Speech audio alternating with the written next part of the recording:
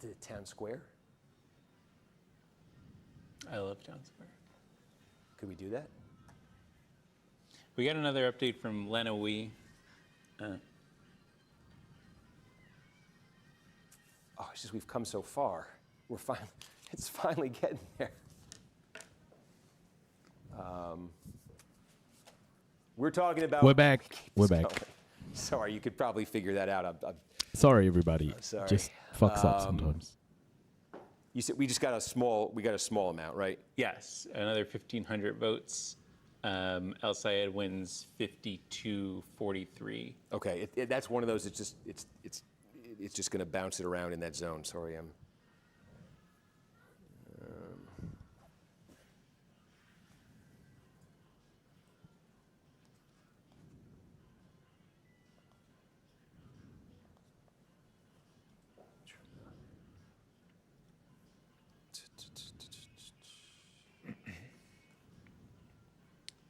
I get a flag from the decision desk that the next Wayne County update should be Canton Township. Oh, that's great. Okay, we just got a small incremental one. I don't, unless it's from a major county. I don't think From it's Jackson. okay. And We back, kinda folks. broke We even. back. Sorry about that. Just fucked so the up. decision desk is telling us that the next Wayne County update is going to come. Come on, show me. How come it's never the one? I got the Wayne municipalities. Have you seen it, Adam? There it is. You displayed it to the camera a few hours ago. I was showing it off. Okay, and you said Canton is the next. Yes. Okay, so to set the stage for this, because I think it's a fairly important one, we're talking here about, circle it again, just everybody shout if it moves. Oh, it did move. What happened? Oh, he's going up! That was Lee Lenaw. Guys, he's going up. He's going up. Okay, that's high income. Yeah, that's right up here. This is what they call wine country in Michigan. I'm not kidding. There's like 18 wineries here. It's looking out right over. Folks, especially on TikTok, smash the like button, share. Whenever this happens, like TikTok just stops pushing my live out. Do it. Area.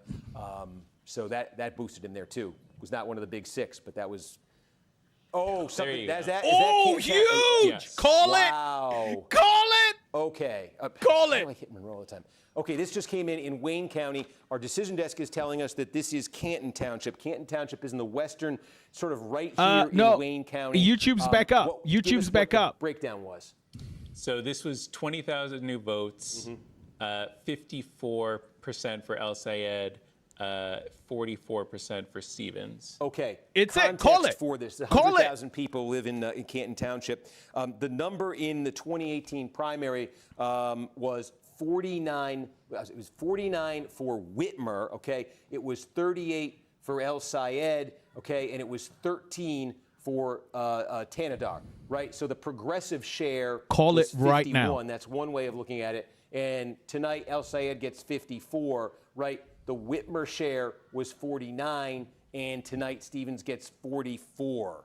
So that's a not inconsequential update. That's this is one of the bigger townships, one of the bigger sort of jurisdictions in Wayne County right there.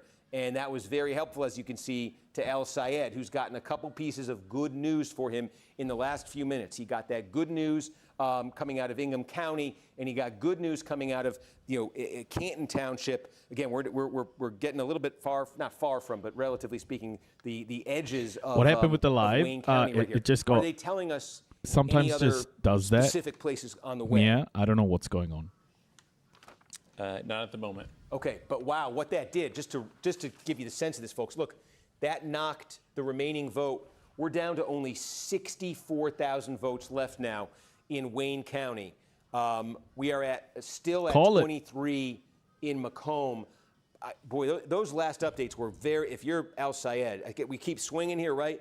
If you're El Sayed, you're watching that number come down and down and down, and you just brought it back up 5,000 votes, a net of 5,000 votes with these updates. And again, you're watching, if you're El Sayed, You want to keep this number as stable as you can. Obviously, you want to grow it, but you want to keep it as stable as you can. And you want this number. You can't wait till this. You want to get this number down because that vote is volatility. It's unpredictability.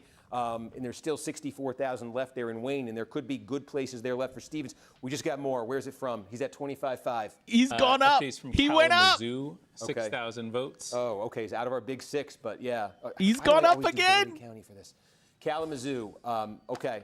Kalamazoo, like Grand Rapids, it's the gift that keeps giving votes. We keep getting to 95 and more. Al Sayed, wow, okay. Stevens got that as close as she's gotten it all night. Al Sayed has responded here. He got a little assist. We are on our big six, but Kalamazoo, Lee Lenore came through for him too. Kalamazoo, Lee Lenore, Ingham, big update from Canton Township in Wayne. The ball is in Stevens' court right now. Again, with what is left, 64,000 in Macomb, in Wayne, and then Macomb, 23. I'm more and more. This 23,000 in Macomb County is huge. Huge. I think Stevens now needs it to be. We're saying, is it going to be about even? I could make an argument based on everything we're seeing, why that's the case. Is it going to be Stevens netting 8,000 vote plurality? I think she now increasingly needs it to be the case, that it's that 8,000 vote plurality. I continue to say, if you could tell me one thing right now, it's the makeup of that vote. It's done. We got 15,000 left in Genesee. That's where Flint He is. keeps going up. There's 15,000 votes left here. In Nah, Genesee. Bloodhound. We think there's 14,000 no votes chance left here in Oakland. 15, It's too much. 14, 23, 64,000 right there in Wayne. Who am I forgetting here? Do we have any other? Oakland. Oh, Washtenaw, right, of course. There's 14,000 votes left in Washtenaw, right? So the game has changed a little bit since we last went through this math. Because if in Ingham is still, there's outstanding vote, but we're inside of 10,000. That last one was significant. If what happened in Ingham there happened isn't in one like Washtenaw, that. Like, then it's that number over. goes further north. This is over, folks. For Al Sayed. If the remaining vote in Macomb is a wash, which is possible, then that number would stay north. And then look at this. Suddenly, you take almost 40,000 votes off the map. You'd say, well, Stevens can get a boost out of Genesee County here, but 15,000 votes. Genocide County. 14,000 Oakland, and Al Sayed again. Just the fact. Did he that just was say able to put up Genocide that County? number, in Canton Township there. Right? There's a breadth of support inside of Wayne County there for him too. Again, it just Cappy, I know he raises. said Genesee. If she can't get it out of Macomb, Genesee. that Stevens really I needs know. something we just Kidding. We haven't been. She needs the remainder of Wayne to be just overwhelmingly for her. But if she does get it out of Macomb, she does get that 30-point margin she's gotten in the last 4 updates out of Macomb. It's absolutely in it. 25,544. There's a city called White Settlement in Texas. They were still working on it. Elijah, I there's don't- a I know building this has called the been a- White House I in know Washington. It's been a super long night for everybody. So not surprising. There's just some. Hey! I'm not the only one that works here. What? They need the studio, and folks around here have been working. We don't stay up till 2 a.m. doing this. Every He was on the day. So couch. I truly, truly appreciate the everybody in here been taking part in this. Do you guys want to come take a bow? Do you guys want to? Can I get you guys on? Can we show these folks? 27! I'd love to show the room, maybe? The people that make this happen. 27! Here we go. Take a bow. The best. All right. We've made it to everything we'd make it to 2 a.m. for one of these? Never. Steve, I do have another Wayne update Oh, for you. yeah, this is big. This is big. So we got another 6,000 votes. Yep. El Sayed 62, Stevens 35. We just got another 11,000 Washtenaw Call it. votes. Yeah. Oh, this is huge. El Sayed 59, Stevens 39. Whoa, folks. We've been asking the questions and we're getting the answers. That vote that just came in Washtenaw, that would have been mail, right? Yeah, I would think so. Let me double check. Assume the answer. If the answer is yes, that's Yes. Yeah. Okay. We asked the question in Ingham County: could Stevens fight Al Sayed to a draw with the remaining vote by mail? Answer, no. Washtenaw County, could Stevens fight Al Sayed to a draw with the remaining vote by mail? Answer, no. Al Sayed just won that batch by 20 points. Could Stevens consistently roll up those big numbers in Wayne County? There's another big update right there. Al Sayed, he's within 4 points in the countywide count. What that does, I think someone else just came in. Al Sayed's number now is creeping close to 30,000. A few minutes ago, it was down at 19,000. He has gotten nothing but good news in the last 6 or 7 updates we've gotten from Kalamazoo, from Leelanau County, Ingham County, Washtenaw County, and in Wayne County. 2 big updates out of Wayne County that are very strong for Al Sayed. We're at nearly 90% of the vote in statewide here. He's taken what was a very precarious position a few minutes ago, and he has now put himself in a significantly better one with those votes that have come in. That leaves what is left right now. That leaves only 58,000 left out of Wayne County. That's the biggest source of votes that's left statewide. That continues to leave these 23,000 votes out of Macomb that I've said are a bit of a wild card here. That leaves 15,000 right here in Genesee County, and only one other county left right now with more than 10,000 votes outstanding. That is Oakland County, 14,000 right there. And there it is, folks. NBC News Decision Desk is officially projecting that Abdul El Sayed will win the Democratic primary for the United States Senate in Michigan. He defeats Congresswoman Haley. He will be the Democratic candidate this fall in the general election against former Congressman Mike Rogers, who won the Republican nomination unopposed. Rogers, who sought the Senate seat in 2024. We did it! Seeking a rematch, seeking a rerun here. He'll do it against Abdul El Sayed. I am not going to make this go any longer than it has. All who have stayed with us tonight, thank you to everybody here at NBC who has made this possible. Behind the scenes everywhere, what an epic night this was. What that flourish that Al Sayed had at the end there. You stayed up. You got to witness it all. He won! It looked like he had a path, and Al Sayed just shut it off in those last 6 updates we got. That was an incredible. Free Palestine!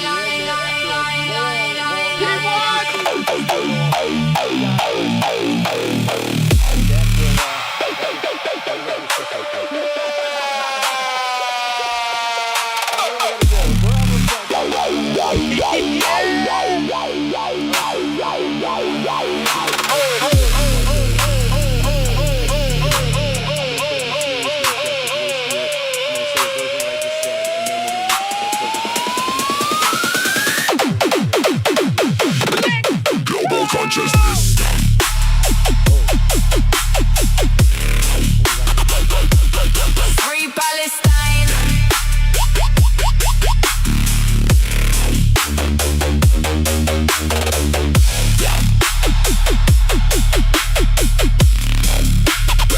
Global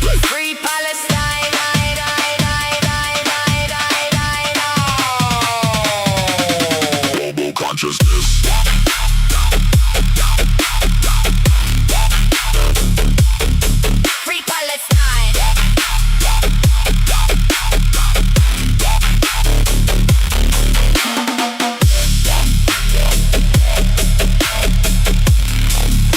Free Palestine! Free Palestine!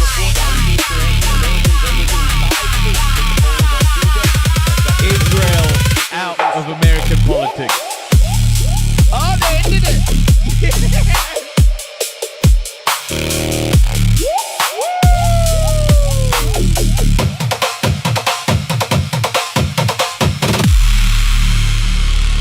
He did it, folks. Abdul El Sayed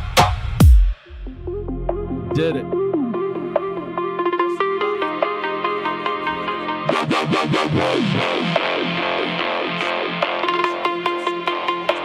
Global consciousness.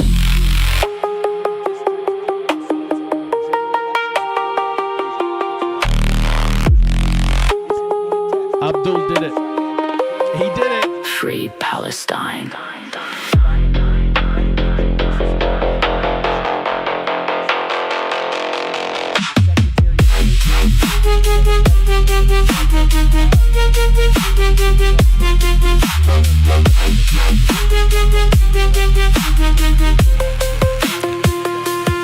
This is so huge.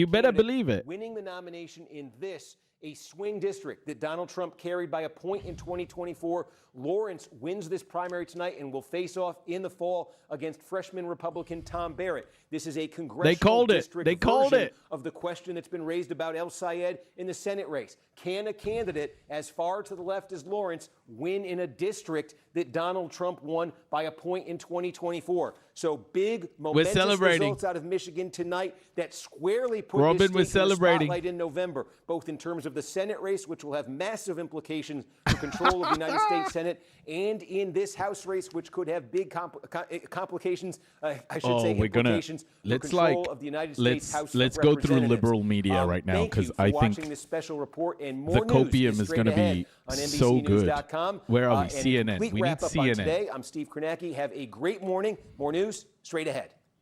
Most of us were a little more quiet, you know. They're all Susie just was the not fifth live? of 6 kids born to Marlene Limison and her husband Jack, then the was county arguing with us undersheriff. when we were in that meeting. She loved them over horses, if the number was and 6 she million loved to go documents or 3 riding. million documents. Her We and know I that there's a lot go still riding out quite a there. bit. Recently, there was a Susie's report that love came affair out with about horses these training grew as she videos did and that the FBI shaped was her using, work and we ethic. can't find those Her sister-in-law, anywhere. We Val. see proffer She was not afraid to agreements be out there shoveling being talked about manure within the or, files, but then you can't find fixing the a proffer fence. agreement. She's a feisty thing. Maria Farmer's 1996 report. Like the list goes on and on. And But so if there was even in our one word meeting, most you know, used when to we were describe talking Susie, about, he said, wasn't so much when 6 feisty million as files come out, fun and he's with like, nope, 3 capital million. F. And we're like, She okay, was we're not very even going to go impulsive, there so she because didn't think that's a waste of our time a to talk lot about. ahead. So let's redirect. She just kind of went with So the could moment. Democrats really win Yeah, a he Senate seat won. in Off to a Texas? technical El Back-to-back Sayed won. polls show Away in James Billings, Tallarico and- narrowly ahead of Republican Ken Paxton in the state Senate race, What's fueling CNN fears reporting? among Republicans that a Democrat could pull off what has long been talked about and never panned out, really. Why are they winning a talking about statewide election Tallarico, in man? Texas for Democrats for the first time in What? decades. Harry Anton is out front to tell us something. Can someone we do tell not me know. what? Harry, every so often this does come up. Yes. It really is seen as wishful thinking among Oh my gosh, dude. The fuck is... Now Democrats has if they could one win of something Gianni like this. Infantino. Why is this year different? Why is this year different? Because James Tallarico is actually leading in the Texas Senate polling. How unusual is that? I went into the spreadsheets. You look back, when was the last time a Democratic candidate... Okay, have they just not reported on this? Are they just But not again, going no to real report on surprise. this? The marriage. They changed the whole thing. I don't know. I guess they pivoted because this would be the first time a federal level politician won in Texas. They can't handle the truth. Wow. They just stopped. They just completely stopped.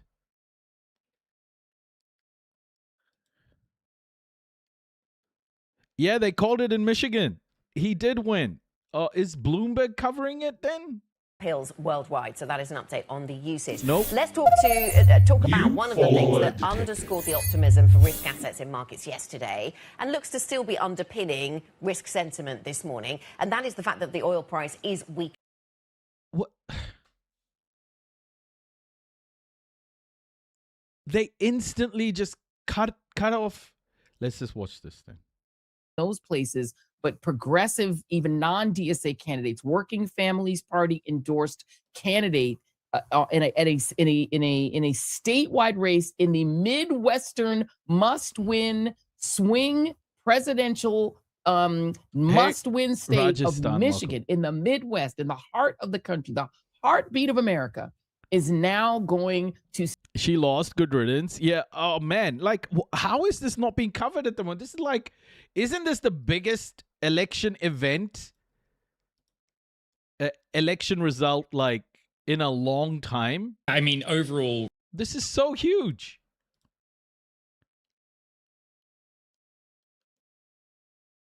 And they just turned off all... This is so stupid, guys. This is so insanely stupid. 2008, Susie and the kids were living at the Ponderosa Apartments here in downtown Glendive. And a little town like this. How can they do that, man? This feels like when Mamdani won. Yeah. AIPAC won't let them cover it.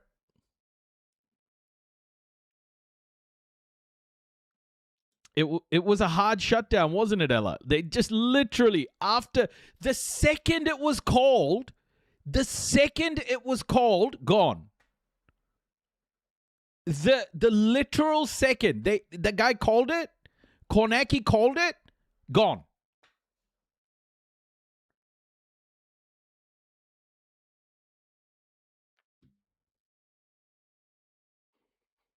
Kornacki was up at 2 a.m.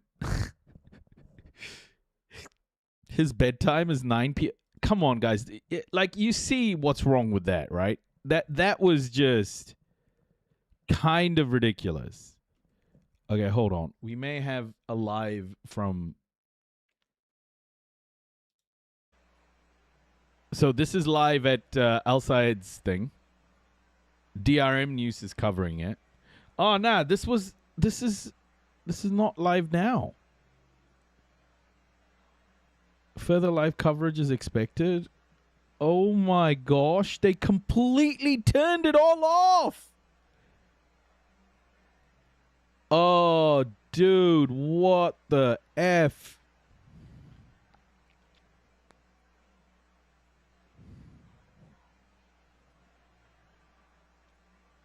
It's live on CNN. Where? The air war in Ukraine has taken some major turns recently. Can you guys just share the link, the CNN link? I want to know what the CNN live.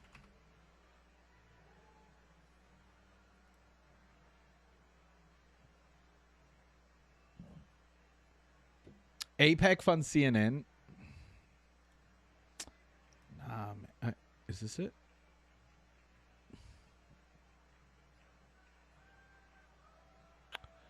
I don't have a provider. Watch CNN live. Prime Video. Done. Can I? NBC. Trans woman, yeah. NBC called it, but it's not. We just watched it. But no. They cut off the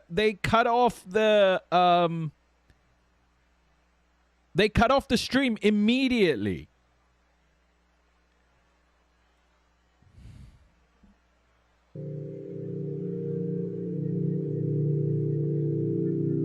Can't find MSNBC. Yeah, Sufyan, they called it. But they've completely shut off all... Okay, man. What the fuck is going on, dude? What is going on?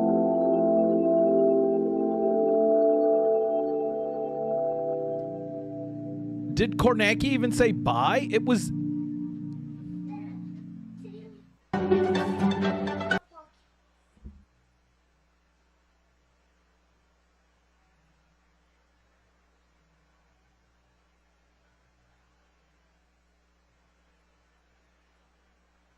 They just literally turned it off, guys. They turned it off immediately.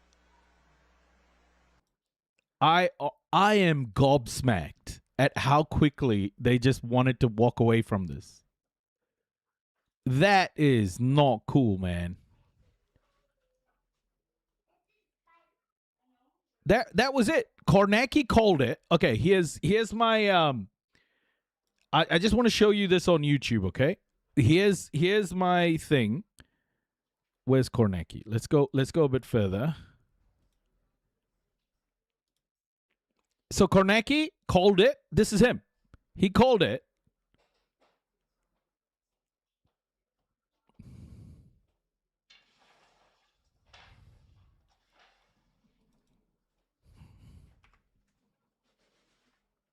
He called it.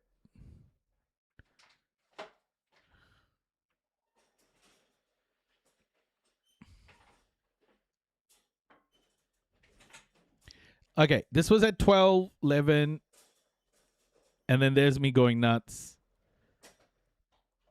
And that was it. Like, look, he's frozen. It was like 2 minutes. 2 minutes after he won. Gone.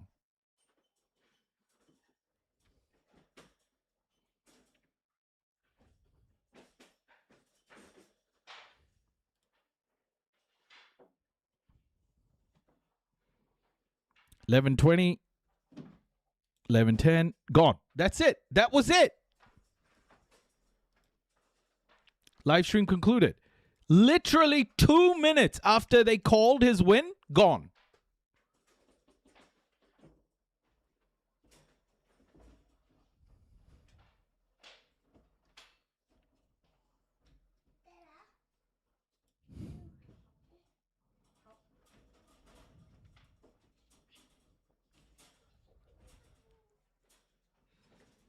Time to phone bank for his general election? Yeah, bro. Get behind him.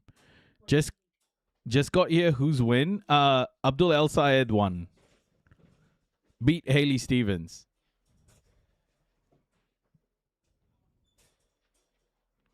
$70 million AIPAC spent. $70 million. $70 million AIPAC spent, and it's over.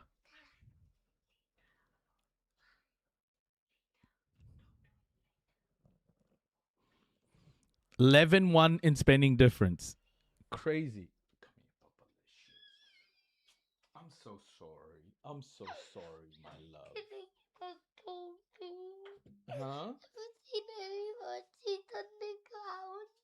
No, Papa. What happened? What Oshis are you missing? Hmm? I don't have dog food, but I had it in my bag. But now it's gone. But you traded your 20, didn't you? No, I had Darth Vader. Your Darth Vader, you said you dropped it in school. Yeah, but I didn't want to find it. Yeah, it's at school. It'll be... I don't think so. I think it's lost. I think it's lost forever. It's not lost forever, Papa. We'll bring more Ushis, don't worry. Mama, have you got any Ushis in your bag? Sorry? Have you got any Ushis in your bag? I don't have any Ushis in my bag. Time to demolish whatever made your son cry. It was Ushis. He lost his, as my son calls it, the Dark Vader Ushi. He calls it Dark Vader. And then I asked him today, you know it's Darth Vader, right? And then he goes, no, it's dark because he wears dark clothing. Because he's Dark Dada. It's like, all right, we'll call it Dark Vader from now on. How can you not call it Dark Vader?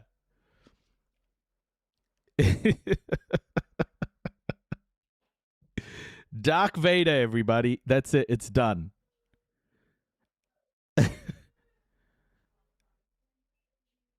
The logic is sound. Yeah, I couldn't, I couldn't disagree with him. Okay, let's talk about this arson that's happened. Guys, I really want to find some Al Sayed coverage. If you find it, please post the link. Please post the link. But it seems like mainstream media just turned everything off. Yeah, Abdul won.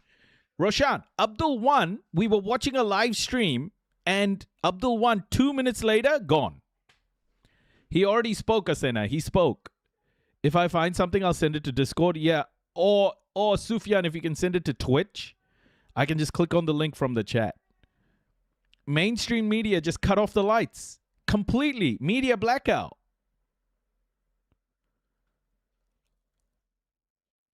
This is media blackout, guys. Because the AIPAC candidate didn't win? Yeah. I mean, you spent $70 million on this candidate, and then after a Muslim wins, yeah. Isn't that insane? 2 minutes. Literal 2 minutes. We just looked at it. 2 minutes after Al Sayed was called, all gone. Ayo, congrats from McMorrow. Ushis are little toy models. Supermarket. Yeah. When you spend $30, yeah. In Aotearoa, New Zealand, the kids are trading Ushis now. They get the little Ushis and then they're trading it with each other. New follower detected. My name is Buffalo. Welcome. They're trading the Ushis with each other.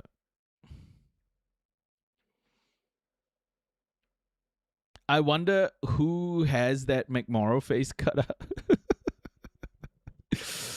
Oh, McMorrow, crazy, man. Oz also, right. Okay, let's talk a little bit about these wildfires. Let's get into some news now, guys, until that comes back. There will be some liberal cope to enjoy. Maybe the liberal cope, like maybe we can find it as we watch other things as well. I've got a lineup of things to watch, so let's get into it. Hey, Michael, welcome. So if you're just joining us, we've been watching the Abdul Al-Sayed elections, the Michigan elections, and Abdul won. Abdul won. Abdul won. He beat 70 million Stevens. It's been called. The election has been called. Abdul Al-Sayed won, everybody. Let's go! Double consciousness. Let's get the Palestine flags in the chat, everybody! Free Palestine.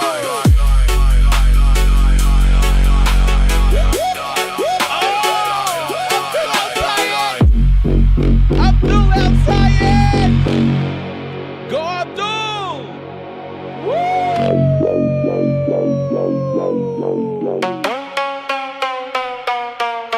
They can't stop this. They can't stop this. America, you can't commit genocide and get away with it.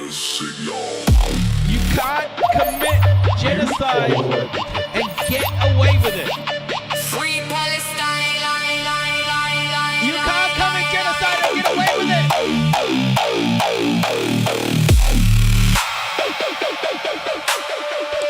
You just can't.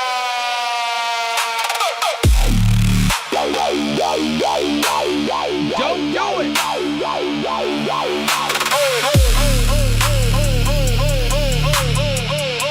You can't commit genocide and get away with it. Don't do it, man. The world is listening. The world is listening. The world is listening. Free Palestine. Every single politician who is saying that Palestine isn't an issue Free Palestine. in their politics, they are all paying attention now. They're all paying attention now. Palestine is absolutely the issue. Stop committing genocide, bro. You can't get away with genocide. We are gonna make sure. Free Palestine.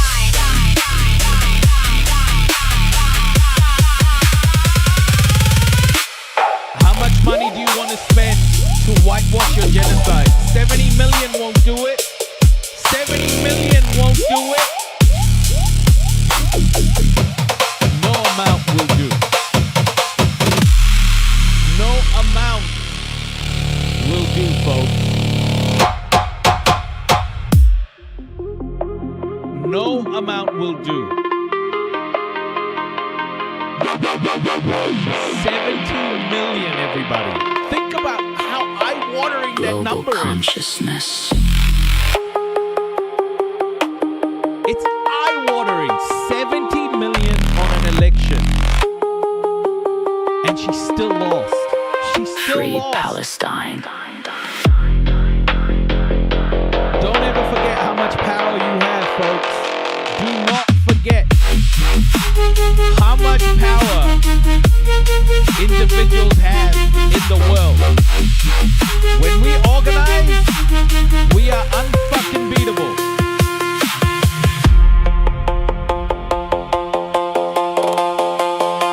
We are unfucking beatable. They're gonna be licking their wounds.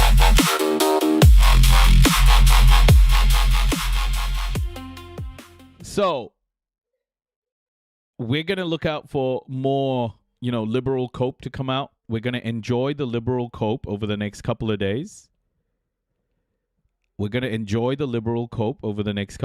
Let's get into some news. and I'm gonna keep looking for liberal cope, but there are so many other things going on. So let's keep going. Welcome everybody. Welcome to our community. It's a good day. It's a good day. A little bit of justice, just a little bit. Liberal cope is decision desk saying they don't have a preference. Yeah. No, please don't go back to misery. We're still celebrating. I'm glad the counting didn't stop. Yeah. It was so good. Yeah, he won, Jujus. He won. Follower detected. Youngberg. Youngberg. Hi. Welcome. Thank you for the follow. The doctor won. Yes. Decision Desk tweeted the second Haley took the lead at 30%. And Syed retook the lead immediately. Oh, dear. Excellent. So there we are. Excellent. All right, let's get into it. The governor of Washington State calls Spokane a war zone from the fires still very much blazing there. He made the point that much of the country does not seem to realize. Did he win Wayne County? I don't think he won Wayne County, but Haley Stevens didn't win by a big enough margin. Haley Stevens underperformed across the board. These fires have flattened city neighborhoods, and I want to show you what he's talking about here. This is the neighborhood around West Holyoke Ave. You can see this is what it looked like before the fires.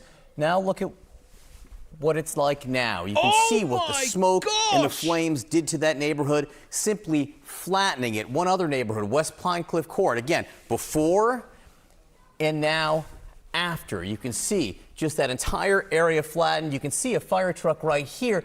The city of Spokane has a population of 250,000. There have been evacuations now for some 65,000 people, so a quarter of the city. Even if you expanded the county, the population is 600,000, so that would be 10%. Huge numbers of evacuations. One more neighborhood. Folks, keep watching. I'm just going to make myself a quick coffee, okay? Do you want to do a coffee break quickly? Like 2 seconds? Do you want to go grab a coffee for yourselves? I'll pause it. I'll play some music. Go get yourself a brew. Go get yourself a brew, and I will be back. I will be back. Let's take a 2-3 minute break and come back together. Get yourselves a drink, everybody.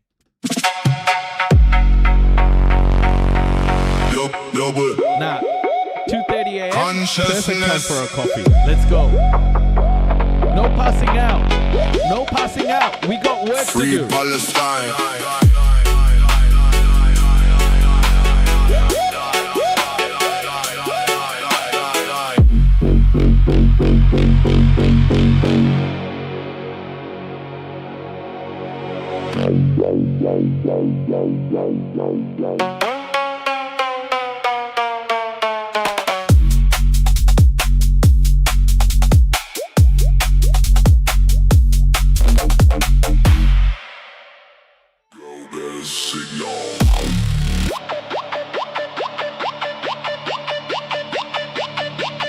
Free Palestine.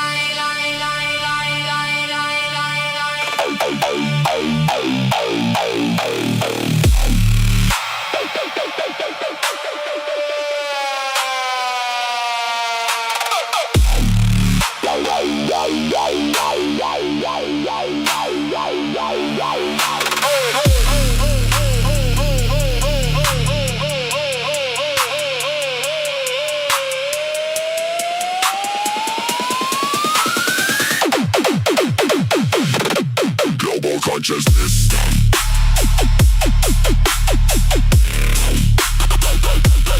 Free Palestine.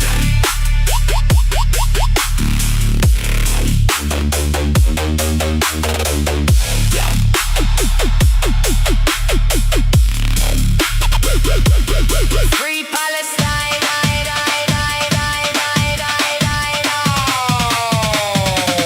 Global consciousness.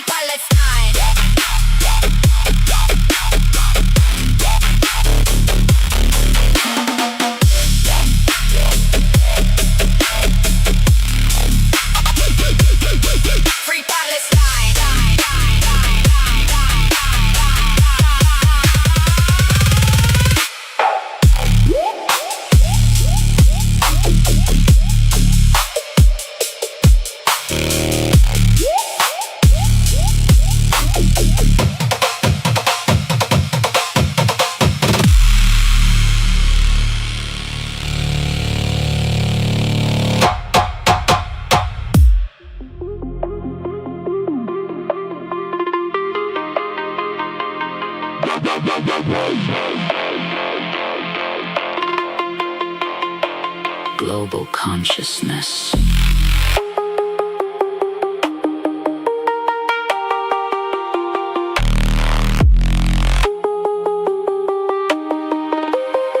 Free Palestine.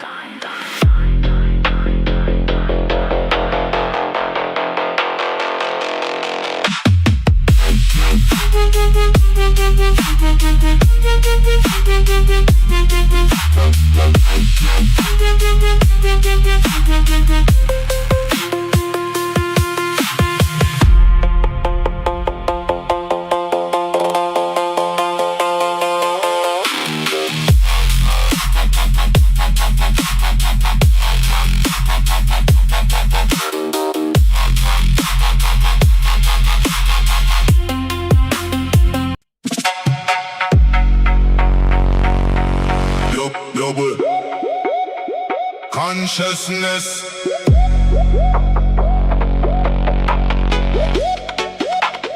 Free Palestine. Free Palestine.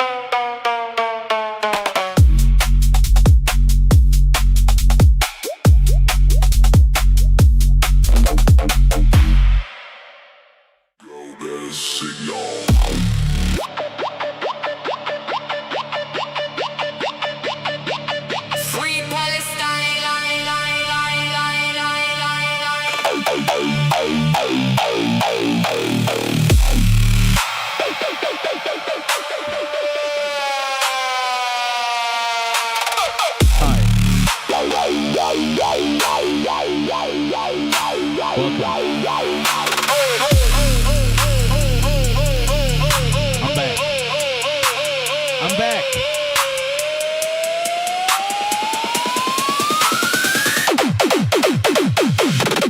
Global consciousness.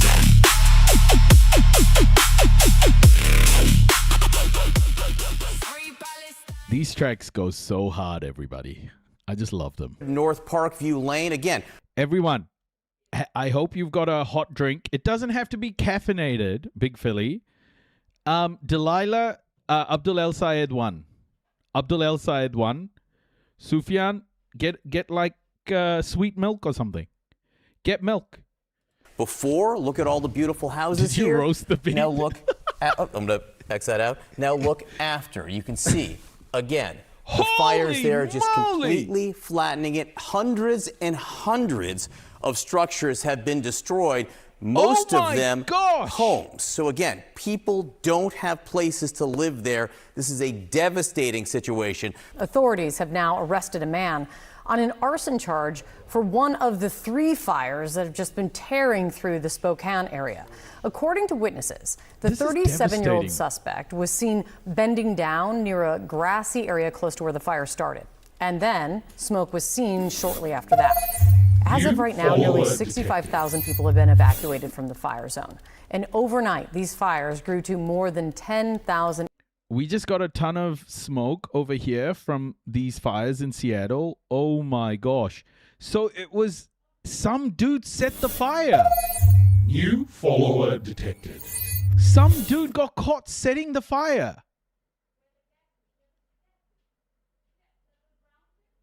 So they arrested a fossil fuel executive. Yeah, the fucking Chevron CEO is like lighting fires, I reckon. Bending down and seen around smoke is enough to charge a kid. That guy doesn't look like a kid. More than 700 structures so far destroyed. And right now, it is not contained. 0% containment. Let's go live now to CNN correspondent Maribel Gonzalez in Spokane, Washington. Maribel, what more can you tell us about this arrest? Cantrell? Cantrellas? Hi, Pamela. Yeah, well, we know that that arrest was in connection to the fire that started here, or the aftermath, I should say, of the Old Trails fire. That is this is a neighborhood that was impacted by that blaze. We know that the suspect is a 37-year-old man, and it actually was a witness that called the tip. I'm 40. Been to law enforcement. Jerry. They saw the suspect acting suspiciously. Law enforcement later returned to the scene, and they were able to determine that where that man was standing is where they believe that the fire started. Now, he was found to be in possession of waterproof matches and a butane lighter at the time. We also know that... Okay. It was a little bit more than just bending down, all right? He had waterproof matches in a butane can. Authorities have said he has a criminal record. The sheriff here in Spokane said that he's a convicted felon out of the state of Arizona and that he has a preceding arrest in a manslaughter case later for premeditated murder in Arizona as well. So we will be able to get to know more about this suspect later on as he appears before a judge later today. But right now, he is being held on a $1 million bond. Joining me now is Dave Upthegrove. He's the Washington. Okay, look, this is such a stupid thing. If that guy lit a fire and has a $1 million bond, then what should oil executives, what should all of those people who have contributed to climate change be charged? Like, just because they claim, plausible deniability always, they are the ones who lit this fire too, as much as this guy did. This fire was going to happen whether this guy lit the fire or not. I mean, come on, if you're going to charge this dude, then all of those people need to be charged as well. Like, Michigander here. I'm so happy. Abdul. Oh, yes. The other gen. I love it. Nice. Yeah, we just watched it the other gen. Good on you. Michiganders, you giving the world some hope. Good on you. Doesn't look like any other outlets have called it yet. Really?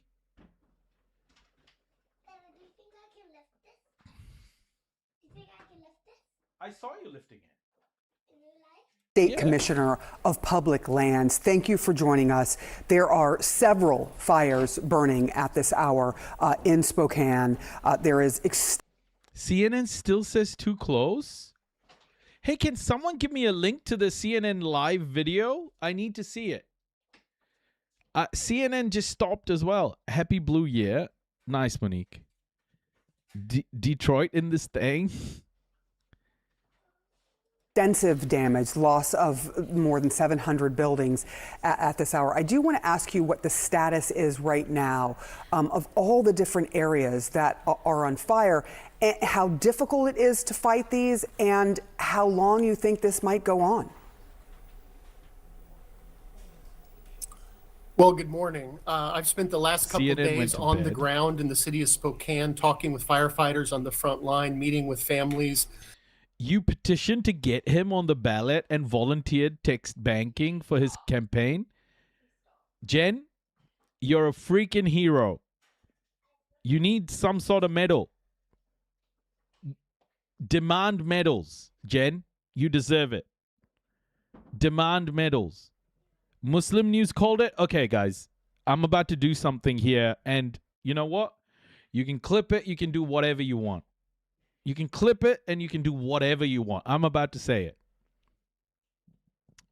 I'm calling the race for Abdul Al-Sayed. The noisy immigrant has called the race for Abdul Al-Sayed. You've heard it here first. It's done. It's over. And you are correct. The devastation just breaks your heart. Hundreds of families have lost their homes. Tens of thousands of people have been displaced. Firefighters are continuing to work around the clock. Overall in the state of Washington, more than 500,000 acres have burned. We have 250,000 acres on fire right now with 17 major fires. But what has struck me most is this is ultimately a story about people. Behind every one of those burned homes is a family trying to rebuild their lives. Behind every one of those dramatic... I'm just glad no one clipped the moment of me saying not even another 9/11 could help Haley Stevens win from here. Sorry. That was a bad joke. Thank you for not clipping it. Dramatic images we see is a young, exhausted firefighter who's risking everything to keep people safe. So the struggles continue here in Washington. You, as I understand it, spoke with Thank you, President Mike Trump Osborne. Thank you. about what is going on here, and you're having ongoing conversations. Can you give me some sense about whether or not he has pledged help in any way? Well, as State Lands Commissioner, I'm not the one communicating directly with the president. Our governor, Bob Ferguson, spoke with the president on Sunday to communicate the need for an emergency declaration and for assistance from FEMA. The president was, to my knowledge, gracious, understands the situation on the ground, and we look forward to working together with the federal administration. Give me some sense of how this is compared to other fires that you have seen in your state over time. Is this the worst thing that you have seen when it comes to what's happening in Spokane at this? Oh my God, Musk's rocket is going to hit the moon. Is it? Why is he trying to blow up the moon? I'm going to get you some of those corned beef egg rolls for real, bro. Oh my, I need those. Firstly, okay, corned beef and rice is like a weakness of mine because my Filipino friend made corned beef and rice, and damn. So, yeah, the corned beef egg rolls sound incredible. 2 months in 2026 is equivalent to 7 months' time in any other year in the past. Moon equals wokeness. He's going to say they're bad at raking. It's hit once before because he thinks the moon is his personal crash site. Gavin Newsom. Is this historically just the worst fires you've ever seen there? The 3 fires that continue to burn near the city of Spokane, which is the second largest city in Washington state after Seattle, represent one of the largest tragedies in terms of impacting homes and the destruction of structures. But it is worth putting it in context. Those 3 fires are only 3 of 17 fires, major fires burning in this state. Those fires represent 10,000 acres burning. We have 250,000 acres on fire as we speak this morning. But one thing I would like to say is that it's moments like this really test everything that you've built before the smoke ever appears. You know, before fire season, we built a well-trained firefighting force. We pre-positioned equipment. We entered into mutual aid agreements with other states and invested in forest health. Oh, I see. We can't stop every fire, but preparation absolutely changes the outcome. But this is a summer unlike any we've seen in recent memory. Just lastly, you know, fire. This is what liberal media does, right? Frank, I should say. This is what liberal media does. They talk around the subject of climate change because they don't want to cause too much of a stir. They want to have a centrist view about it when they should be like raising the alarm for the climate crisis here. It's like Decision Desk Live. Oh, let's check it out. What are they saying? Possible to do that and to have third parties, in this case media or election organizations like Decision Desk HQ, track all this data and report it. But again, the official result from the state is what is the final, like, certified real, like, whatever. If Abdul El-Sayed wins with 720,000 votes or whatever, it's going to be whatever that number is. So just libs crashing out, bro. Fires are burning hotter. They are starting earlier. They are bigger across the West, and now we're seeing a similar. If I wanted to see libs crashing out, I'll wait for like Fareed Zakaria to do his fucking take, bro. I can't wait for Fareed Zakaria to come out with like the most depressing yet tastiest tears. He'll come out tomorrow with like his take and it will be fucking hilarious. Images out of Europe as well. Do you have what you need? What you need to deal with the change in the climate, especially when it comes to these fires? Yeah, well, climate is part of the story. There is no doubt that climate change is contributing 100%. to increased fire risk. It's creating forest health problems in Washington state, and the scientists are pretty clear that it's impacting. Oh, they're talking about climate change. Weather patterns. I do have hope that we have what it takes. Despite all the heartbreak, what gives me hope is the people. Disasters have a way of really reminding us what really matters. I see firefighters, emergency managers, volunteers, utility crews, neighbors showing up every single day to help complete strangers. That's the story I'm seeing on the ground.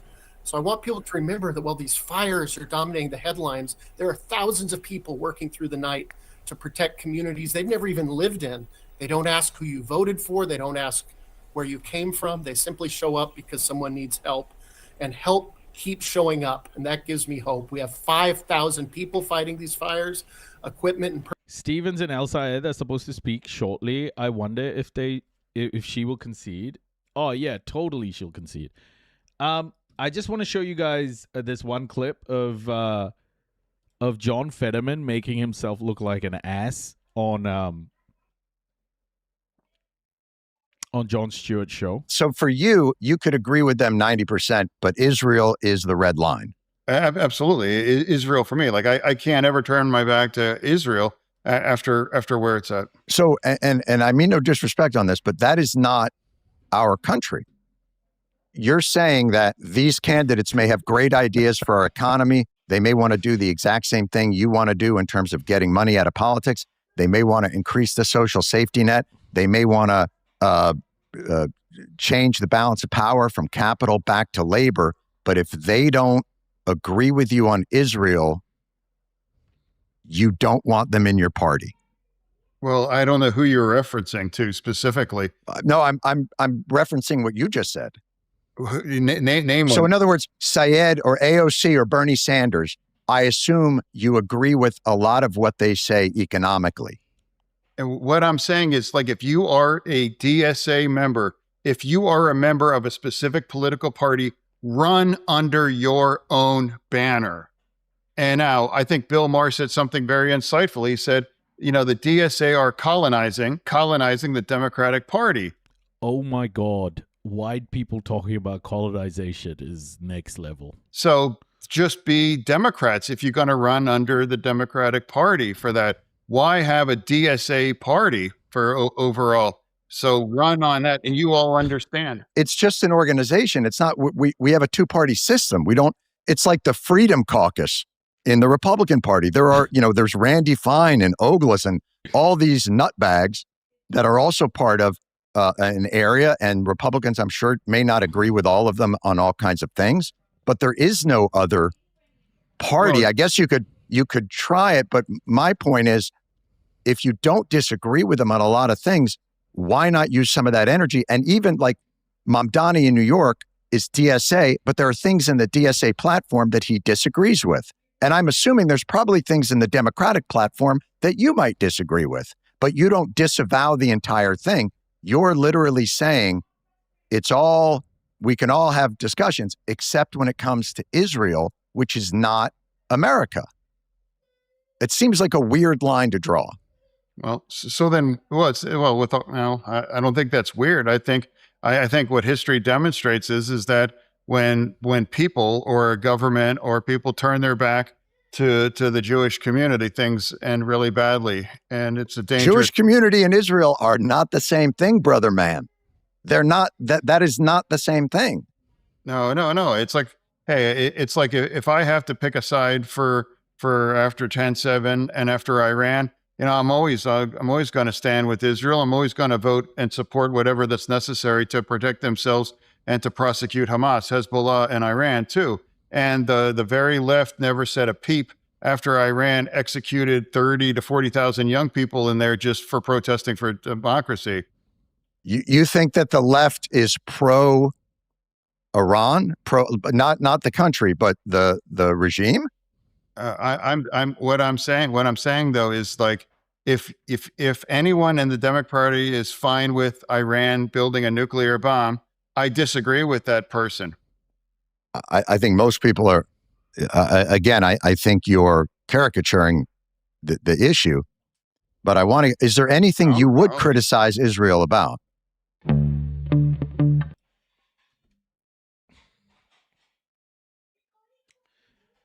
What the fuck is going on, man? How is this guy in politics? How is this guy, how did he win? What the fuck is that, bro? Okay, here's Van Jones. Thank you, Excalibur, for sharing this. Okay, Van Jones, what are the stakes here for Democrats? Look, this is the whole ball of wax.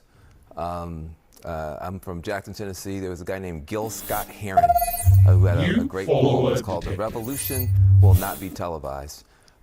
Gil Scott Heron. The revolution. He's quoting Gil Scott Heron, bro.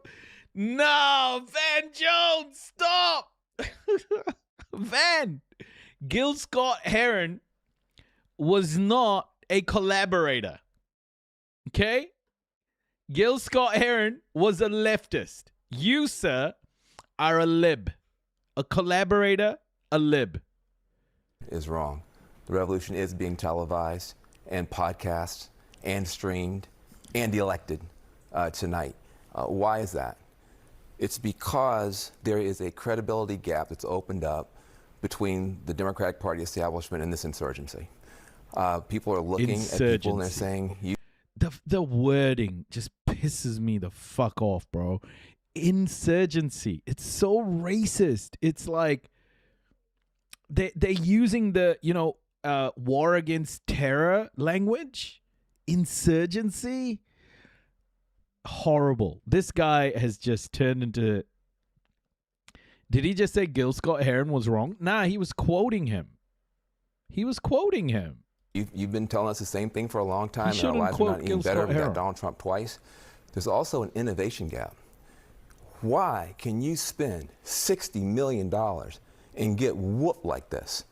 Because the old model was you get the donors to get the consultants to buy a bunch of ads and you win. That's how you get attention. This movement says, I don't need donors, ads, I don't need consultants. I'm going right to the people with TikTok and grassroots. And they've disintermediated the entire donor class, disintermediated the entire consultant class, and this is a revolution.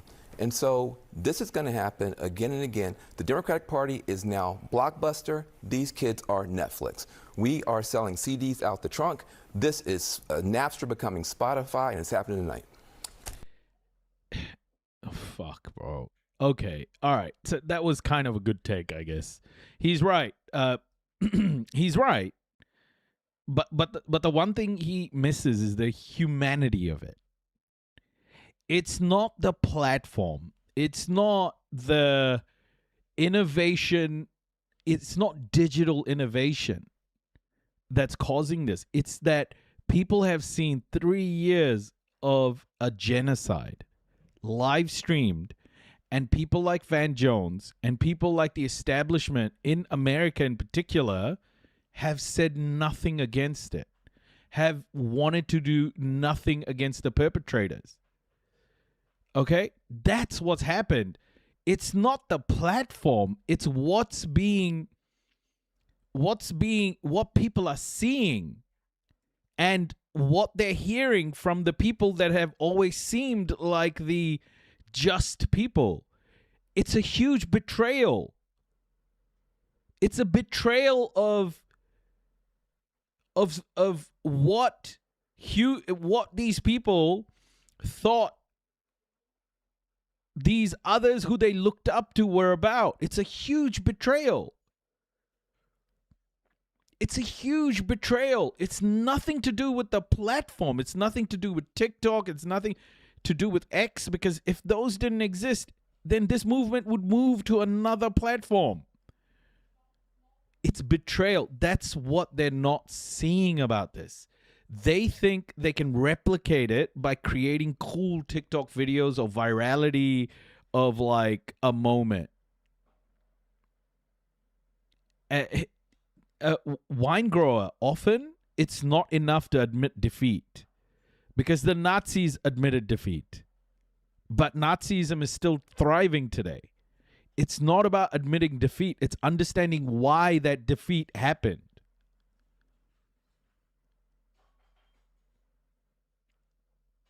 You get my point? Like, these people are still so deluded and won't acknowledge the genocide, the mass murder that's happening in real time. They won't acknowledge it. And that's the bit these guys will never, ever do. They know what they're doing, too. And that's the cruelty of it all, is they know what they're doing. They know what they're not speaking about. They're just covering it up. And it's bad, bro. Like, they need to acknowledge the genocide. It's got nothing to do with TikTok.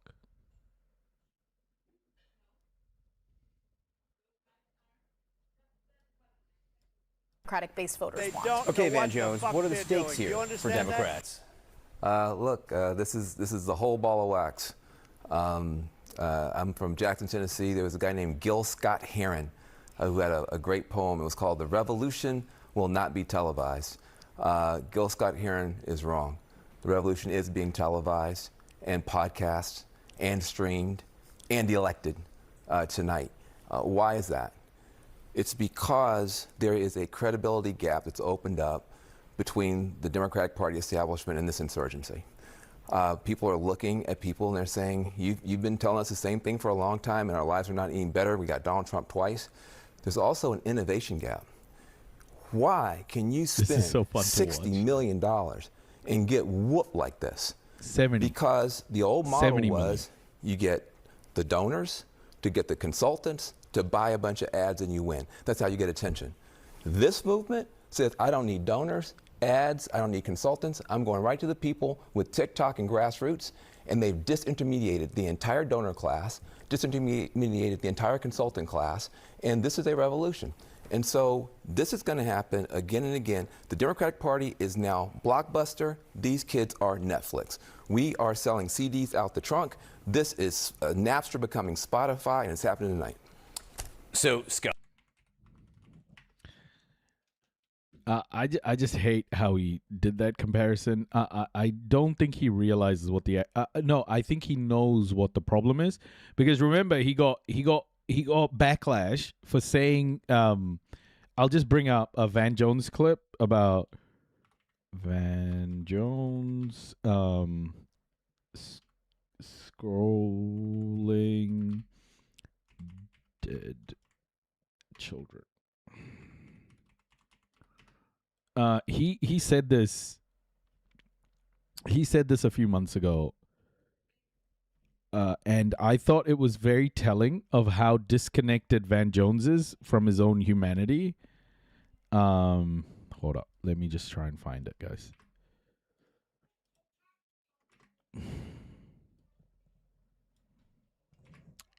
He's Blockbuster.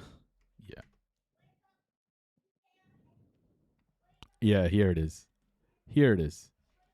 This is what Van Jones said, and in that moment, I just realized how disconnected he is from humanity. And I love this conversation because I think people, those of us who went to college, give a lot more credit to college courses for how the world works than I do. This is not about critical race theory on college campuses. This is about Iran. Iran and Qatar have come up with a disinformation campaign that they are running through TikTok and Instagram that is massive. If you are a young person, you open up your phone and all you see is dead Gaza baby, dead Gaza baby, dead Gaza baby, right. Diddy, dead Gaza baby, dead Gaza baby. Like, that's basically your whole feed. So that's not DEI. That is a geopolitical adversary that is deliberately trying to divide the West against it. Yeah. How this is the absurdity of his politics, is that if there was like social media, like Qatar and Iran have somehow created this global ad campaign. I remember they were saying this about Hamas. It's like Hamas has created a global ad campaign, a global social media campaign that's going viral. Are you telling me that an organization that is like literally giving their fighters old AK-47s and like expired RPGs, and these dudes wearing sandals are running around shooting at fucking like tanks, right? Those people are hiding, like using their tunnels, and they are from those tunnels launching a global social media campaign that is currently going viral around the world. Is that truly what you think is happening? Or are the people of under the mass bombardment by the Israelis who are committing a genocide recording what's happening and just posting it on social media, bro? Like, the disconnected nature of these liberals from the human side of it, the Democratic Party from the human side of what's happening, I just feel is the most insane example of what capitalism does to people. Like, they're trying to tell us that what we're seeing with all of these children blown to pieces isn't true, or that it doesn't exist, comparing it to like Diddy. What's wrong with these fucking people, man? Are they that numb? Are they that numb to the reality of what's happening? Have they dehumanized the Palestinians so much that they don't even see them as real human beings? Like, that's such a crazy place to be. And that's the thing, right? So there are so many voters in America like looking at this shit and going, what the fuck are we doing? And then you get guys like Van Jones saying stuff like this, and the voters are going, how can I side with these people? It's not the Netflix versus Blockbuster. It's the fact that people have realized that the humanity that they thought their leaders had, they never had that humanity. They never had it. They never had empathy. They never had any of those things. They were just working for an imperialist machine, and they were getting their paycheck. That's it. And that's sad, bro. That's the kind of shit that will destroy the social fabric that these assholes have spent so long building. That's going to destroy it. That's going to completely destroy it. So, yeah, it's such an epic sort of misread by Van Jones. Epic misread. Personnel from more than a dozen states, from Alaska to Florida. So we ought to be really proud of these first responders in Washington State. Let's get to Derek Van Dam, CNN meteorologist, for a sense of what the firefighters there can see today and over the next few days. Yeah, John, here's the top lines. The past 24 hours have provided the firefighters on the ground the calm winds they need to try and get the advantage, the upper hand on these wildfires. But the reality that we are all facing is that temperatures will increase, the relative humidity will go down, a crucial weather parameter in the fight against wildfires, and there is no rain in this forecast. Look at this image or this video here, and you can see there's very little wind pushing the smoke in the background. I believe that's a gas fire here, but the charred remains of this home not really billowing much in any particular direction because the winds remained light. That was a video taken yesterday. So that's what firefighters needed. But cumulatively, the three major wildfires surrounding Spokane are all at 0% containment and have now surpassed 10,000 acres burned so far. So what will the wind do in the future? You can see the light winds continue today, but look what happens. You can pay attention to the timestamp on the top portion of the screen. It increases as we head into the second half of the week. We're talking Friday into Saturday. A very weak trough or a cold front will come through, and that's going to help pick up the winds. But before the temperatures rise, the relative humidity comes down. What does that mean? That means we have increased fuel availability. So the fuel is the dried out vegetation on the ground. So these ingredients working together, unfortunately, make for a potential another volatile wildfire behavior going forward. It's already outlooked on the fire forecasts that we've seen, not to mention the lack of rain and the smoke that is just choking the Pacific Northwest. That satellite image says it all. We've got air quality alerts for tens of millions of Americans as this spreads down the West Coast. John? Yeah, higher winds, higher temperatures later this week, not welcome at all. Derek Van Dam, thank you so much. Drought, no rain in weeks. Yeah, this is just the beginning, guys. He's literally going to say they didn't rake their leaves and not want to pay the FEMA bill. Yeah. Portland area here, air quality was fucking atrocious. Eyes been burning all day. I remember when there were fires in Australia and a lot of that smoke was blowing over New Zealand. The Aussie fires get huge, man. The sky just went it went yellow. It was so apocalyptic, man. It was like yellowish orange. The most insane look. Like it was like looking at the world through a filter. It just didn't look normal. Like the sky was on fire. It can get so huge. Oh shit. Okay. Let's move our attention a little bit. How did this happen? I do want to. Is this an argument? Maybe let's have something. Maybe let's have something light to take away. Just as an intermission, I guess. There's been a bit of news, and Bloomberg reported this. Hackers have hit Bitcoin's safest hiding place. So hackers have hacked into Bitcoin's safest hiding place, everybody. Okay? So all this bullshit about the we have plenty of levity, L side 1. Yeah, 100%. This whole thing about oh my god, bro, please don't.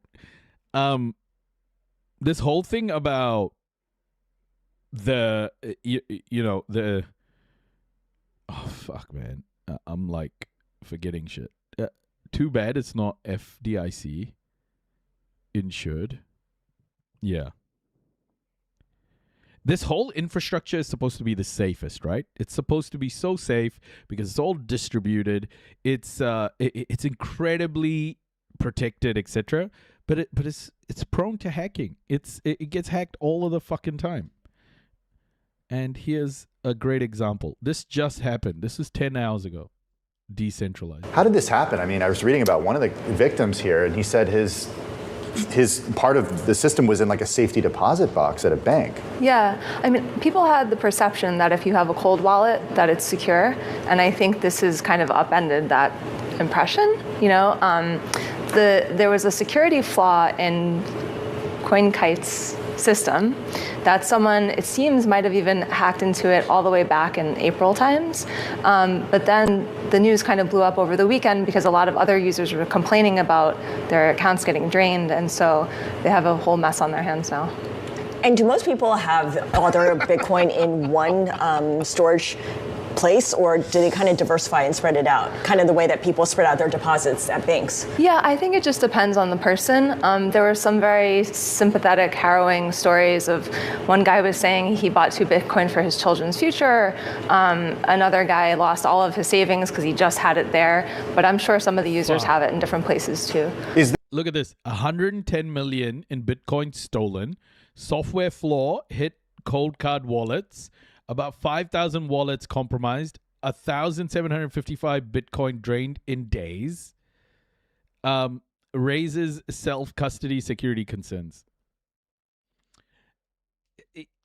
the thing about this whole the thing about the blockchain is it's not just about the blockchain. It's the whole it's the whole environment that the blockchain lives in.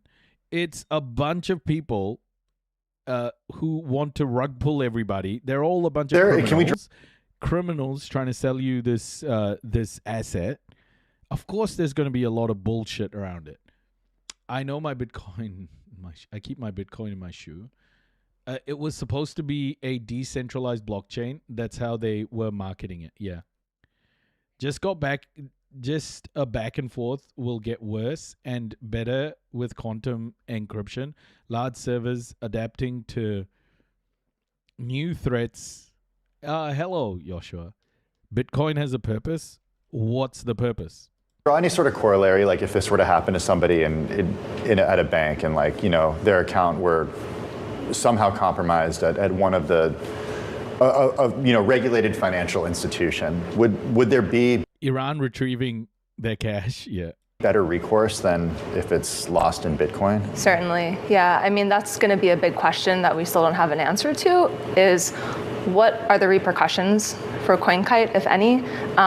Is there going to be litigation? Is there going to be any enforcement action? But in terms of the money, I mean, it's kind of like kaput. You don't have the same FDIC insurance and things like that. For me, it's been over 20 years now, bro. It's actually close to 20 years since this fucking technology landed. Name one place that we've already spoken about this. Name one use case where it's actually being adopted in large scale other than buying and selling cryptocurrency. Okay, so the wallet is a software. Any software can be breached, yes. Yeah, I'm guessing CoinKite doesn't pay anyone to ensure the deposits there. Yeah. What do we know about CoinKite, the company? Not a whole lot. It's a small company. It's based in Toronto, I believe. There was some commentary online by upset users about the CEO saying that he was not, aware enough about the flaws. I'm sure that we'll find out more about them in the coming days. I mean, our team certainly is trying to get in touch with people there, but I think they're like heads down trying to get their arms around the problem. So I think for a lot of people, this was a system where, something's in cold storage is seen as a lot safer than a system where something completely lives online, like maybe, in an exchange, for example. Does this just shatter that notion? I mean, I would say so, yeah, because it's exactly like what you're saying. People had this perception that it's safe because it's on like a physical brick. I mean, look, you're not going to give financial advice or advice about people, how people should store their crypto, but based on the folks you've spoken to and your team out reporting on this, what is the right way to store a digital asset? You've seen some of the exchange executives come out and say that their way is better. And then you've seen some people come out and say, this doesn't ruin cold wallets. It's one bad example. It doesn't ruin the whole bunch. But I think time will tell if there are more hacks like this. Because they're not the only one that provides that device, Right.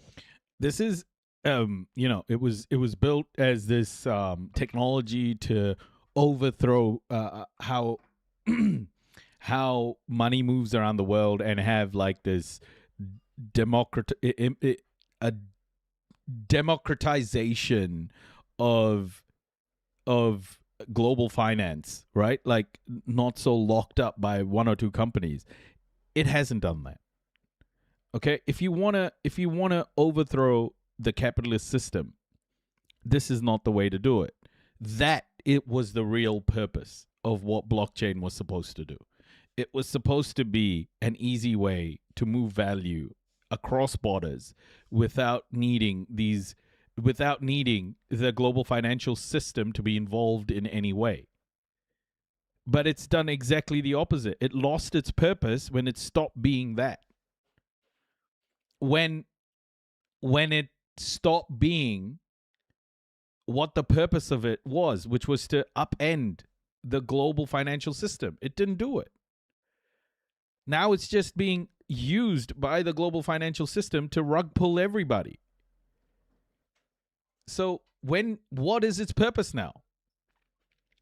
What is its purpose now? Blockchain isn't going to do that because blockchain has been regulated and completely aligned with state state actors like central banks. Like, it doesn't work anymore, bro. Like, the purpose of this whole technology is gone.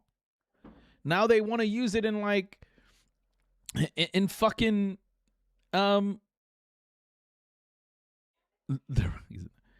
it's simply a tool that is, it's not even fucking useful. What is it useful for? They're going to start using it in tourism to do what? They're going to start using it in supply chain tracking. They've been saying that for 15 years.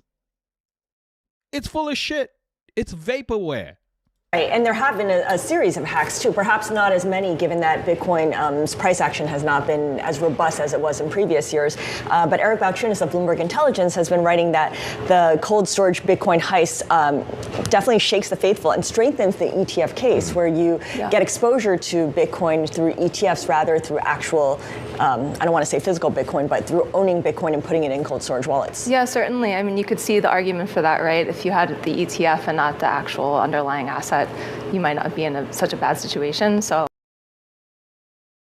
yeah, a simple database is going to save you a lot more time, money, and is going to be as secure as the blockchain. It's stupidity. No one needs this technology. It's been hyped up over what it's lost its purpose. It's a good time for Eric to be writing about it. Do we know that we can, not we, but this type of asset can be traced? And I'm wondering if the authorities... Isn't that the point of the blockchain? Yeah, right? It is. I mean, and I'm wondering if authorities have any sort of, not leads about who has it, but at least where it went. Yeah, I mean, this is already, there are a lot of technical analysts going out there trying to scour, the CoinKite application and the flaws and it's like a big whodunit in crypto world, right? No one knows who the original hacker was, but now there's more than a dozen that have been identified. And, they're just identities. You don't know their name or anything. So I think there will be more to cover in the coming days. It's not going to save us from corporate elite. Well, that was the promise of it. That was the promise of this platform. It was a promise. It was the promise of the platform that it was going to upend the global financial system. It hasn't lived up to it. Now it's just a throwaway piece of technology. It doesn't work, bro.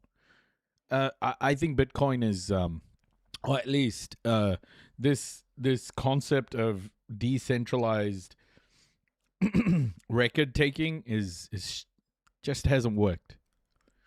I'm gonna be honest. Software. I'm gonna be one honest software dev. Incoming raid detected. Thank you, Raiders. Welcome. Hope you stick around and hit that follow button. Welcome in. You know what we're about here? Consciousness. We're about a free Palestine here, everybody. Come on in. We just watched Abdul El Sayed take it. Abdul El Sayed beating an establishment dem. What a great fucking night. What a great night. It's been such a good watch. I just hate the fact that right after El Sayed won, they just cut off all coverage of it. Sir Lord Pork, welcome. Follower detected. They cut off all coverage of it. I don't know if you noticed that, Caro, but literally after NBC called it, it was gone. So new follower detected. Late Night Ludes. Hi. Thank you for the follow.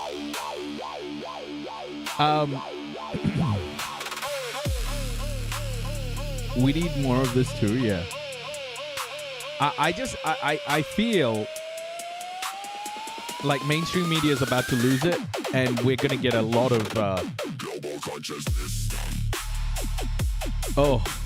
we're gonna get a lot of good cope on mainstream media. It's gonna be good. But welcome, Carol. It's great to have you here. I hope you had a good stream. Welcome, everybody. This is the Noisy Immigrant community. I'm the Noisy Immigrant. You are so welcome here. You are so welcome in this community. I know Caro's been a massive supporter, and I thank you, Caro. And you are in a place where we believe in equity for all, and we're working towards contributing to a more equitable world for all. Free Palestine is one of our core calls for liberation.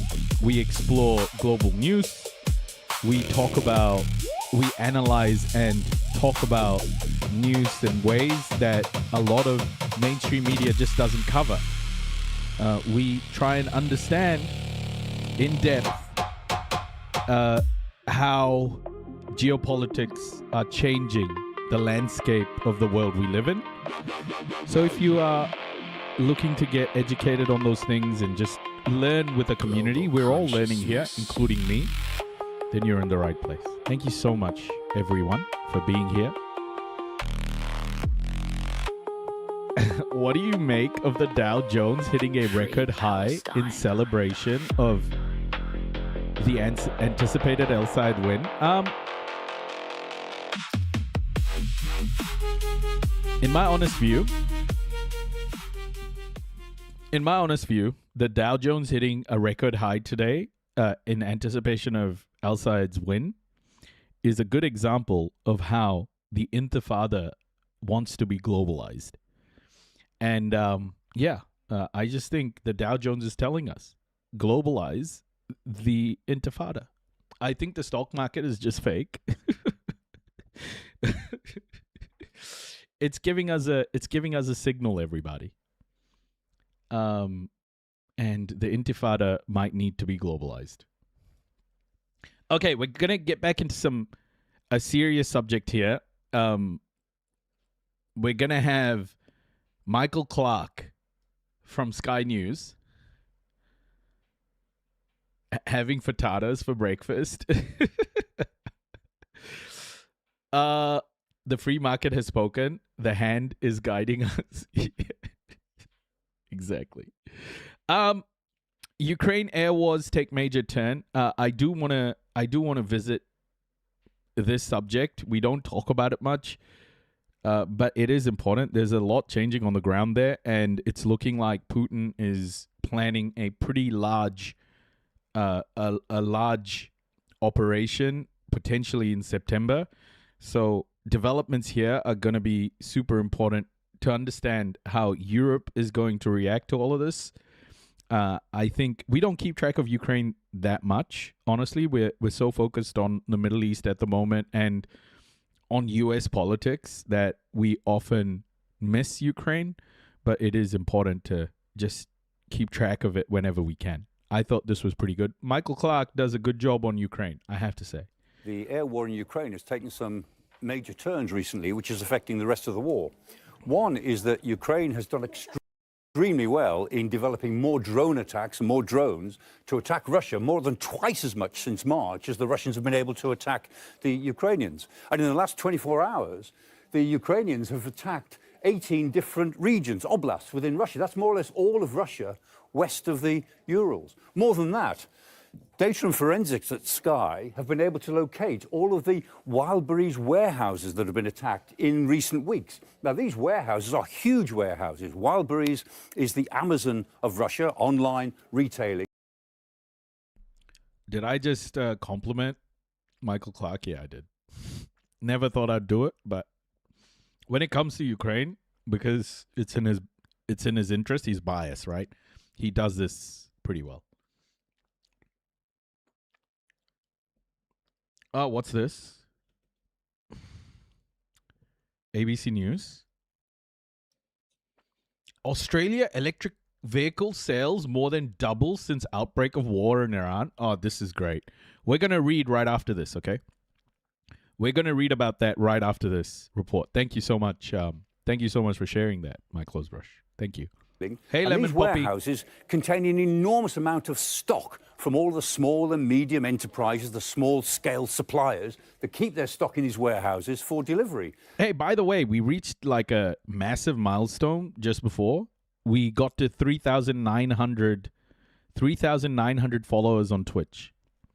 It's huge. 3,900 for the Noisy community on Twitch. Incredible, guys. Thank you so much for your support. Thank you. That's so huge. And those warehouses have been attacked all the way through Russia, even in Crimea, even in Novorossiysk. So that Wildberries itself, the company, is now talking about establishing in Kazakhstan new warehouses in 2027, 2028, which tells me that Wildberries think that this war won't be over. Quirky Pot Pie, thank you so much for the 5 gifted subs. Thank you. Welcome, Razor One, Kentroid, Old School Dad, Trid Bites, and Nine Inch. 9-inch toenails. Hello. 9 like German. 9-inch toenails. Hello. Welcome, everybody. Thank you so much for the gifted. Thank you. Anytime soon. That's a major plus for the Ukrainians. Now, the Ukrainians say this is justified because Wildberries are a component supplier to lots of military systems, which indeed they are. But you could say that about many retailers because most military systems these days are full of civilian components one way or another. Nevertheless, that's what the Ukrainians argue is their justification for hitting Russia really hard in this particular way. In particular, a drone from Ukraine fell onto a holiday resort at Arkipo Osipovka, which is a very popular beach resort in the Black Sea part of Russia. And a lot of families go there for the summer. This drone was fired at from the ground. We can clearly hear machine gun fire as the drone passes over. But this is the moment when the drone descends onto the beach and causes a lot of fatalities and injuries. It's quite hard for the Ukrainians to get over this one. They are morally responsible for sending the drone more than anyone who tried to shoot it down is morally responsible. If you send a drone to a different target, undoubtedly this was aimed at something else further on. Nevertheless, it got shot down, it's got to land somewhere, lands on the beach. That is Ukraine's responsibility, and they will find that politically quite difficult. Nevertheless, the Russians are responding to these attacks in the way you would expect. There were very heavy Russian attacks last night, but in particular in Sumy, in Dnipro, in Mykolaiv, in Belgorod, Dnistrovsky, a lot of casualties were reported. The Russians are doing what you would always expect them to do. But there's another way in which the drone war is actually affecting the war at sea between the two sides. The Ukrainians have been extremely successful in the last few weeks at attacking Russian shipping in the Sea of Azov. And the Ukrainians say that they've attacked more than 100 Russian ships in the Sea of Azov. That's not confirmed, but nevertheless, the Russians have certainly closed the Kerch Strait from about the 15th of July because they obviously don't think it's safe to get in and out of the Sea of Azov. So the Ukrainians have had an enormous victory in closing off that sea and closing off all of the grain and the oil which the Russians were trying to export from those ports along that seacoast. But in response, because those ships have been targeted, international ships... Remember I told you about my boss, Noisy? Well, I have a health disability, and he's given me a warning for my absences. Think he's getting back at me for speaking about his comments to his boss? Oh, absolutely. Get some legal advice, Lemon, before, like, any emails you send from now on, or any communication you have with this person, you need to ensure that it is clearly articulated and your boss understands that, you know, there's no more bullshit talk. So if I was you, I would immediately get some legal advice and make sure everything you send is pretty above board. You don't want to react emotionally to this. If shit hits the fan, then you can at least get an exit where you are compensated in some way. Ships working for Russia.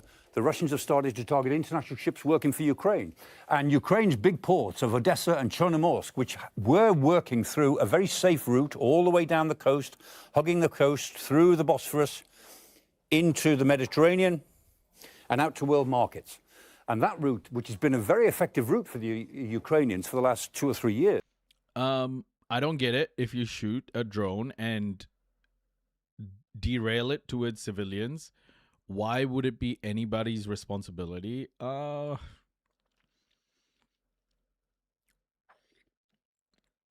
Like, that's like saying if the Palestinians shot down an Israeli missile and it hit a crowded, I know it doesn't need to happen. I mean, Israelis bomb Palestinians anyway, but you get my point. If say Hamas shot down a missile over Gaza and it hit a crowded area, like, would you not say that was Israel's fault? Like, why was it launched in the first place? But I understand, like, this is not the same thing. But I'm just sort of posing a different scenario where, like, a different moral scenario, right? Like, I'm posing it.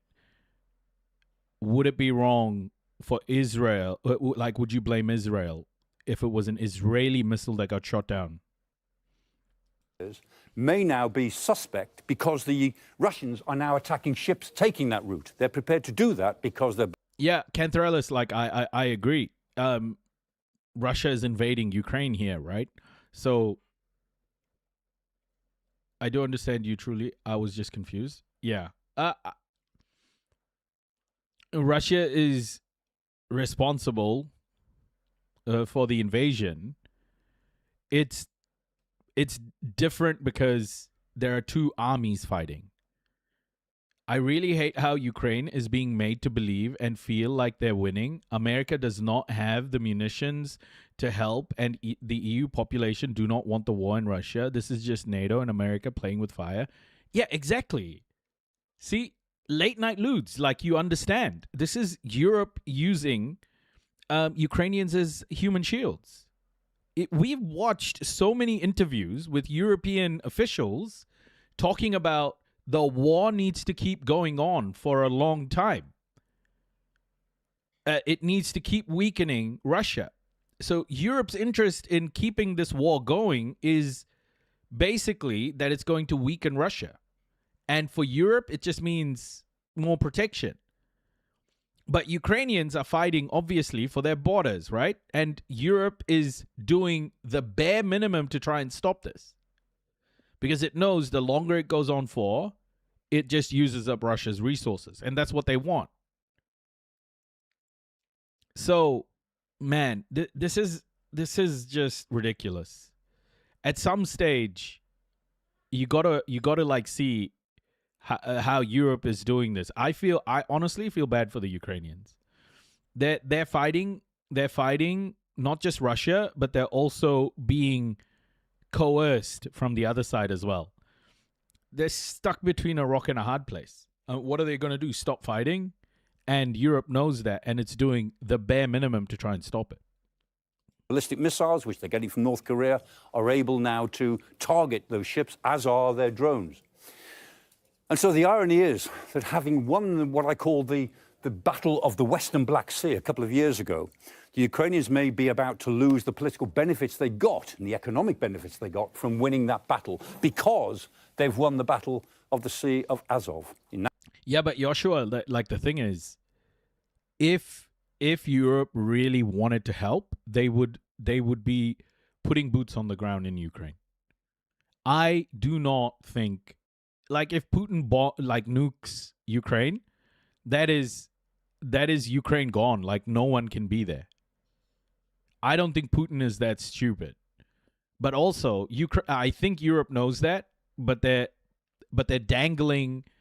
I think they're dangling the entry into the European Union, and they're dangling the entry into NATO in front of Ukraine to keep them going. I think what Europe is doing is pretty bad. Putin is a fucking brutal menace. He is being extremely reserved, and it's being viewed as weakness. He will level Kiev when pushed to that limit. I think so too. But the fact that, even things like air defense is being restricted from Ukraine.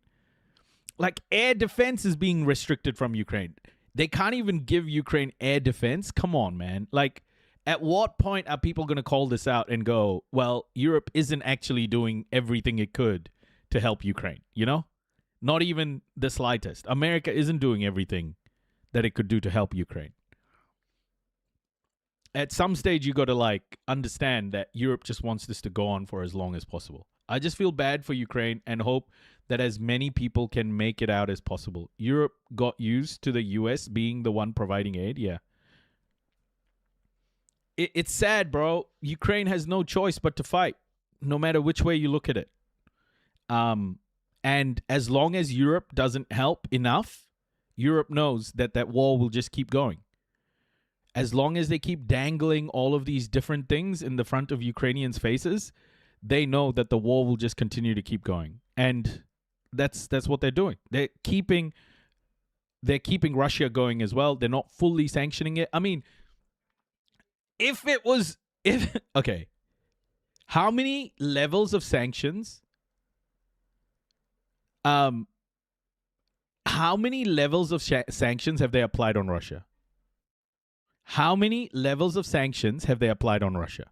Like, how many different tranches, right? My question is, why couldn't have they done all of that the moment Russia invaded? I understand there's red tape and all of those sorts of things. But come on, bro. How the fuck did they not just pull the trigger and just implement all of it? If they truly thought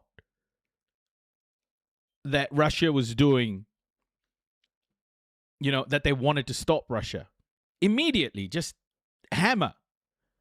Fuck, like, layers and layers. They've taken 5 years to implement all of the sanctions that they've done, and they're still implementing more sanctions. Like, why is it taking so many years? Why is it taking so many years to implement all of those sanctions? This is what I mean. I don't think the EU is doing things to help Ukraine. I think the EU is doing things to keep the war going for as long as possible. In that respect, one battle may balance another. And there's a parallel here between what's happening in Ukraine and what's happening in the Iran war. The Iranians have effectively closed the Strait of Hormuz because they've made it dangerous. They don't have to physically close it, just make it dangerous. And it is possible that the Russians are able to close the Black Sea to Ukraine, not by closing it with mines, but just by making it dangerous. And if that's the case, then the war in Ukraine is taking on a new strategic dimension for all of us. Yeah, well, whatever, Michael Clark. But the one aspect that they'll never touch is the advantage for Europe as long as they keep Ukraine fighting. I find it sad, man. I see it the only way that I think you can see it after you've analyzed it so much is Europe is now using Ukraine as human shields. Because they know if they got into a direct confrontation with Russia, the European Union does not have what it needs to defend itself. Ukraine, however, they can throw millions of bodies at the problem. Sad. Fucking sad.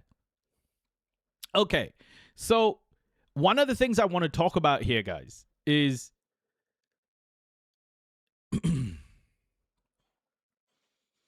one of the things I want to talk about here is why these wars are happening, right? We're looking at Ukraine, Russia. We're looking at a Middle East that's about to flare up even more. But even, you know, when you look at Israel's genocide on the Palestinians, when you look at the U.S., Israel, and Iran, all of these different conflicts, like why now, why they're happening, and what is the driver behind all of this. One big piece of analysis we've been doing in this community is to do with energy. Right? We are at a transitional moment when it comes to energy. We are moving away from fossil fuels, or at least we're in the process of moving away from fossil fuels to renewables. Battery power, We're looking at solar, wind, etc. So there are two forces here. One, the West, is trying to maintain status quo, which is a Western-dominated world where wealth flows from the global South to the West. And that is a model that has been in place for about 600 years now. European colonization into the post-World War II era, where the West has had complete control, domination over much of the world. And that domination post-World War II has been built on oil. The control of the oil supply chain, whether it comes from the Middle East or elsewhere. When the West talks about freedom of navigation, that's what they really mean is Western control of the waterways. Libya tried to declare sovereignty over its own waters. It got absolutely pummeled. The West does not want sovereignty over waters it considers crucial for the movement of energy. Okay, so there's one side of this, the West trying to maintain status quo, in particular with movements of energy. The second side, which is emerging and is taking over, is renewables. The renewable supply chain is dominated by China, and China is growing that at an incredible rate, whether it's vehicles, whether it's EVs, whether it's solar panels, whether it's wind turbines. So the end products, China is starting to dominate in every single vertical. But it's not just the end products, it's the raw materials too. You have lithium, you have cobalt, copper cobalt, you have rare earths. China controls these supply chains, and the future of technology development and the future of the energy transition is controlled by China, right? So we are in this moment in the world at the moment. We are in this moment in the world where America, as the leader of the West, in so many different ways, size of military, control of financial systems, etc., is trying its best to hang on to that domination as much as possible, while China is the rising power. And the transition from old world oil and gas to renewables is taking place right now. So why the front lines that we have today? Why are these front lines important? Well, Ukraine is very key because it's got a lot of minerals, a lot of resources, and a lot of access to various supply chains and supply corridors. Okay, and Middle East is the Middle East, guys. Like, the Middle East has oil, and it is control of the Middle East is super important for the West in particular. So these front lines are currently being protected. It's West versus the global South, really. But from the global South, it's China, Russia on one end, and China, Iran on the other end. But it's wider than that. You know, the front lines are being resourced up by many different countries. So we have these front lines at the moment, and this energy transition is continuing to take place. Now that the Strait of Hormuz is blocked, the really interesting thing that's happening right now, that has happened previously, is the energy shock that's building up. That is 20% of the world's energy goes through the Strait of Hormuz. It's blocked. So that supply is causing energy systems around the world to begin to break down. That is causing something called demand destruction. So a lot of countries that are reliant on oil and gas, where there is real shortages and an energy shock taking place, those countries are opting to lean in more on renewables. they're leaning in more on technology that will give them energy independence and energy shocks like the ones that's happening right now. They can diversify their economies enough so that future energy shocks like this will not impact them. And this is one of the stories. My clothes brush shared this with me, and I think an important story to look at. Australia, we've been looking for signals of demand destruction all around the world. We've been looking for signals of demand destruction, and I'll explain what that is with this example. Australian electric vehicle sales more than double since outbreak of Iran war. Why has this energy crisis, the blockage of the Strait of Hormuz, caused Australia to double its EV sales? Well, number one, Australia is a diesel-heavy importer, right? Diesel is so impacted by the blockade of the Strait of Hormuz. And we also know that petrol prices are going up everywhere. Americans, you call it gas, but petrol prices, gasoline, sorry. Petrol prices are going up around the world everywhere. And consumers are like, okay, we can't keep paying exorbitant prices for petrol, so we need an alternative. And then they go buy EVs. That is demand destruction, because those customers who have moved to EVs are not going to be filling up their cars with petrol again. So demand for petrol is going down. Destruction sounds extremely dramatic, but that's what it is. It's just that these customers are moving to EVs and they're not going to go back to oil. So oil is losing the amount of demand it used to have. The demand for oil is going down. It was already trending down before the Strait of Hormuz, but now it's starting to accelerate. This is a checkpoint. This is a data point that shows that this is happening not only in Asian countries or African countries where the impacts are huge. It's happening in the West. Australia is doubling, tripling down on renewables. This is new follower detected.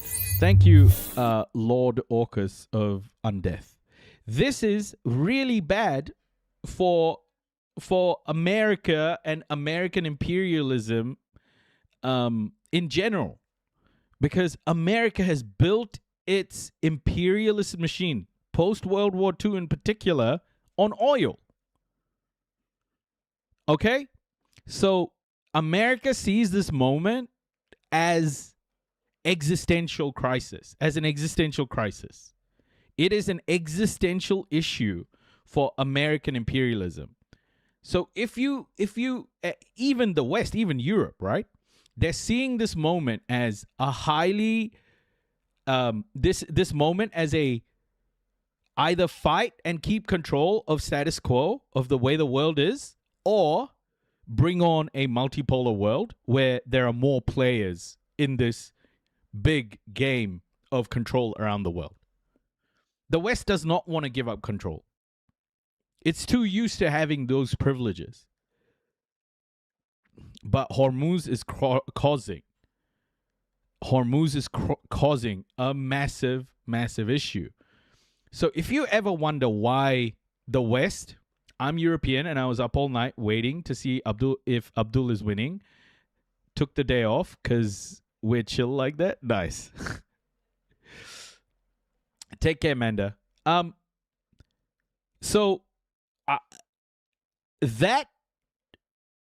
That's what's motivating the West at the moment. And if you wonder why Europe, for example, isn't doing anything about the genocide of the Palestinians, or isn't really taking massive steps against the U.S. when it comes to, how the U.S. is prosecuting the war against Iran, it's because even Europe understands. In this moment, Europe is motivated by maintaining what it has, the control over the world that it has. The reason why Europe isn't going to sanction Israel, and I'm telling you this now, it is not going to happen that Europe is going to sanction the state of Israel, is because Europe sees sanctioning the state of Israel as sanctioning itself. And America is in the same boat. America is doubling, tripling down its military support for Israel. Why?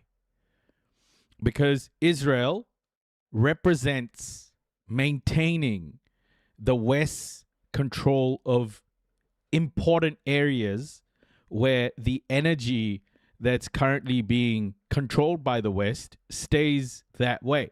The Middle East. You're going to see a lot of the West extend into Africa to start controlling the minerals there. You're going to see America extend its power into Latin America. Because again, China has been going into these areas, mining all of these minerals because it foresaw a future without oil. And the West has lagged behind. So the West is caught between a rock and a hard place here. It needs to maintain its oil supremacy, right, in order to maintain status quo of the world, keep the world addicted to oil. But it also needs to start planning and actioning the inevitable energy transition that is already taking place. It needs to be part of that supply chain. It needs to dominate. So what we are seeing here is the loss of Western power because China is driving the energy transition and accelerating the energy transition, and the Strait of Hormuz is accelerating it even more. And when you see a data point like this, I want you to think of what we've just spoken about. This is not as simple as people choosing EVs, right? It's not that simple. It's not just, okay, people, it's a trend to electric vehicles and people are choosing it. No, you can't think about it like that. It's so much bigger and it has so many more implications.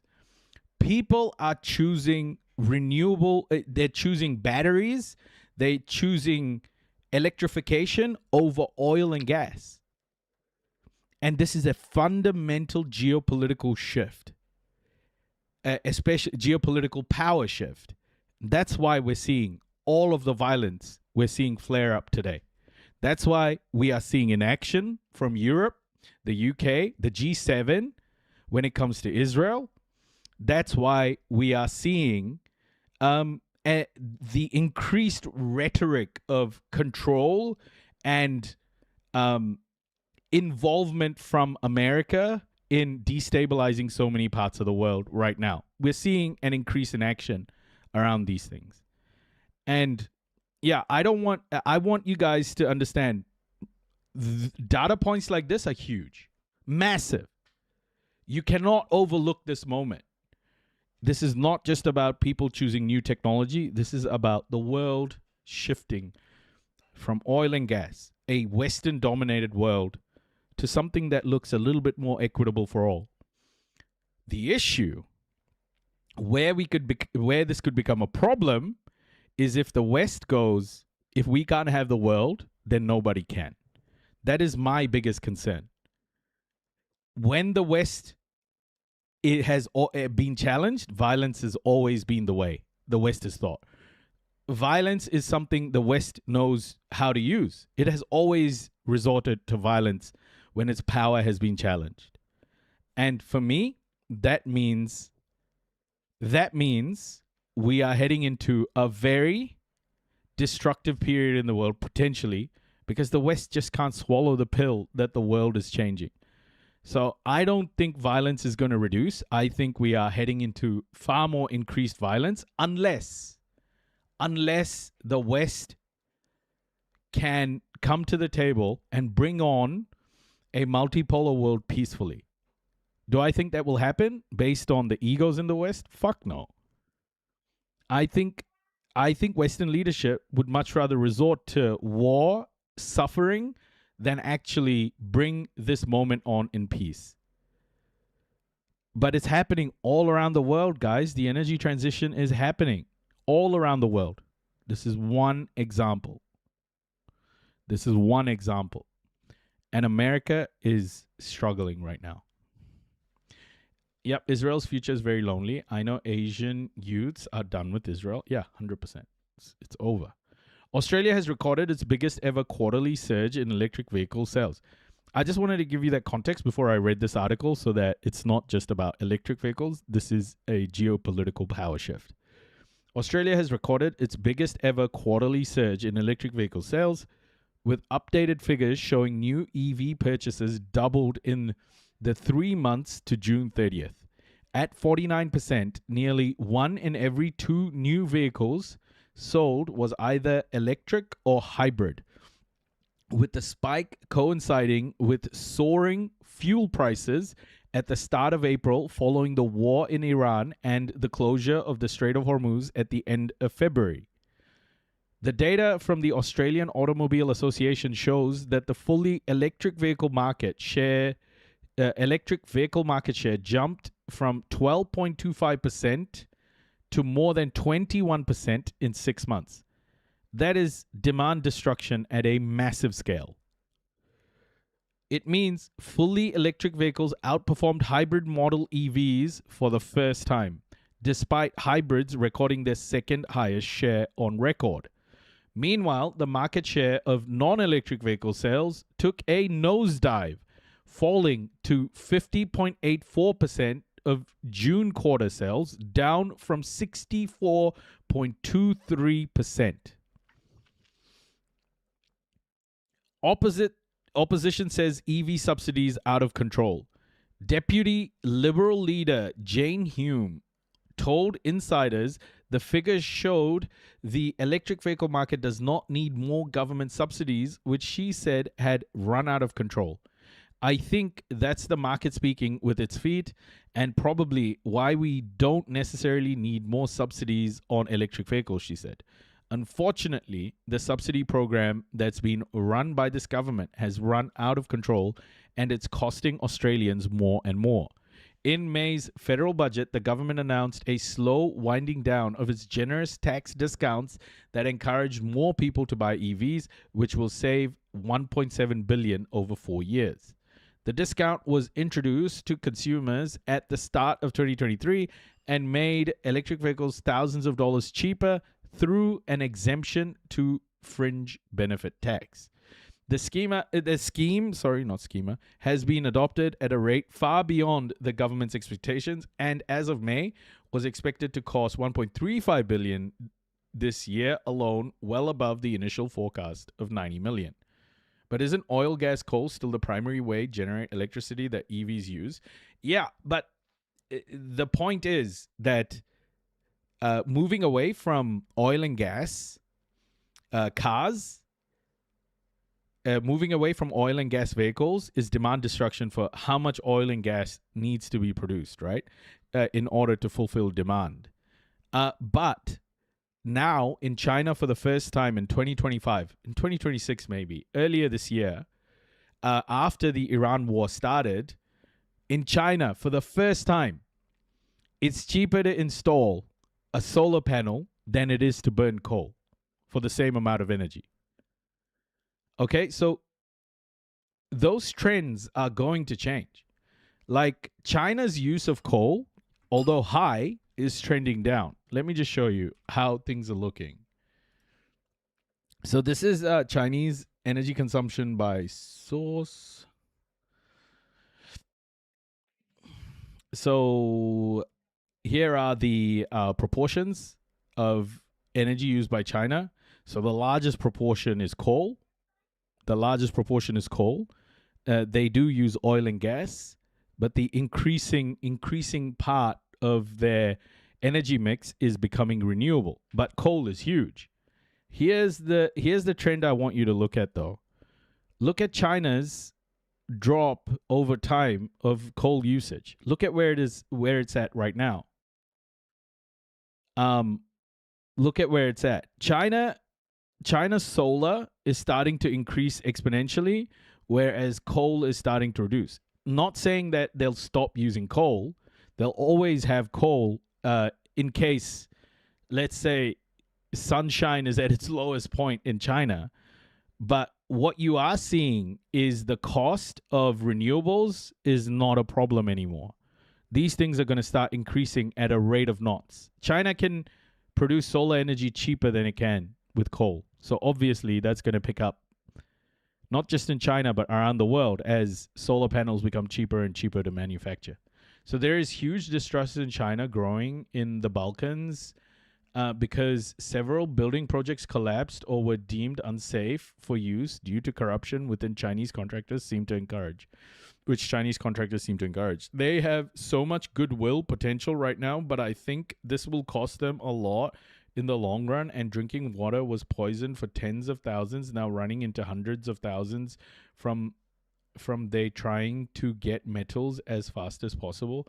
They're using open shafts, which are cheap but dirty AF. Yeah, I mean, capitalism as a whole is going to fuck up the world, no doubt. But my point is just explaining why the world is the way it is right now. Is this is more than just, you know,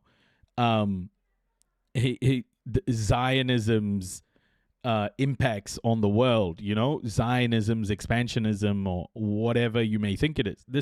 This when you zoom out, the geopolitical moment we live in at the moment is insanely transformational. Like it's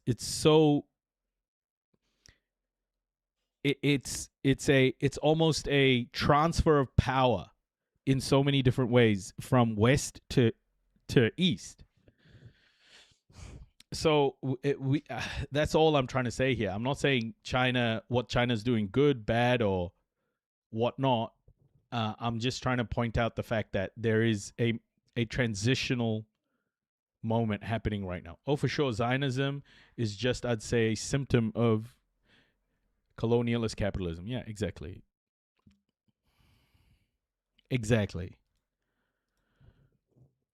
Discount to roll back from April.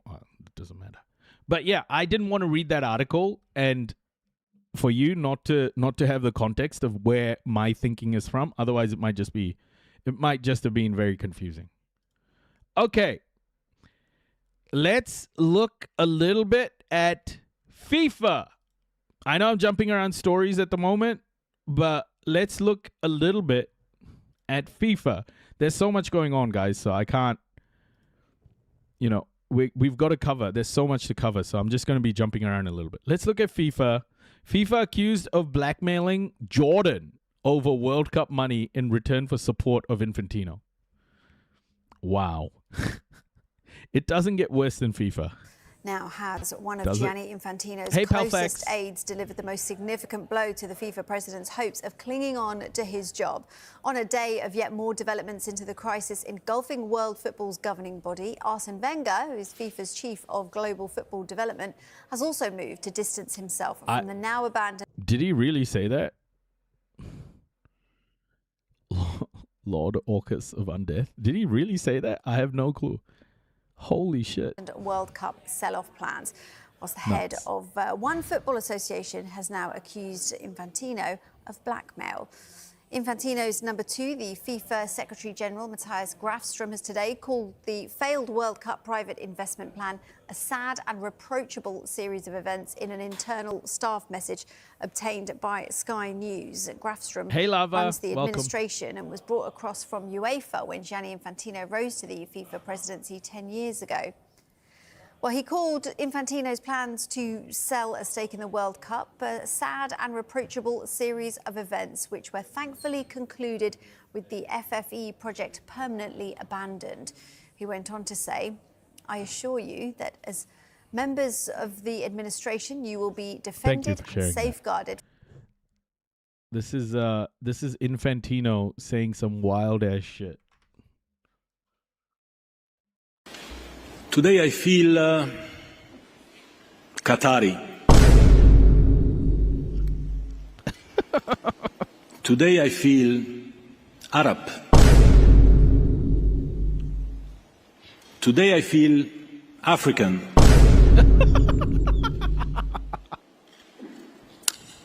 Today I feel gay. What? Today I feel disabled. What? Today I feel a migrant worker. Bro, he's feeling migrant workers? What the fuck are you doing, Infantino? What was that? Oh my gosh. Today I feel disabled? What? Uploaded 3 years ago. The Vine booms make it even more insane.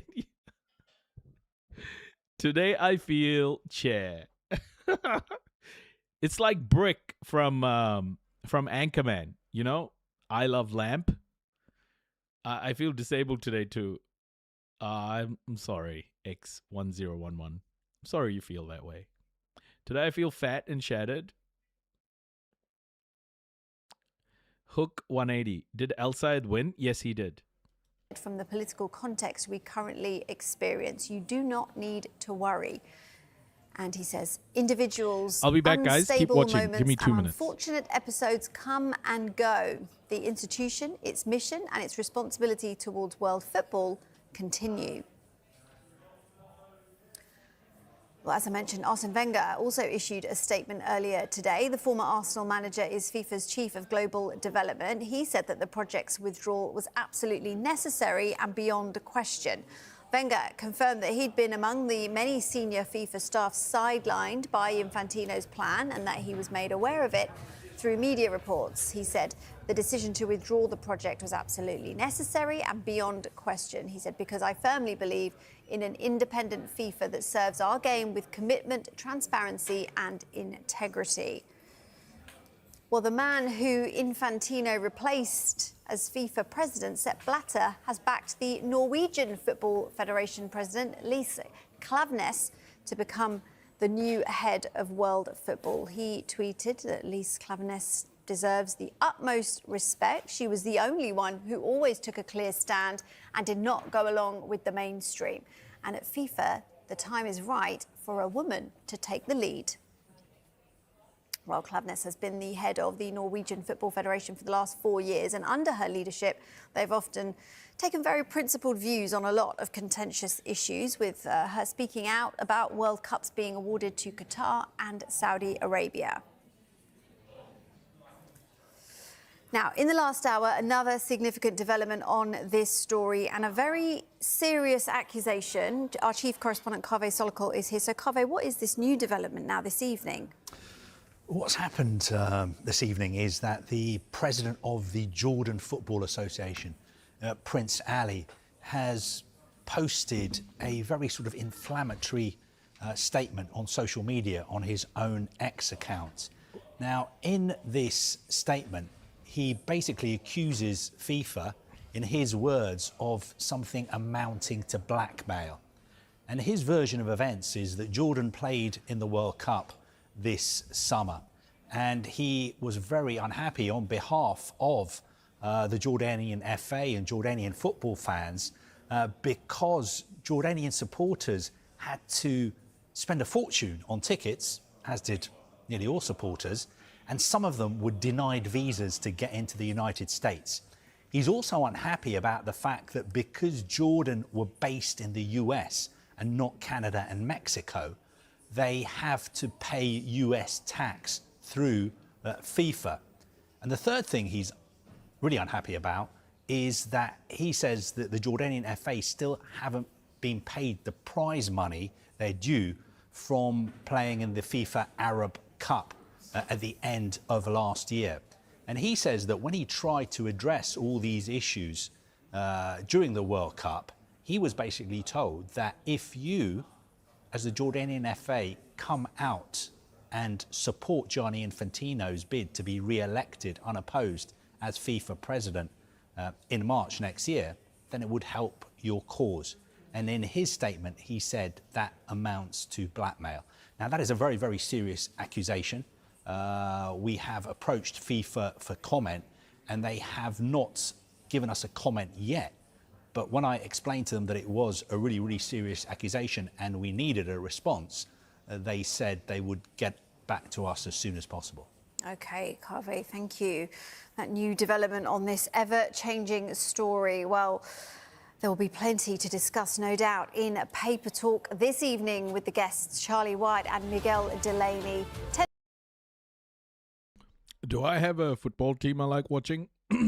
Yeah, the 2002 Brazilian football team. Just the best team. Just everything about that team was just incredible. For me, it doesn't get better than that. Just the names. All names. Oh, yeah. Anti-Zionism is not anti-Semitism. Yes. I have that message. That is such a great one to bring up. Thank you so much, Lava. I will... So this is the guy that worked on it. I watch. They don't know what the fuck they're doing. Do you understand that? I watch highlights of that 2002 team all the time. That World Cup side, incredible. So this is David Miller. He is the guy who put the case up. Anti-Zionism protected by UK law. We have set a binding legal precedent.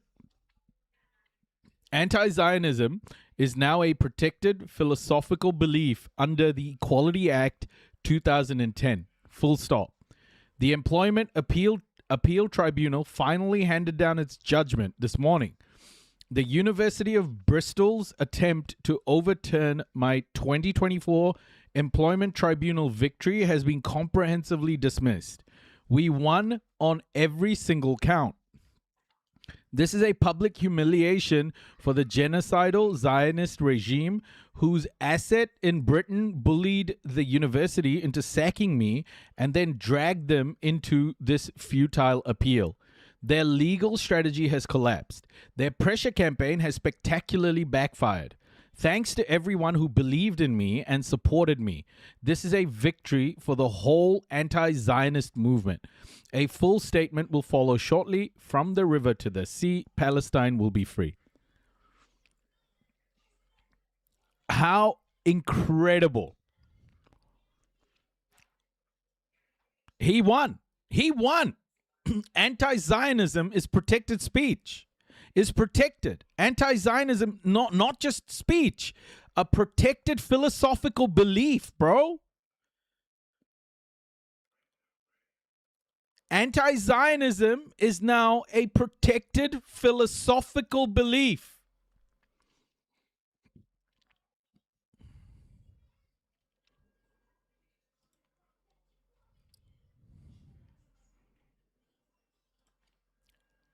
The world is never going to be the same after this. We're not going to there's going to be no rock unturned. We can't keep any rock unturned. We have to turn all of them. Look at all the rules that have been implemented, biases in them. We need to start changing the environment we live in. We need to change. Alexei, don't go too far. It's anti-Zionism is protected. Anti-Zionism is a protected philosophical belief. It has been written into law now, or at least into what was it? Into the Equality Act of 2010. You know what I mean? Don't start just be careful. Palestine Action has not been acquitted yet. It's going to the Supreme Court. And Palestine Action, if that Palestine Action crap gets overturned, what they've done to Palestine Action and those people, if that gets overturned, that is going to be so huge. That's going to be massive. I don't know what comment your boss made, Lemon Poppy. Were they being anti-Zionist? Were they being anti-Zionist?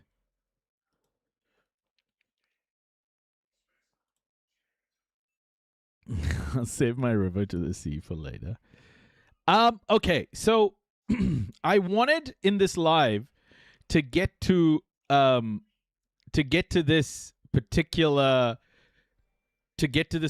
doco. I think an important doco to watch, although PBS talking about this is kind of funny, but it had some good points. So PBS has just released. It's not just, but about 7 months ago, it released a documentary about propaganda, the art of selling lies. I guess it was a 2019 documentary that they released. That's what it says in the header. But it was released 7 months ago. It was republished maybe 7 months ago. But I think an important watch. And this is something we can... pro-Zionist? Yeah, he can say pro-Zionist stuff, but he can't punish you for saying anti-Zionist stuff, Lemon Poppy. He can't punish you for it. Like, you can't lose your job because you're an anti-Zionist, you know? That's the point. So let's learn a little bit about propaganda, everybody. Who's up for it? Who's up for learning about propaganda?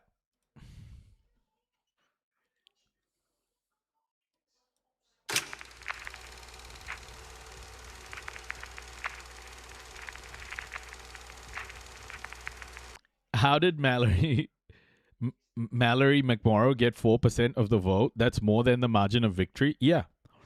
So they're all going to blame her now. The libs are going to blame Mallory McMorrow.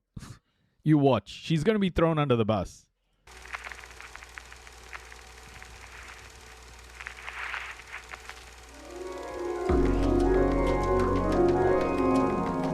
Oh, it's beautiful, Mike. It really is.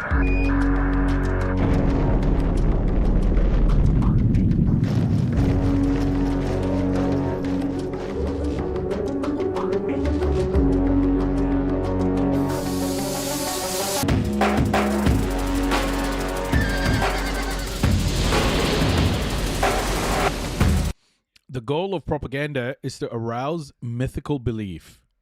Jacques Ellul. Wherever there is power, there is propaganda. If we grow up only surrounded by propaganda, then how do we know what is truth? Propaganda is our sharpest weapon. Joseph Goebbels. See, in my line of work, you got to keep repeating things over and over and over again for the truth to sink in. We can take back control of 350 million pounds. 350 million pounds. 350 million pounds. Those who make you believe absurdities can make you commit atrocities. Voltaire. Wow. Oh, bro, that is an incredible insight. Those who make you believe absurdities can make you commit atrocities. Voltaire. About Negroes and foreigners.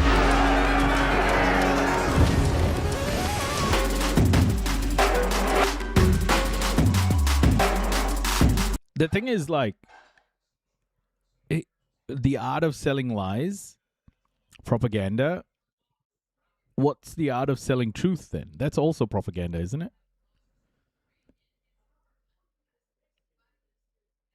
I don't know. Is it? That's also propaganda. Yeah, I think when John's doing this thing with you walking in, you'll just... Journalism? Right. Allow ourselves to be manipulated by fictions as though they were uncontestable truth. Is it valid to say Americans have been the most propagandized out of all Western countries? I don't know what it's like to grow up somewhere else. Yes.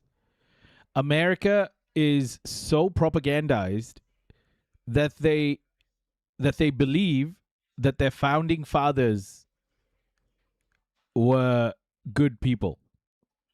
I have somehow over time moved myself from like a centrist who didn't care about anything to libertarian socialist, but I don't know how to depropagandize other people because I don't know what helped me. Education. It's honest education. I think you start with the founding fathers and go, the founding fathers were slave owners. New follower detected. The founding fathers were slave owners. George Washington wore slave dentures. And the fact that your constitution is a big fat lie. Because it was designed to apply for white men. Applied to white men. I'm American and I absolutely believe that's true. Just start there. Trust me, that's a great place to start. Truths. As if we cannot distinguish between the two. Okay. Can you go back and reshoot it? I think we have to get it again. We have always been captivated by fairy tales and fantasies, and the imagery that accompanies them.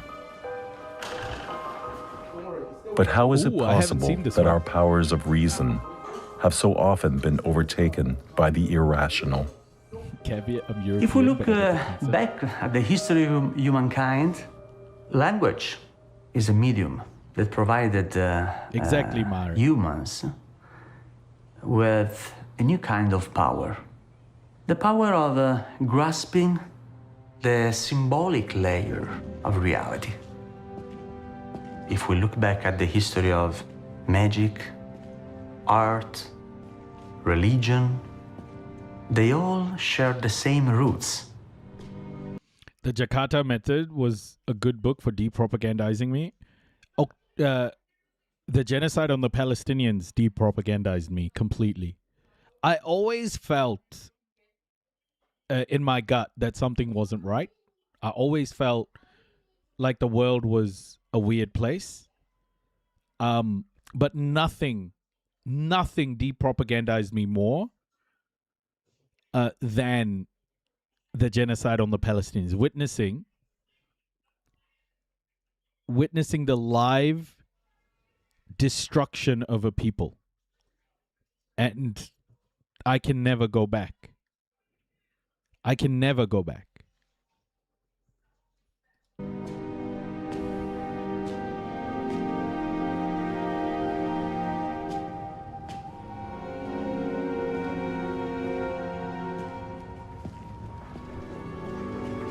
So this is one of the hand stencils that El Castillo Cave is famous for.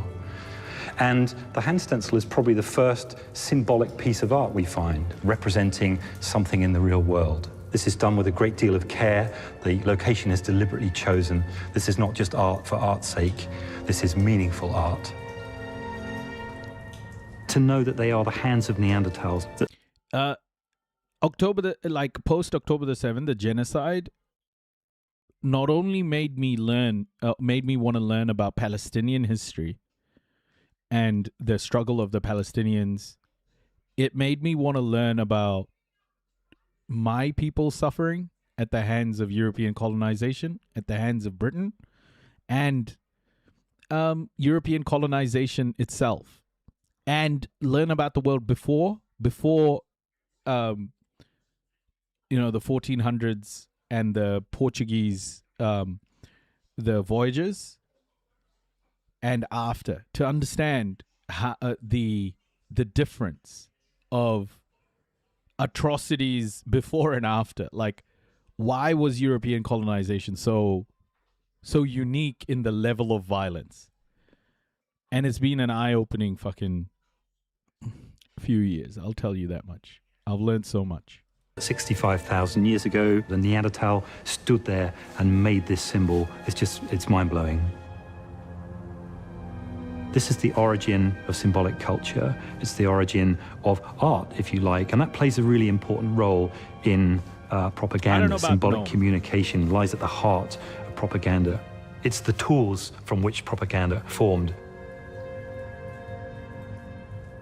So to make this, an individual would have come along and placed their hand against the wall, and they'd have blown pigment either by spitting it or blowing it through a tube. And when the hands are removed, you have a negative hand stencil. You know, actually, I'll take that back. I started writing about a year before October the 7th on my LinkedIn about my experiences with racism in a workplace environment. My experiences with racism while I was climbing the ladder, my experience with all of those things. But I didn't extrapolate that to the rest of the world. It was about my experiences at that stage. But October the 7th, after October the 7th, the genocide made me truly understand why I felt the way I did about my experiences. And that whole sort of absorbing all of that information completely, I wouldn't call it radicalization. I would call it de-radicalization. I became de-radicalized after witnessing the genocide, because I think the radical position is to ignore injustice. My dad used to have books about the Soviet Union because he was US Intel. It always made me fascinated for a while, but he would always say communism doesn't work, and that was the end of the conversation. Oh, shit. Yeah. Also, additional caveat, my home European country is one that didn't do colonization. We had many African students with free education, while West had human zoos, which is good point of national pride. Yeah, I wouldn't go too far in that way. If you're in Europe, you should examine your history for potentially benefiting from Western Europe's colonization via slavery, or like Switzerland, for example, didn't get involved in colonizing, but it benefited heavily from transatlantic slavery. This is the same method that modern graffiti artists use to make their graffiti today. And there are maybe 40 of these hand stencils in this area. So when we see large concentrations of art like this, maybe it was designed to be viewed by a large number of people, by gatherings of individuals, perhaps performing some kind of ritual. This is public art, if you like. Great propaganda exploits your need to believe something, your need for belief, and your craving or your appetite for a magical form of empowerment. We will, at this point, lose our relative insignificance in the universe and will be masters of the universe together. So it's not surprising that our ancestors found these places full of awe. Look at it, it's like a modern cathedral. It's full of beautiful stalagmite formations. And of course, they would have been walking around with small tallow lamps. The shadows would have been awesome. It would have been an eerie place. It would have been the place that the spirits lived. The shaman takes you into the dark cave where you can't see very well and things are flickering, and pictures of the animal spirits are on the walls. The caves might be seen as a rather elaborate way of convincing people of the power of the shaman. That's propaganda.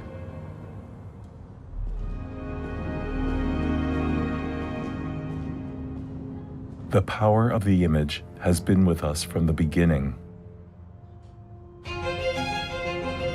Is that why we're so easily seduced by propaganda and coerced into adopting opinions that are not our own? You are fake news. Today we are bombarded with loaded images and messages like never before.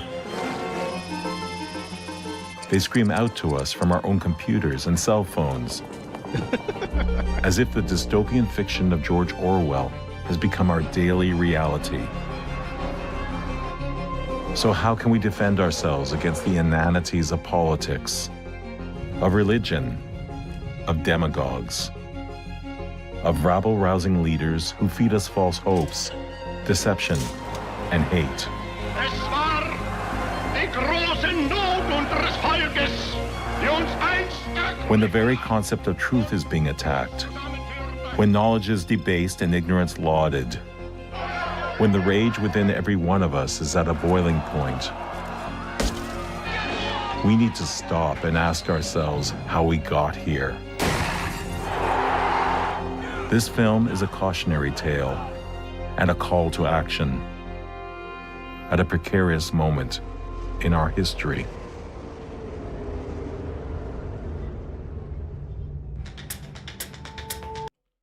Yeah, Lord. It's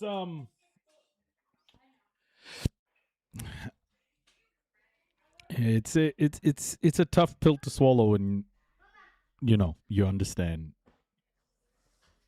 your own country's like history and where it's come from. And it's tough. It's tough. Like, yeah. I mean, I don't know what else to say. But it's good that you have acknowledged it, right? A lot of people we talk to here, especially when I talk about things like white supremacy and white privilege, a lot of people that get angry when I talk about those subjects have not acknowledged that these things are real things in our world. We get a lot of people who come in here and get pissed off when I talk about those things and call me a racist against white people. It's like, bro, I'm talking about white supremacy and white privilege, and people are getting pissed off. It's like, when you're big enough to acknowledge what has been done in the name of, like, your country or whatever, that's when you can start to truly move forward and progress. So I'm happy for you that you've acknowledged those things. We can be manipulated. We can be influenced. Information is a really powerful thing. I'm Craig Silverman. I'm the media editor for BuzzFeed News.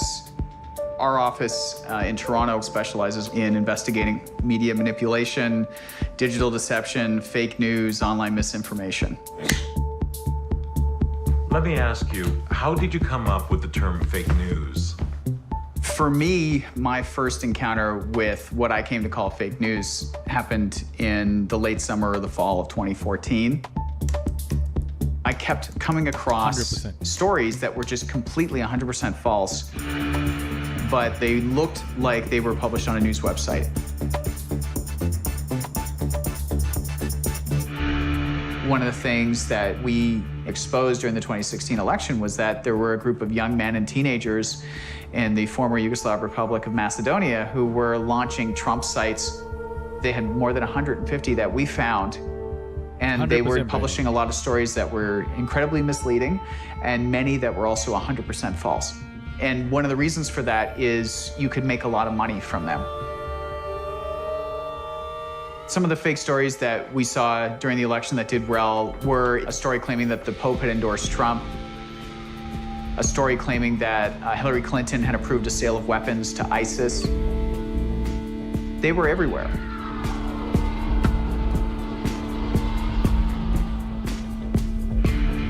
What the heck? Storytelling is a powerful tool to move people. It's a powerful tool to engage people. People want to believe in stories.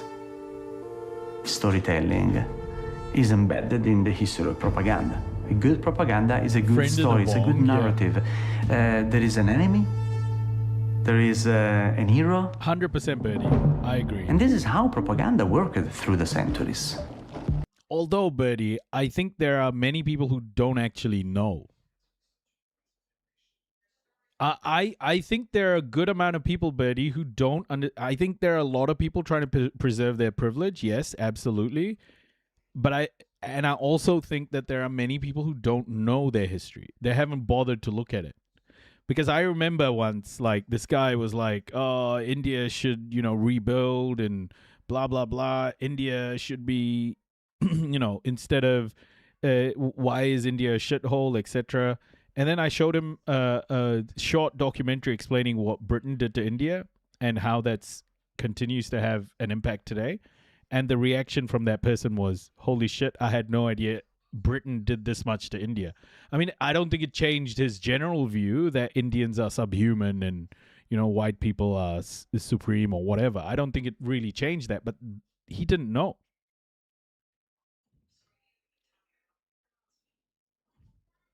I agree, Birdie. I think they avoid that knowledge. Can I give him 20 mils of water? Or No. Does it have to be only 15? 10 to 15. And then 5 mils to flush things. So I can't do full 20. Well, you can, I guess. Because it's 20, it adds up to 20 mil. Yeah, just do it. Speaking about white fragilities, like flicking on a switch and they turn out stuck in their fields, yeah. Yeah. Taking some specific symbols and providing those symbols with supernatural power. The use of propaganda to depict a cult of personality, we can go right back to Alexander the Great. Alexander the Great was one of the first leaders to recognize the importance of the way in which his presence should be symbolized. There's a case to be made for him being one of the greatest propagandists ever. He became a god. That's the point. And I think he did that consciously. He was the first person to have to wrestle with the problem of having a vast empire and how do you keep people believing in you? You can't be everywhere at one time. So he and his people came up with the idea, well, if Alexander can't be there, statues of Alexander can be there. Coins with Alexander's head on them can go to the ends of the world, and they will carry the Alexander message. The president of Serbia is currently actually took part in the siege of Sarajevo, and he himself is doing propaganda because his party bought off all but one media outlet. Isn't Serbia also selling arms to Israel, like a lot of arms to Israel? I feel like I've covered that somewhere.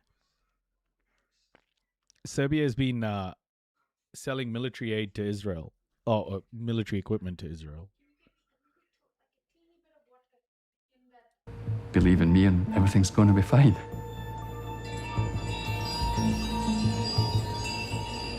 Propaganda wants to be everywhere. It is only propaganda when it is part of a larger endeavor of constructing, of engineering reality. When we don't think it's propaganda, it works the best as propaganda. Sometimes the most insidious propaganda is the propaganda of omission. You look at these beautiful paintings. Yes, it is, but it's only because the president holds absolute power. The people are overwhelmingly pro-Palestine. Yeah, I feel like that's such a common trend, eh? The people really understand what's going on, but power is trying to maintain status quo.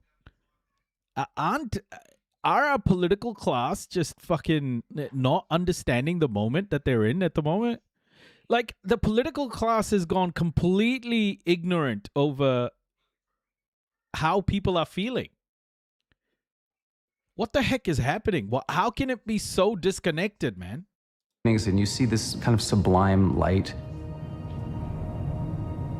But they also have this kind of ideology embedded in them. The artists of that time were selling this idea of the American West as a kind of an empty paradise, a kind of an empty, big piece of empty real estate. My intent. It's funny. It's not just how America sold that way, like it was a big piece of empty real estate. It is how Israel sold its occupation over the years as well. Occupation, genocide, and ethnic cleansing. Like, there was nothing there. They found empty deserts and they just, took it. Intent was to really make history paintings to tell a completely different narrative of North America.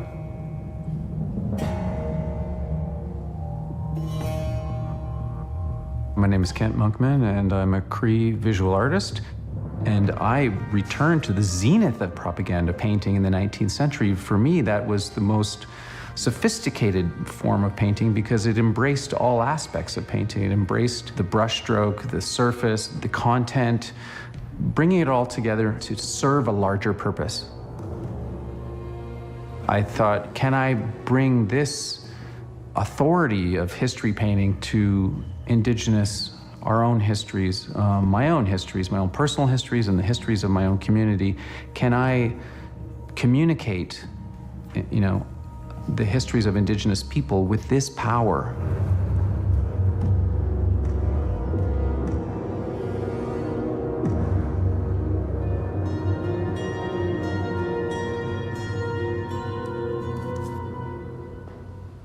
So this painting is called The Scoop in the 1960s.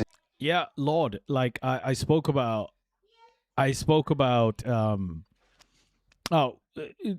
denazification ultimately failed in Europe and in America, because they were all white supremacists. I mean, Nazism was a label, but they were just all white supremacists anyway.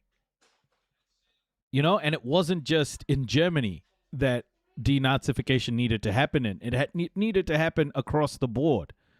But they were like, oh, Germany is the Nazi place, let's denazify that. But then they forgot about the rest of Europe, where not only Nazi ideology was thriving, but the rest of Europe was convinced that whiteness is the dominant race.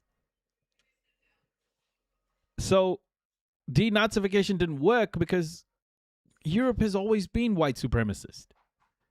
And Nazism is white supremacy. That's what it is. So why would denazification work? It failed heavily.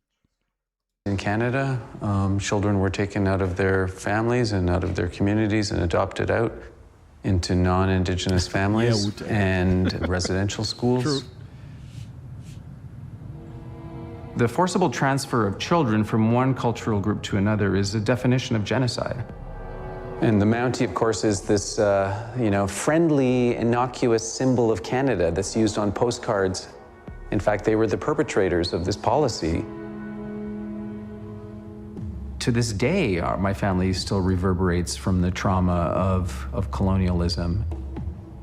I want to dismantle the propaganda of, the government selling people a myth, a story, a lie about themselves, about their own histories, and about Indigenous people.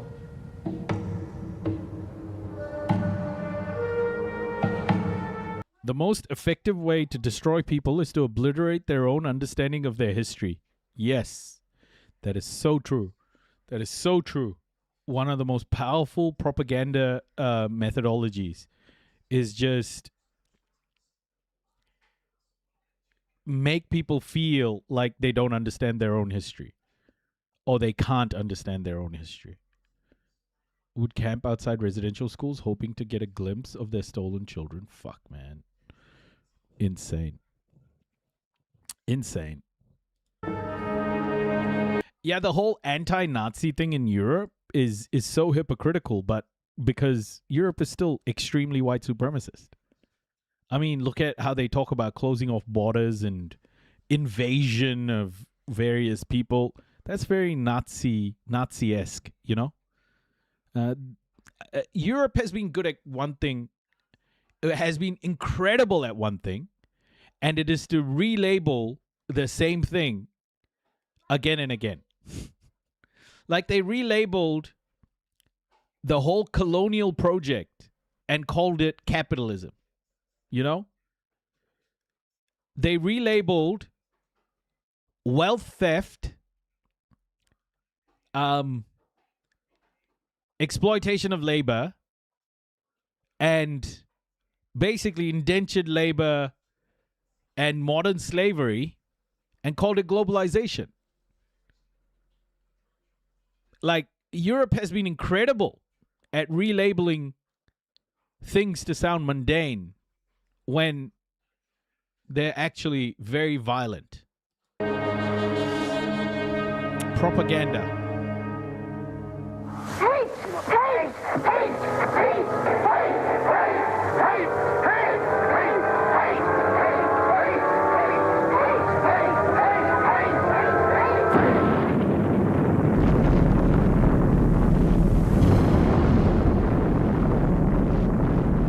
In 1984, a dystopian novel of a totalitarian society in which personal relationships and the regime are terrifying.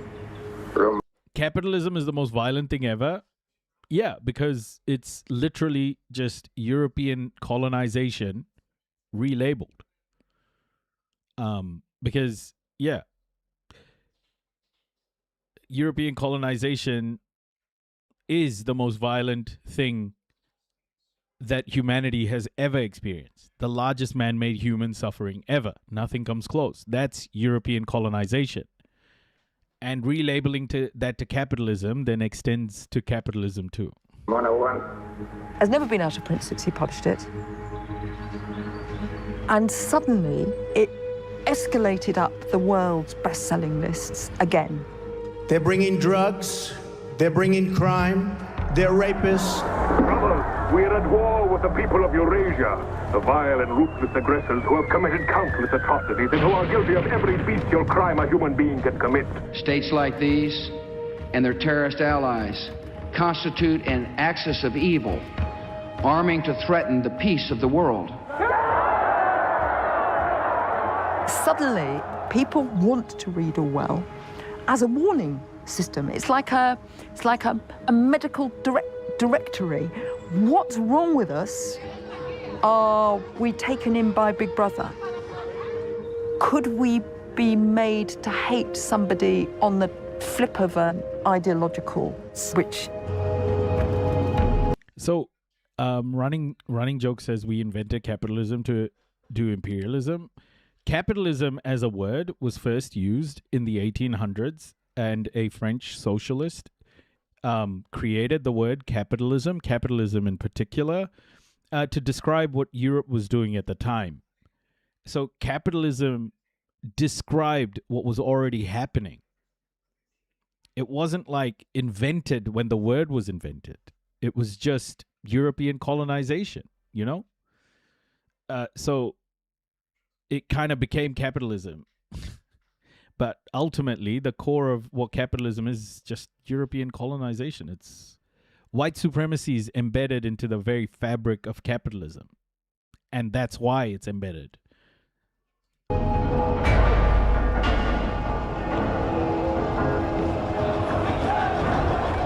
I'd always read it as describing another world, but it suddenly felt very painful to read it because it felt it was describing the world I was in.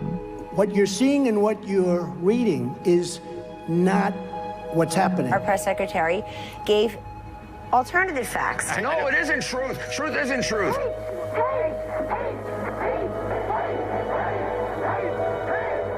The party told you to reject the evidence of your eyes and ears. George Orwell.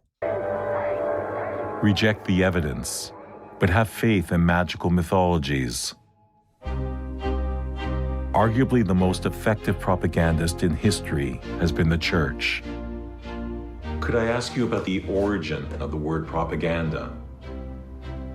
The word propaganda, as we use it in English, does derive from a Latin term. And the sense of the original Latin term is to plant. The planting of ideas, it's used in the Catholic Church as a way of describing the process of evangelization. You plant or you seed the faith. I agree, Zeteri. At the beginning of the 16th century, there were maybe 200 printing presses in Europe. And these would turn out to be the heavy artillery of the propaganda war that was about to break out. Martin Luther and the people who worked with him in the Reformation had a very clear idea of the power of the printing press. They produced enormous amounts of stuff. The first bestseller was one of Martin Luther's tracts about the iniquitous sale of indulgences. Yeah, Lord, like, this is why I struggle to pick up a book that describes oppression or propaganda or, you know, new models of governing written by white European men and immediately go, this is revolutionary. You know, like, I always find it very hard to be lectured by white European men about how I should live my life or how the world should be designed. It feels a little hypocritical. It feels a little contradictory because they themselves wouldn't have had an idea of any of the things they were talking about or trying to describe because they were white men. George Orwell, famously anti-communist. And he had the idea to use the services of really good artists who did woodcut. By the way, from that perspective, Karl Marx is another person that I look at and go, Well, here's a European guy saying that, Marxist theory is the way to build a world when he was in Europe while Europe was industrializing suffering in such crazy ways. And here he is writing about how the world should be remodeled. And I always think about that example as well. It's not that I'm anti any political movement. I just don't like being lectured by a white European man about oppression. That would go along with his sermons, railing against the Catholic establishment.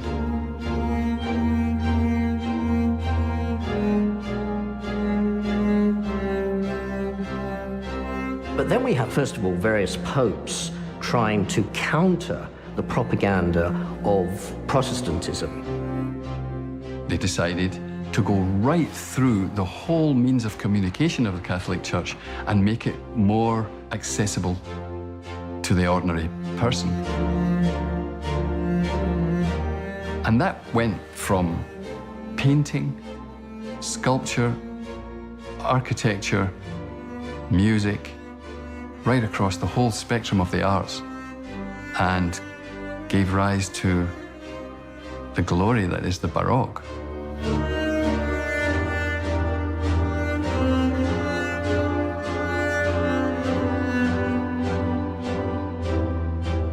The heart of any propaganda campaign is an emotional appeal of some kind of emotional appeal.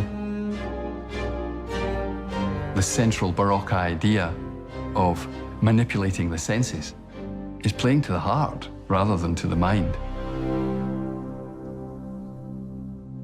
My name is Jim Fitzpatrick, and I'm an Irish artist, and I'm probably best known as... Oh, this guy is so based. Pay attention, folks. Pay attention. This is based. The creator of the famous or infamous 1968 red and black Che Guevara poster titled Viva Che. He's the guy. He's the guy.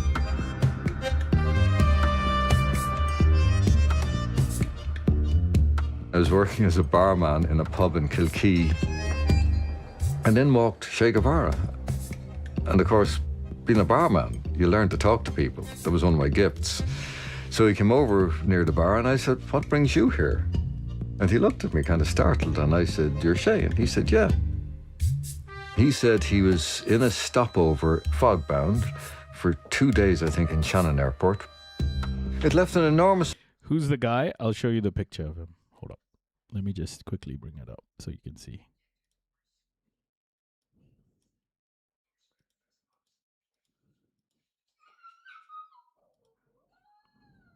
He's this Irish dude.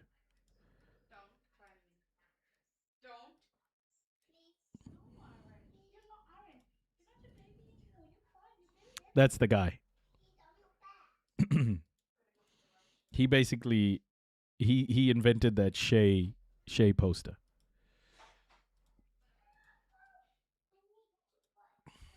Impression, because here was somebody I admired hugely. It was like meeting Martin Luther King.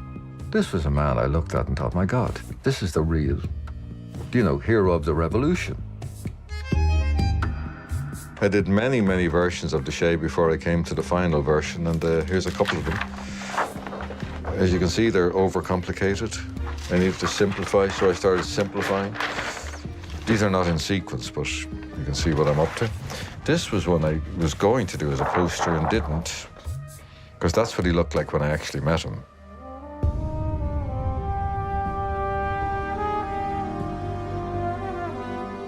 Che had been murdered, executed as a prisoner of war. Then they committed the most obscene act. They put him on this thing for draining the blood from cattle, right? And he looked like the dead Christ. I was so outraged at the manner of his murder and the fact that they tried to disappear him, which as residents in Ireland, where we had many disappeared, and we know during the Argentina Dirty War what disappearance meant. And I thought, fuck them, that's not going to happen.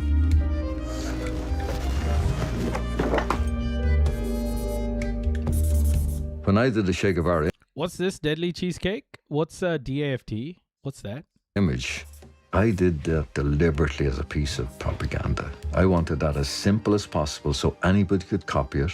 I made leaflets, I made prints of it, I gave it to everybody.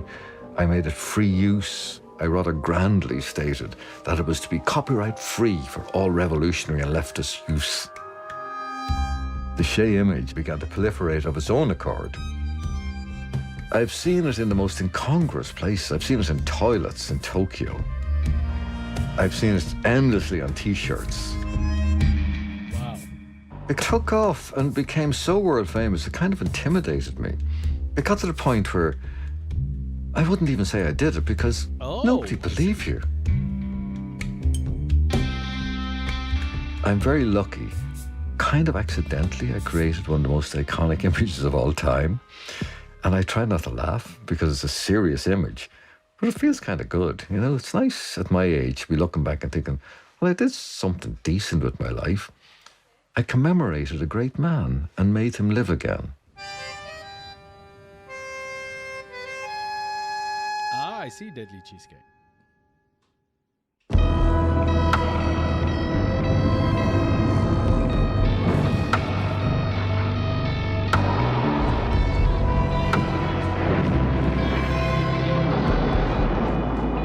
In wartime, truth is so precious that she should always be attended by a bodyguard of lies. Winston Churchill. Yeah, Winston Churchill, to me, the fact that he is celebrated is the biggest piece of propaganda. The fact that, okay, one piece of propaganda in Aotearoa, New Zealand, is how the Anzacs are whitewashed, you know? Like, oh, we should celebrate Anzac Day. For what? Hey? For what? It's a bunch of dudes who were fighting for the European Empire. For the European Empire while they were mass murdering my people. Why the fuck do I need to celebrate it? Anzac Day is literally a bunch of people helping maintain the British Empire and empire itself. Just what the fuck are we doing, man? We should question everything. We should question all of it.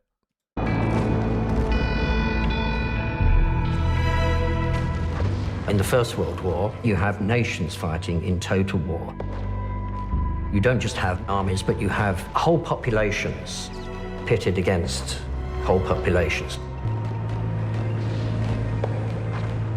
And as a result of that, governments have to justify, really for the first time, on a major scale, why they are fighting total war. And that's where propaganda comes in.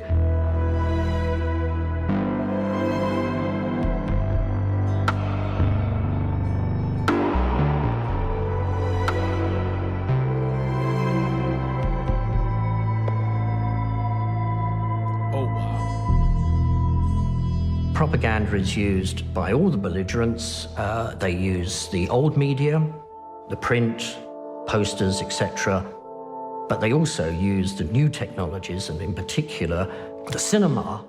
Exactly.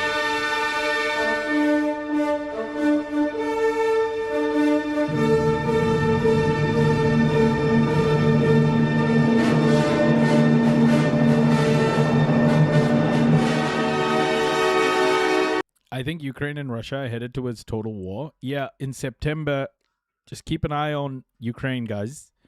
In September, I think Russia's going to have a massive, massive deployment. There are signs that Russia's going to launch a huge operation. So, yeah, we're not far away. In stark terms, many of these stories were perceived in the immediate aftermath of World War I to be untrue. And so propaganda in Britain and America became firmly associated with lies and falsehood. Now, what's interesting is that other countries like Germany, Italy, Russia, and eventually the Soviet Union would actually take a different lesson from the experiences of the First World War. They wouldn't see propaganda necessarily in these negative terms.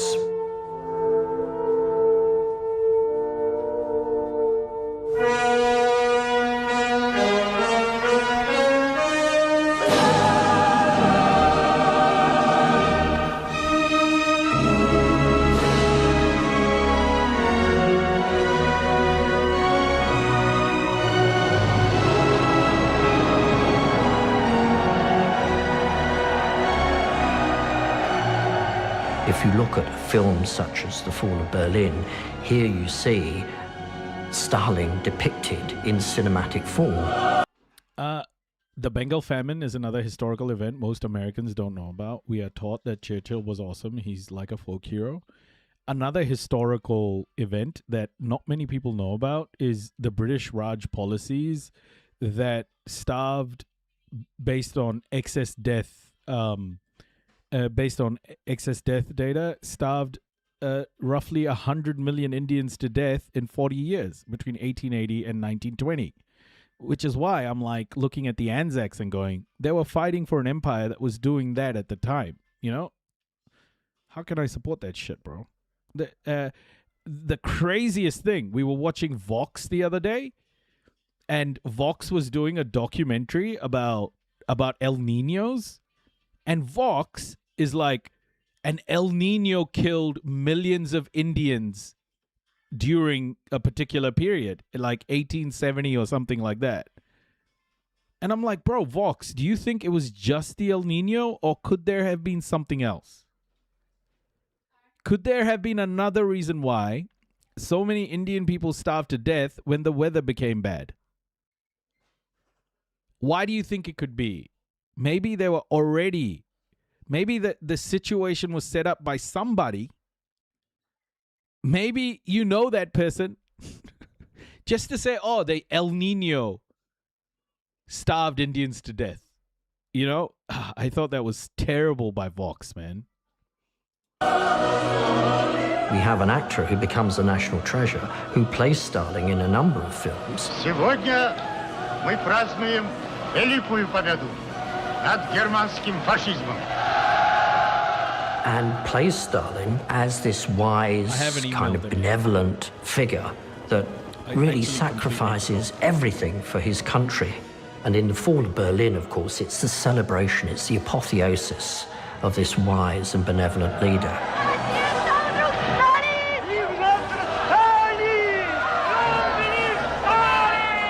Мира и счастья всем вам, друзья мои.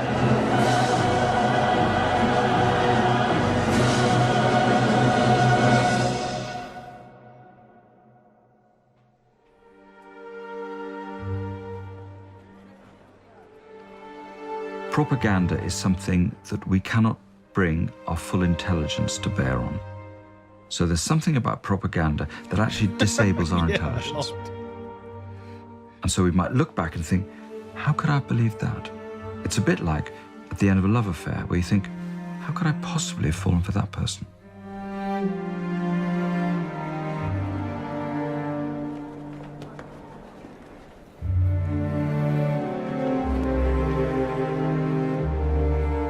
The disillusionment over Stalin, it seems to me, is very telling here, because what it shows us in retrospect is how much selective attention was required to go on believing.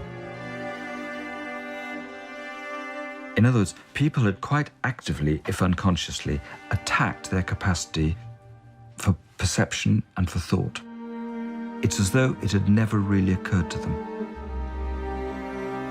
And this seemed to me to be an active part of oneself that can determinedly not know what one knows. Propaganda is based on how you stop yourself knowing things. Crazy.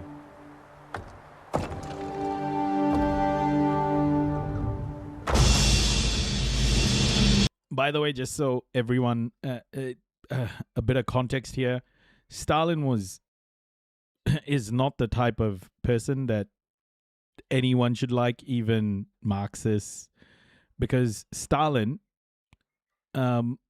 helped very much established the state of Israel in Palestine.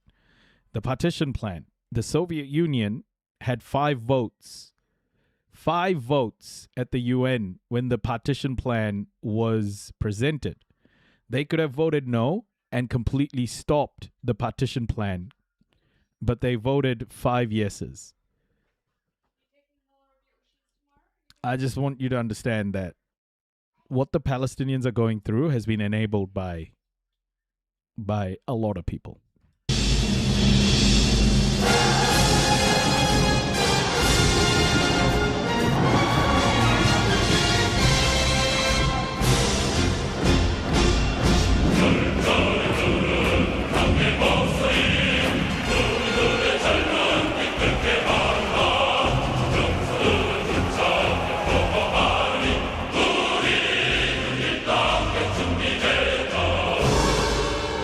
Since we have been talking about propaganda, he melted Nazis. I give him that. Let me just be clear about the Soviet Union melting Nazis as well. They killed a lot of Nazis, absolutely. But the Soviet Union didn't enter the war until their sovereignty was threatened. So this whole thing about, oh, we killed Nazis because of the fascism is crazy. Because the Soviet Union and the Nazis had a deal not to attack each other. It was only when Hitler broke that agreement is when Stalin even began to prepare for it. So to say that Stalin was against fascism is not wholly true.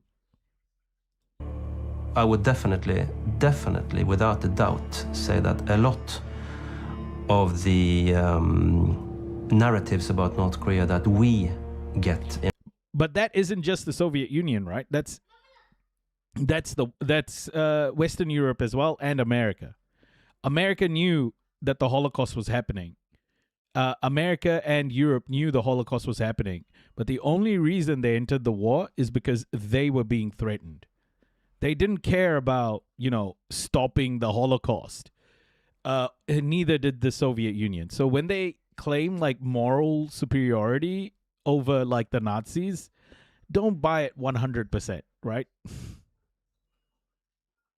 Hopefully no one in the 21st century is defending Stalin. Yeah. No, I know people who are. All of Europe was fine with fascism, just not with being attacked. Yes, exactly. Stalin and Hitler had a deal ready over the partition of Poland, but Stalin was not happy with his share, and thus they went to war. Oh my gosh. Before Israel, Russia tried to create an autonomous Jewish region in eastern Russia. It failed due to the migration to Palestine. Still exists today, though. Oh, really? There was no moral superiority, but the Soviet people did give many lives to stop Nazis. We can give them that. I think the Soviet people, the people in the Soviet Union at the time who fought to defend, who fought their righteous war, yeah, absolutely, the salt of the earth.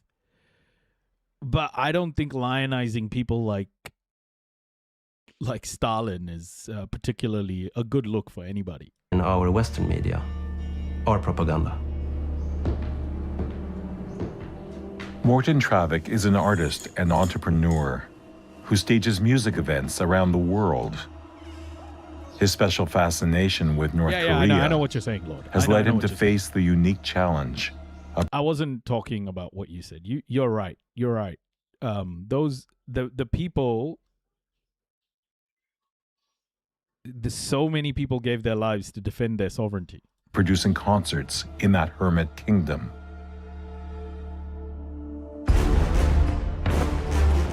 Many people think that a place like North Korea, it must be like Mordor, it must be like, hell on earth. And many people make a living out of selling this narrative. But the fact is, and you can ask anybody who has grown up in a dictatorship or in a totalitarian system, people censor themselves because we are comfortable animals, most of us. We like to stay on the safe side and we want to keep out of trouble. Even in North Korea, people actually, many people know what is propaganda and what is not propaganda. And that's a paradox, that people are living an existence which is so obviously manipulated. There is a level of total staging in the average North Korean's life, but that level is so obvious that you can have a parallel existence below that level of basically a normal life as long as you pay lip service. In any kind of totalitarian system, they say the same, that yes, we did wave our flags, we went for the May 1st parade, we did all that stuff. We keep our sanity.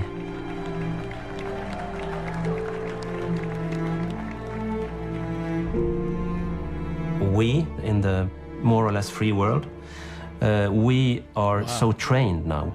We are not that susceptible, for instance, to North Korean propaganda. For us, that is quaint and kitsch even. But we are also subjects to many, many forms of propaganda all the time that are more subtle,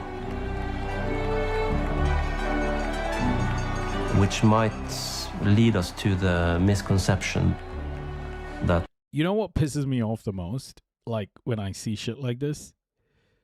This whole, like, opulence and all of this stuff, when I see it. And then, on top of all of this, you know, this is like the mecca of white supremacy right here. In you know, it's the glorification of white supremacy. But with... that's why they hated Meghan Markle, because it was sullying their whiteness.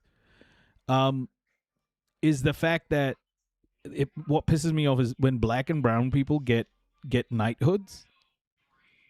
I just look at those people and go, what the fuck are you doing? Why are you getting a knighthood, bro? Like, what are these people up to? Are they so propagandized themselves that they believe a knighthood is going to, like, what are they doing? We are somehow less exposed than the average North Korean. And this I don't necessarily agree with. Propaganda is something other people consume. I mean, I think that that's sort of our default definition, right? We don't go around, nobody goes around and says, my name is Astra and I love propaganda, because we all like to flatter ourselves and think we don't consume propaganda. Other people do.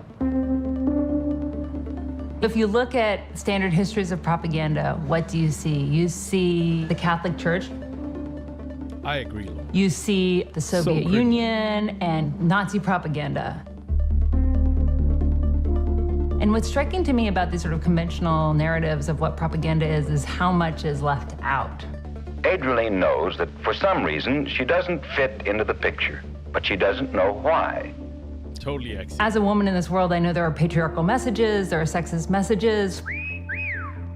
There's no sort of Bureau of Male Affairs pushing those from on high. They're just sort of in the ether and being transmitted through the culture, and we call them stereotypes. We talk about bias, but we don't use the term propaganda. Take a show like The Bachelor. Lauren B. All these stereotypes are endlessly reinforced. Lauren, will you accept this rose? For me, when I look around and I look at American culture, North American culture, the stuff that strikes me as the most propagandistic is actually the most mainstream culture. It's the films coming out of Hollywood, you know, like She's All That. Home improvement shows or real estate shows like House Hunters. It's these things that present a sort of idealized, consumeristic mode of life. Your grand staircase? Ah. How does that make you feel? Kind of happy inside. The most successful propaganda, I think, ever in the world has been the propaganda that says, what you really want is to be rich.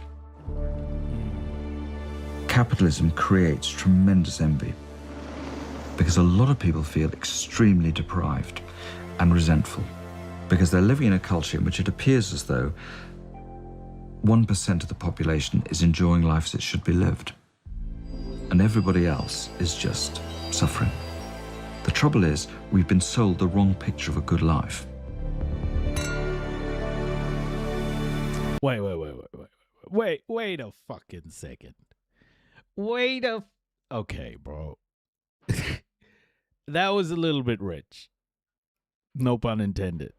No, we haven't been sold the wrong life. Why people are miserable is because a small percentage of the world can exploit our labor to enrich themselves. It's not about, oh, I don't have that car. It's more about, why am I being exploited when that guy is making more money? I saw a really good quote. A post. It was, there is no world in which my landlord should be making more from my salary than me.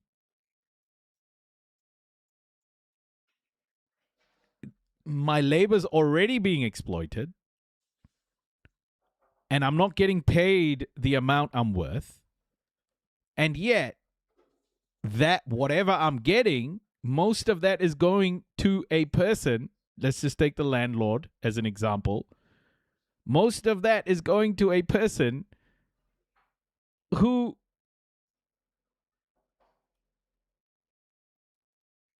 hasn't helped me with my labor. Why is my landlord making more than I am from the money I earn? I think it's a very, very good point. So what this guy said about, it's about having things. No, bro, it's not about having things. It's not about envy. It's about being exploited for someone else's benefit at like such a massive scale.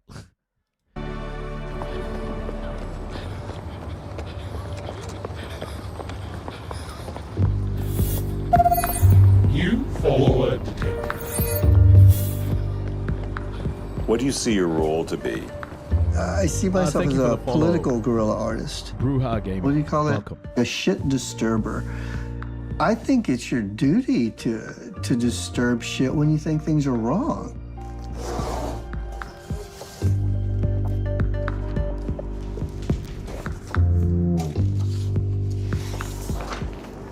I believe something's wrong and it needs to be changed, and for some strange reason, the smartest among us don't seem to get it.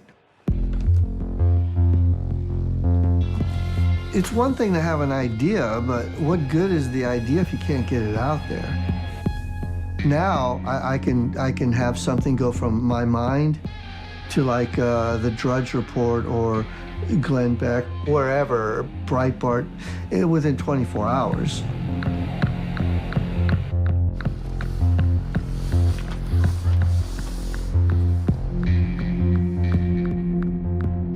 I like the Obama drone series that I did. It's basically a celebrity that drones on and on and on with about their politics. And I kind of figured Hollywood is like the drone base where these celebrities like fly out into the country and then like spread their message. And of course, at the time, Obama had a drone policy to where it's like he actually joked about it. I have two words for you: predator drones.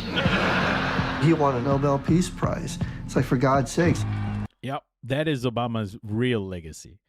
I hate people who glaze Obama. Obama is a war criminal, just like any president that has led this imperialist machine. How can Obama was a representative of that imperialist machine with black skin? Let's be real. The guy is no messiah. I hate people who are like, oh, he's my favorite president. For what? For mass murdering people with predator drones? What are you talking about? He dropped a bomb every 20 minutes for 8 years. All these political artists, what were they doing? They were falling all over themselves to get into galleries with their bullshit wallpaper. And so it's like, you know what? You had an opportunity to show that you really spoke against power. Like, if there's power out there that was being abused, it was your job as an artist to speak against it. I'm a Republican. I've always been a Republican. Probably die one. Here in LA, here in Hollywood, you're in the closet. You have to wear a mask. We're the Zorros. We're the heroes. We're the black sheep. We're the punk rock. See, this is the deluded guy too. How can you, in America, if you're in America, why would you identify as Democrat or Republican, knowing what both parties have done to the world? Like,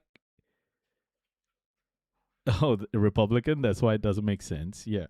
It's just, I don't get people like this. It's like he's raising such a good point with Obama, and then he is supporting people doing exactly the same or worse. What is happening in America? Why are you guys playing red or blue team, man? It confuses me. America is a confusing place, honestly. It's like the left isn't. The left is establishment. Over there, over there, over there. And the left, they control the school system. Carabiners out. They control Hollywood. They control the music industry. Don't pull too hard. You name it, they control it. That's it. To which they'll say, well, you have a president that's a Republican. Isn't that the establishment? No, the establishment is the people that control the narrative.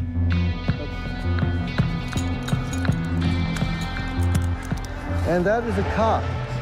Oh, shit, we're fucked.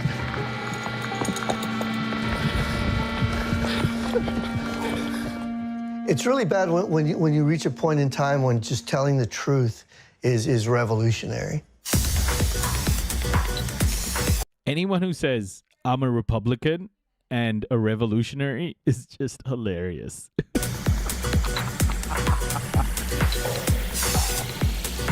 There are a lot of dangers to putting work up in public without permission. I've been arrested 18 times.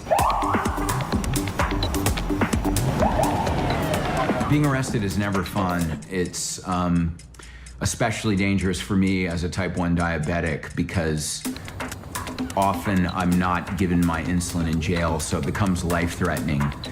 But street art is important enough for me to take that risk. It interacts with people where they live their daily lives. You know, what I'm trying to do is I'm trying to use the tools that propaganda uses, and I even call my work propaganda. Propaganda has a negative connotation, but I don't think it has to be negative. So I'm using the tools of propaganda in a way that I think is socially responsible.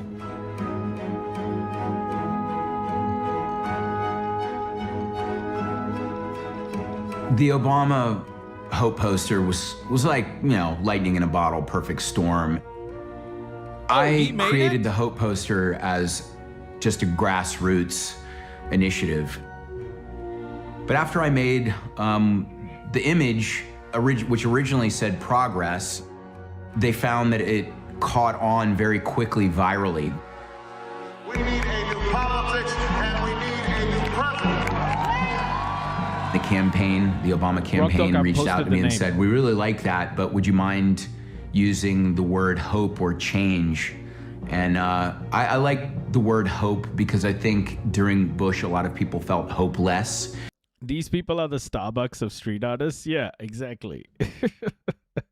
And you just embrace that and keep going. We have to constantly forget about consequences in order to meet our base need. This guy's almost as delusional as the last guy, though I do like his style. Yeah, I like his style. I like his style, but same amount of delusion. And without hope, people don't act. The Obama branding was excellent. His logo. Blue MAGA, real MAGA. Same shit, man. The type choices they made, but there hadn't been anything with that human connection. And, you know, I'd like to think that beyond just the human connection, that the way in which I illustrated Obama felt patriotic. It portrayed him in a way that he seemed to have vision and legitimacy. His biggest challenge, I think, was that he was fairly unknown and unproven in American political life.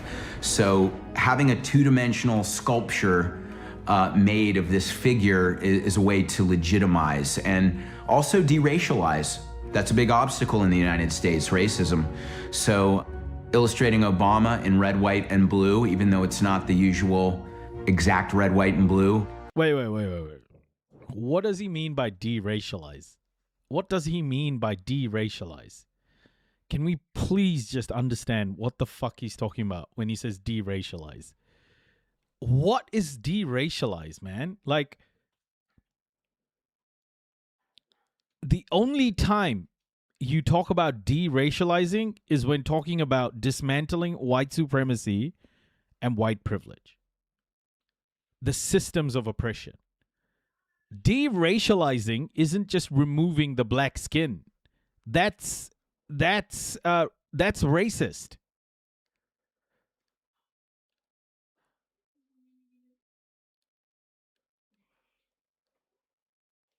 Oh my gosh. What the fuck did he just say?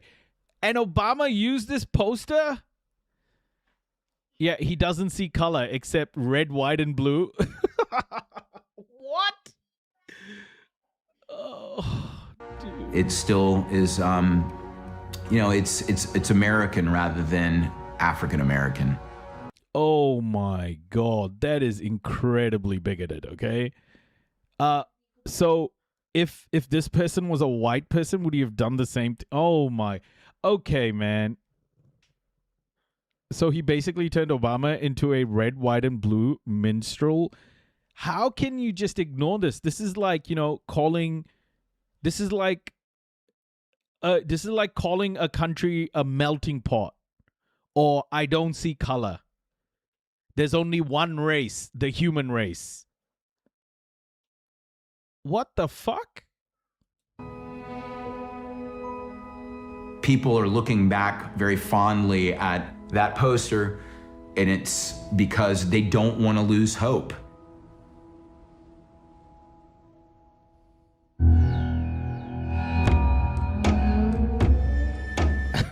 Bro, there's a reason why we're on so many drugs over here, dude. Oh, fuck.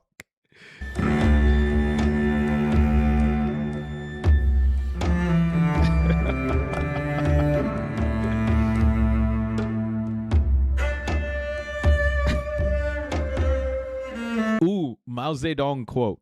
There is no such thing as art for art's sake. All art is political. Mao is right. He's right. God damn. He's right. Chairman Mao made it very clear we not only control the gun, but also the pen. The year I was born, my father was exiled as anti-party, anti-people, to be sent to very remote re-education camps.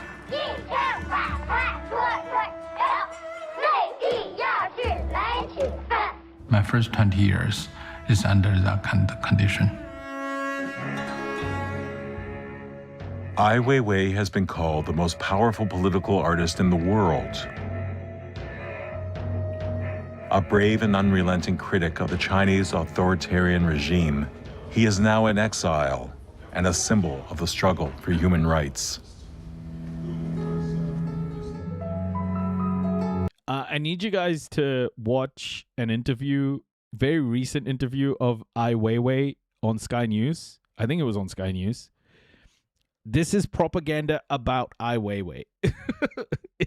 It's so insane. This is propaganda about Ai Weiwei. Okay?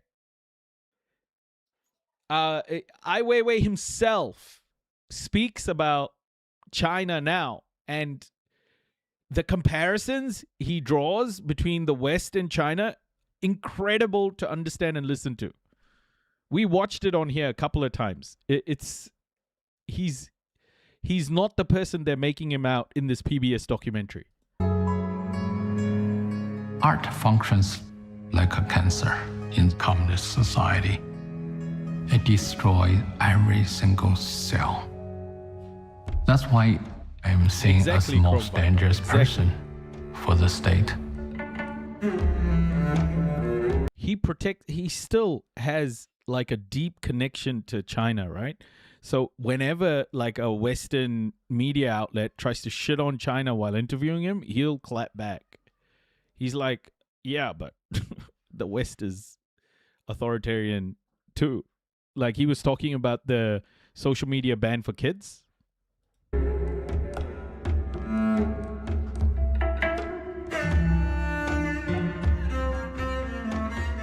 In totalitarian regimes, what gets erased often is the idea about who created the art. You know, even propagandistic posters, for instance, that you have during the Cultural Revolution. These are created by people, by individual people. But what gets erased is their authorship. The author becomes the state. And so the recognition, the coming to the fore of the individual itself, is itself a political act.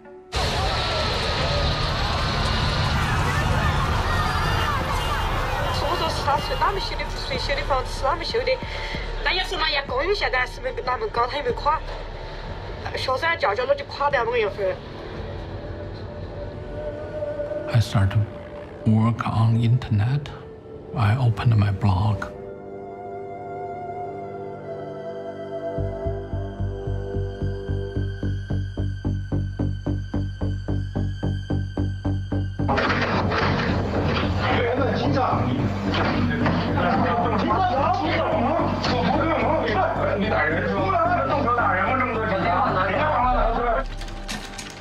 I was beaten by police, had a brain hemorrhage. You have to wait here, please. We have to transfer him to the intensive care. The nurses can talk to you. I never can imagine, just by freely talk about what is in my mind, can cause this kind of severe damage.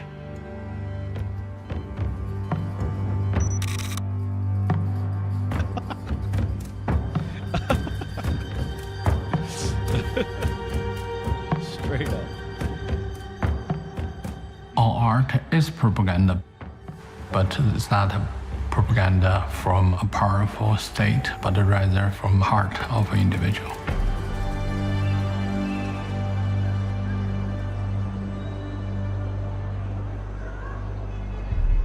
The essential power of art is a subversive power. Art is about freedom.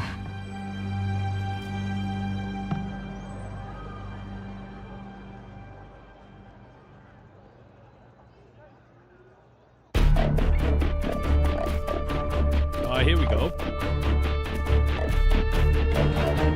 The art of propaganda lies in understanding the emotional ideas of the great masses. Adolf Hitler.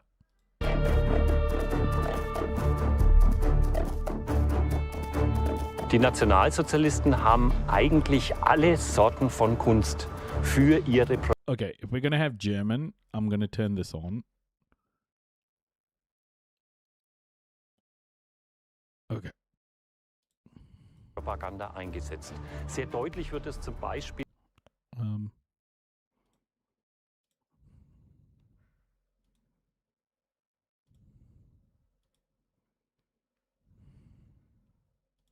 One sec, guys. Let me just do this. It'll make it a lot better.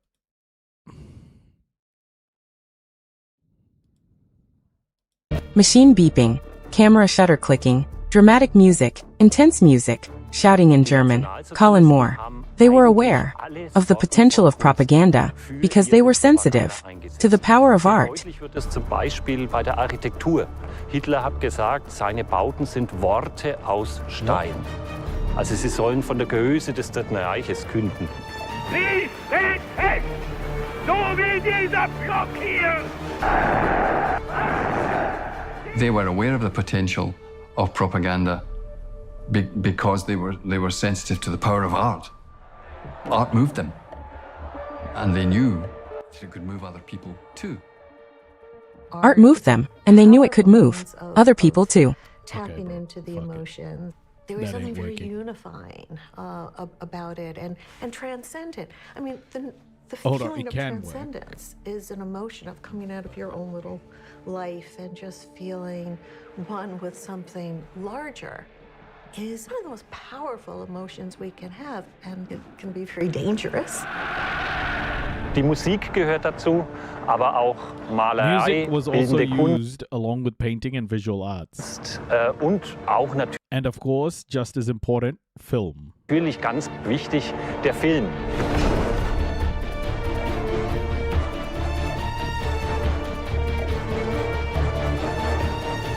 Wir stehen fest zusammen für unser Deutschland. Leni Riefenstahl hat hier eine Chance bekommen, die so oft kein Leni Riefenstahl was given an opportunity that not many directors or filmmakers are ever given. Regisseur, kein Filmemacher bekommt. Sie hatte eine riesige Menge an Geld She had a large sum of money at her disposal. zur Verfügung. Es ist sicher einer der eindrucksvollsten It's certainly one of the most impressive and effective propaganda films the Nazis ever made. und wirkungsvollsten Propagandafilme der Nationalsozialisten überhaupt. Leni Riefenstahl war wirklich Riefenstahl allowed herself to be exploited by the Nazis and even enjoyed her role. auch wenn sie sich hat von den Nazis benutzen lassen und da gerne mitgemacht hat, sie war trotzdem eine große But she was Künstlerin still a great artist and a masterful filmmaker.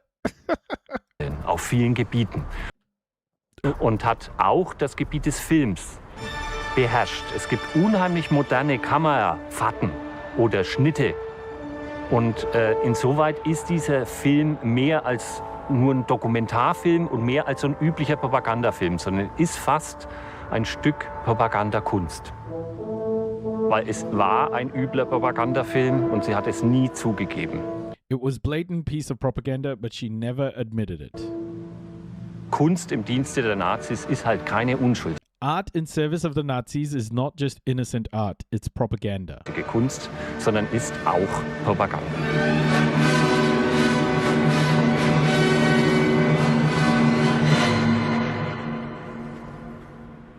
All of this was really operatic because it came out of Wagner in many senses.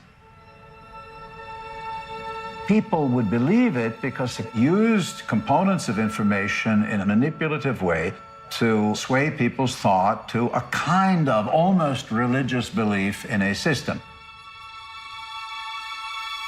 Most Germans in the years of Hitler's rise were still churchgoers. They were still able to associate this kind of nocturnal torchlit procession with candlelit processions of an entirely different kind. The use of these elements, which involve all of the senses, the vision. My grandpa fought against them and was still a fan. That's how potent their propaganda was.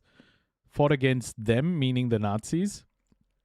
It was so funny. Like we were having a chat. There was a person in our TikTok chat. This German lady, and we were talking about white supremacy. We were covering like a white supremacist subject, and I was talking about how white supremacy's evolved, how European colonization was violent and things like that. And this lady started saying, "Oh, you hate white people, don't you?" And I was like, "What? What do you mean?" I'm talking about white supremacy, a system of oppression. And then you know, she started calling me a racist against whites and all of this stuff. And I was like, look, I don't think all white people are white supremacists, but I think all white people have white privilege. We started talking, and then she mentioned she was from Germany. Okay, she mentioned she was from Germany. She was a white lady. And then I asked her, like, do you have relatives who fought in World War II? And she was like, yeah. And I asked her, were they Nazis? And yeah, some of them were. And then she goes, but I'm not responsible for what my grandparents did. I'm not responsible for what my relatives did in World War II. How how is a person like that, who's literally a descendant of the Nazis that committed the Holocaust,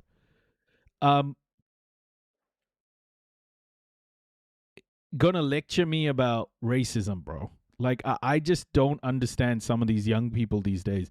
I didn't even know if she was young, honestly.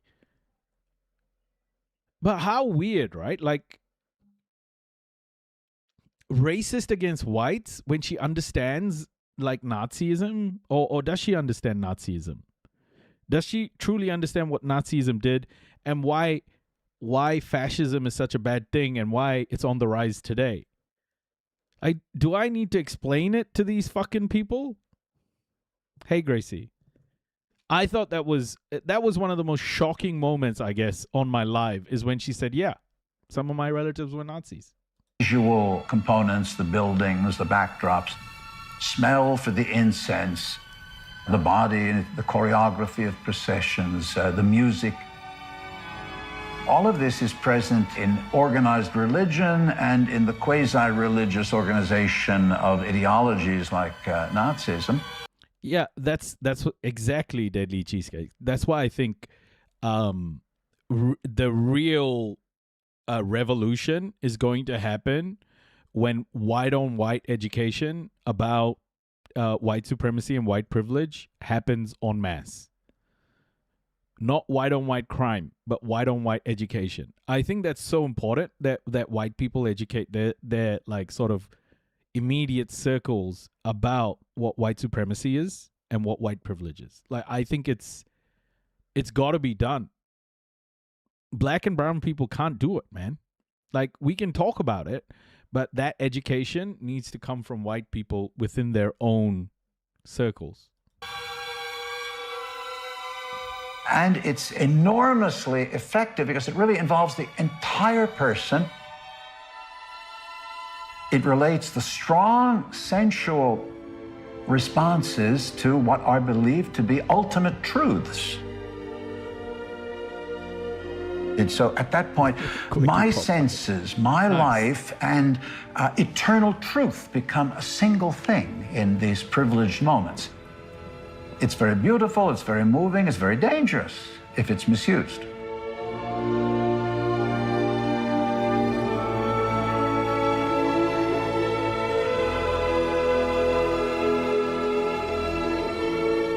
When I as a Christian priest, celebrate with a choir singing with incense in a beautiful church surrounded by masterpieces in art, I know what I'm doing. I know what the impact of the images, the smells, the sounds, the words that I'm pronouncing has on people who believe in all of this.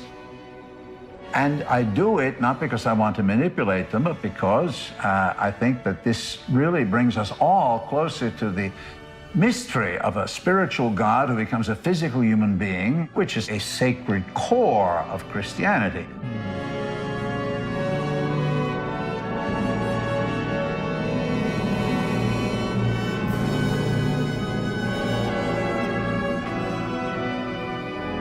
If we're all wrong, it has at least been innocent manipulation.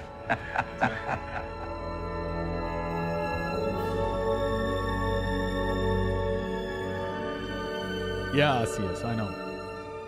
My name is Norman Lloyd, and I have been in this business since 1932.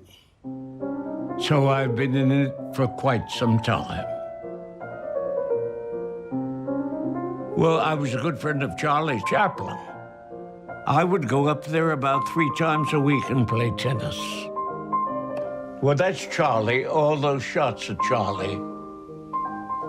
And there he is, he's serving. He was good. It's just that he wouldn't wear his glasses. So in doubles, he couldn't play the net. But other than that, he was good. He was okay. Okay, you're being kind, though, because you adore him. The truth is, you could beat him in tennis, couldn't you? Well, I could beat a lot of people. The Great Dictator.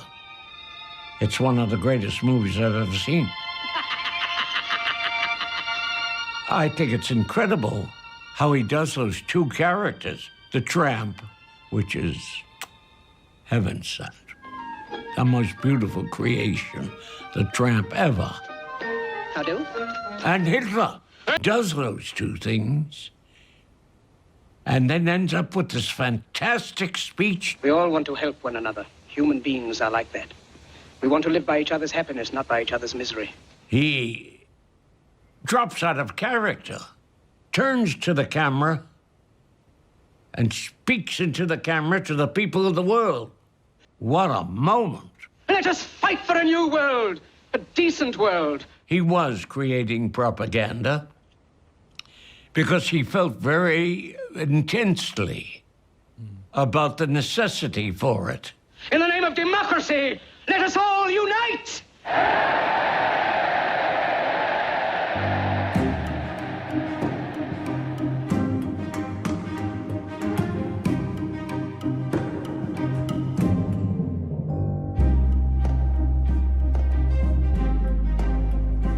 Satire is the weapon of the powerless against the powerful.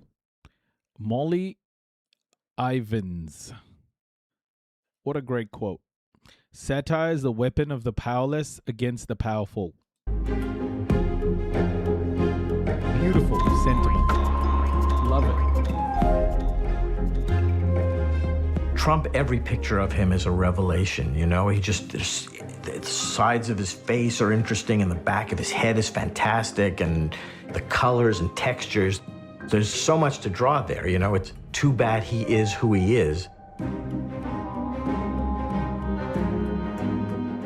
I got a lot of these, but this is when no lawyer would represent him. So he's in court here getting advice from his lawyer who's wearing a bag over his head. Here he is standing Marilyn-like over a subway grate. I have no idea what this means. You know, I've looked at so many pictures. I slide pictures out of news stories and keep a folder. And the folder is very expansive. I've got a lot of pictures of Trump, probably 600 pictures of Trump on my desktop. I mean, it's like he's made of rubber or pudding, you know, it seems like he's in the process of melting. Here's a fat joke, is Trump getting stuck in an MRI around the time of his health care. White supremacy is a system of stratification, oppression, and the theft, and they, one, have white privilege and are inherently racist. If the system exists, then we have to be racist. You can be somewhere on the identity scale, but if it exists as a system, we're racist. End.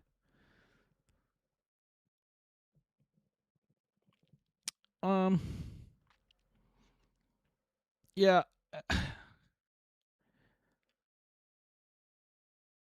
I guess recognizing white privilege is important. That's all I'll say. For healthcare, Trump in traction, this was just an excuse to draw him Sieg Heiling, basically.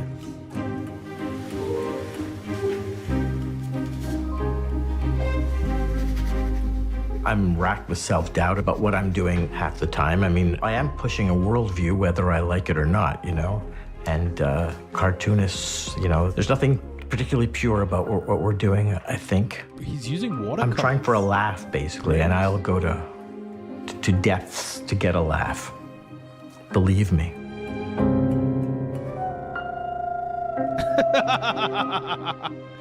I think Trump would be delighted with some of my drawings, but I know he didn't like the cover I did, which was a palm chart of his hand, of his little hand.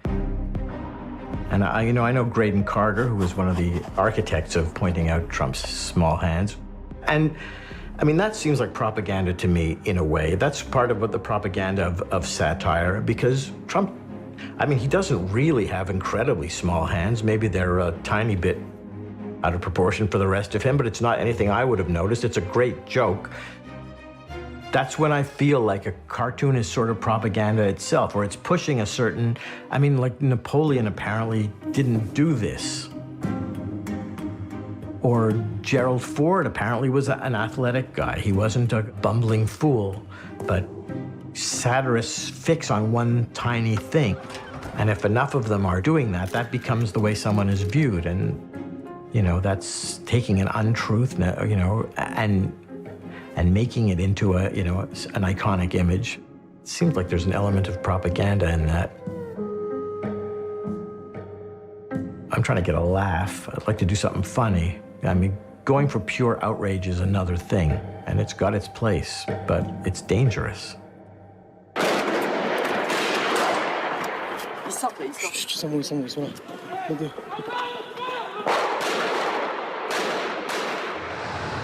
Le 7 janvier 2015, on a tué des dessinateurs parce qu'ils dessinaient. Cartoonists were killed simply.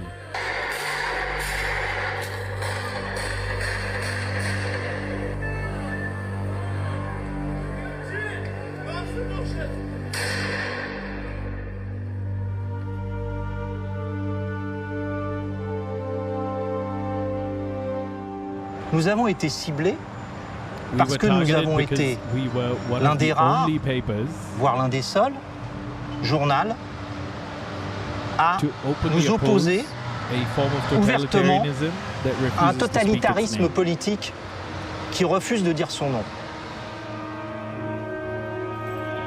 11 personnes qui sont mortes, 4 qui sont en situation d'urgence absolue. La France est aujourd'hui devant un choc qui est celui d'un attentat, car c'est un attentat terroriste.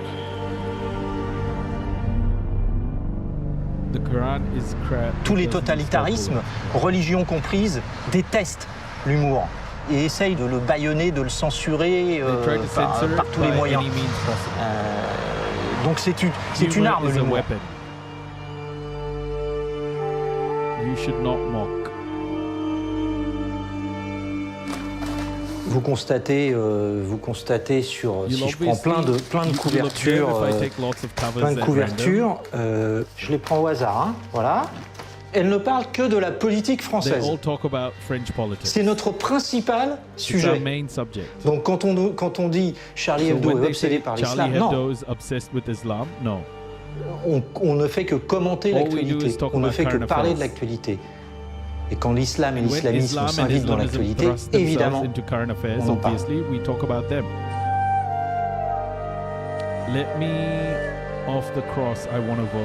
Et là, on va parler de propagande.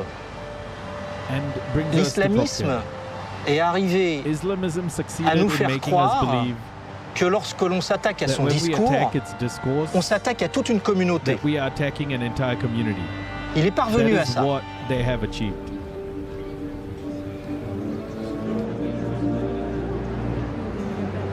La foi, c'est ce qui est individuel, ce qui est personnel. La religion, c'est autre chose. La religion, c'est l'organisation sociale et politique de la foi. Donc, la religion, c'est politique. La religion, aujourd'hui, est en conquête politique. On est dans la politique. On n'est pas dans la foi. C'est autre chose. Donc, dès lors que l'on est dans la politique, on doit pouvoir critiquer ce qui se fait dans ce champ politique. Donc, on doit pouvoir critiquer, attaquer, se moquer, insulter la religion.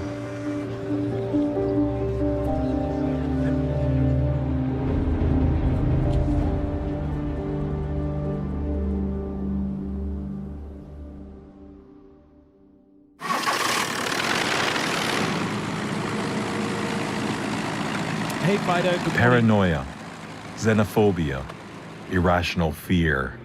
Nothing new with Ginger. These are the pillars of propaganda that have led us into our deadliest conflicts. The Cold War was a new... Guys, by the way, just so you all know, I am an atheist. The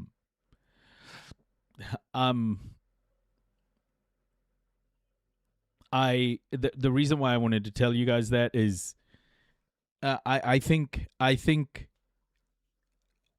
the discourse around religion is very divisive most of the time. It's very divisive. And I think in a lot of cases, church and state are way too close, and they should be kept apart in all cases. Look at India right now. The Hindu nationalism, the rise of Hindu nationalism is because Modi is a Hindu nationalist. right? So it's not just one religion, it's all religions. And I also think from that perspective, I think one point this guy made that was really good is religion has become political. I mean, it's always been political in so many different ways because it's been about controlling populations throughout history. And so it has been weaponized against groups of people. But it's been a state-based weapon. It's been weaponized by the state to create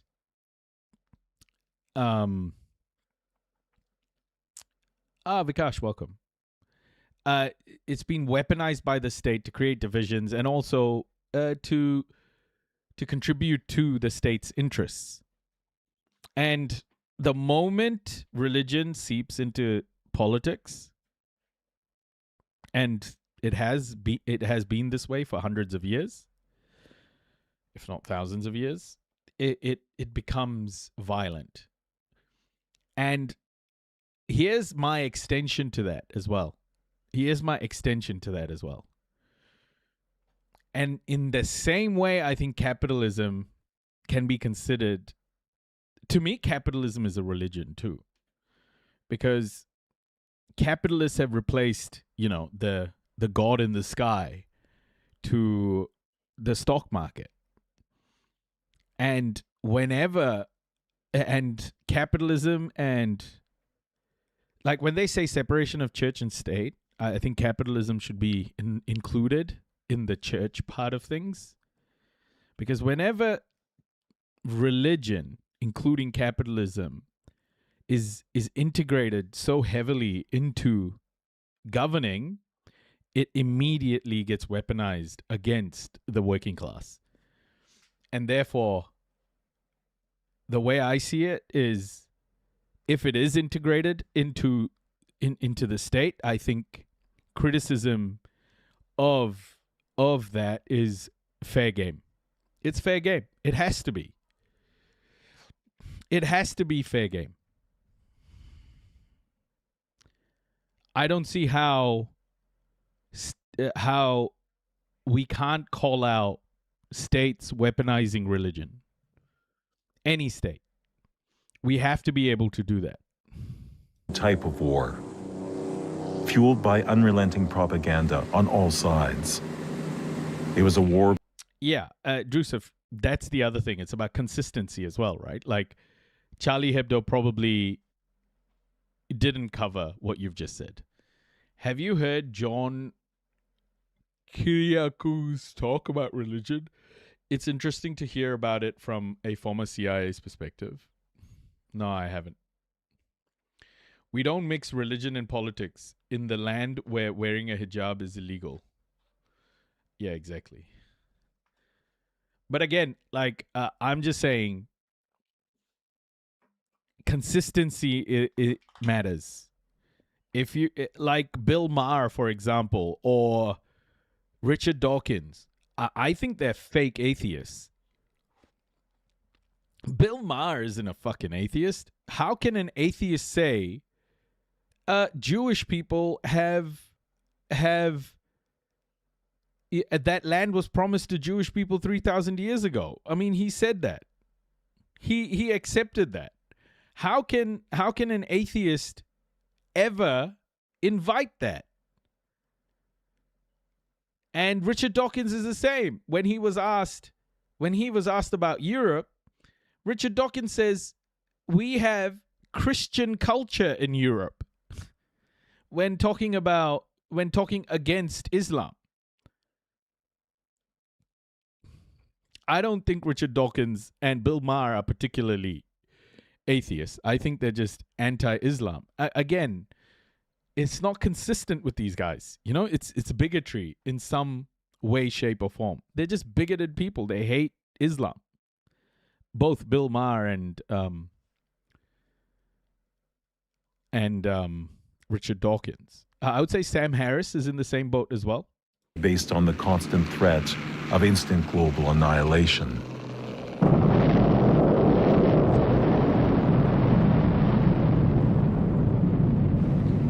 I don't think Christopher Hitchens was an atheist. Like, he was a hardcore atheist, but I think Christopher Hitchens was far more consistent than Dawkins or Ma. Christopher Hitchens has spoken out about Zionism, he's spoken out about Christianity, and he's spoken out about Islam, Hinduism. I mean, I think he's far more consistent. The atomic bombing of Hiroshima and Nagasaki without any warning, it's actually one of the most potent forms of propaganda at the time, and it's explicitly acknowledged to be that. A bomb of unprecedented... Isn't Sam Harris a neo-Nazi? Probably is a neo-Nazi, LARPing as an atheist, an atheist intellectual online. He's probably just a white supremacist, a neo-Nazi. His views are very anti-Global South in general. Destructiveness had exploded. 3 days later, a second atom bomb was dropped on Nagasaki. Strangely and very chillingly, the United States military actually reserved a number of cities in Japan, didn't bomb them using conventional bombs during the war itself, precisely so that if they developed an atomic bomb, they could judge its full destructive capacity. Looking toward 0 Point from the roof of the Red Cross Hospital a mile away, the tremendous destruction created by the first atomic bomb can be seen. This foundry, 3/10 of a mile away from 0 Point, shows considerable damage in spite of fairly good construction. Always in the back of the mind of the people who were making these considerations were, let's call them, the propagandistic effects. It's a message, not only to Japan, but more importantly to the Soviet Union. За спиной так называемой статуи свободы, на военных заводах, огражденных колючей проволокой, охраняемых автоматчиками, американские империалисты изготовляют атомные бомбы. The Cold War is the mobilization of culture and of ideology, and the stakes of it are global. Every citizen of the world is potentially a target. News reporting, for instance, becomes in some sense a form of propaganda too, in that it reports the kind of virtues of the United States or the victories, for instance, of things like the space race. And these become their own form of propaganda as well. That's one small step for man, one giant leap for mankind.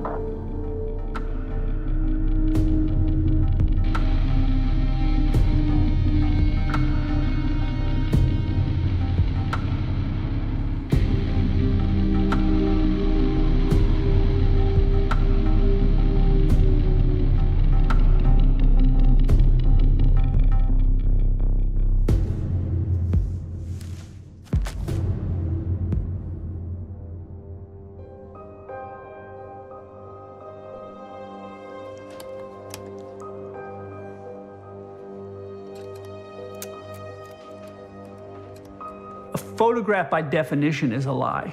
It is a frozen moment in time. Come stand in here. We don't know what happened before. We don't know what happened after. And also, you are getting that story through my perception. Perfect. All right, stay there. But this is the thing. That's what its job is. The job of art is to be propaganda. It's to sell something.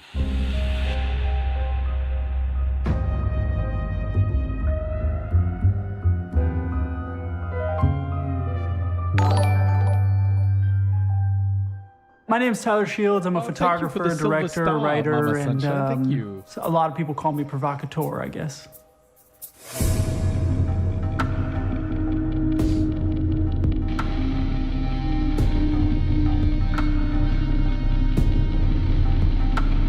Oh, shit.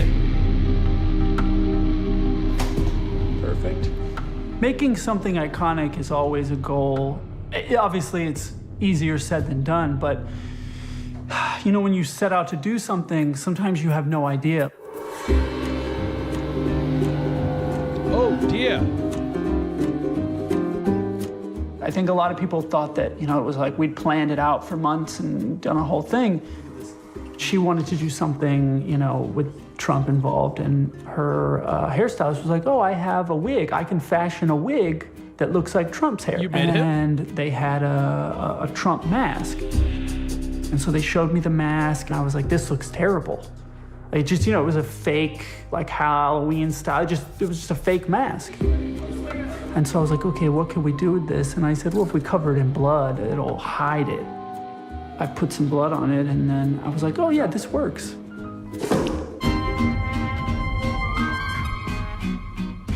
It went live on my site. I was asleep. I wake up, and it's on TMZ, and it's, you know, everywhere. Everything exploded, and there were people outside my house, and you know, there were 20 news vans, and there were like random guys just kind of walking around my house. We didn't know what was happening. You know, I had the FBI and the Secret Service, you know, all these people. And then Kathy started to get this, you know, ISIS thing, and she had called me and was like, people are really mad at me. I don't know what to do. I sincerely apologize. I am just now seeing the reaction of these images. When the whole world is saying, you did this, really? And your career's over. Almost destroyed That's her career scary to too, anybody. but she has been having a bit of a comeback the and last couple of then years. the president tweets about it.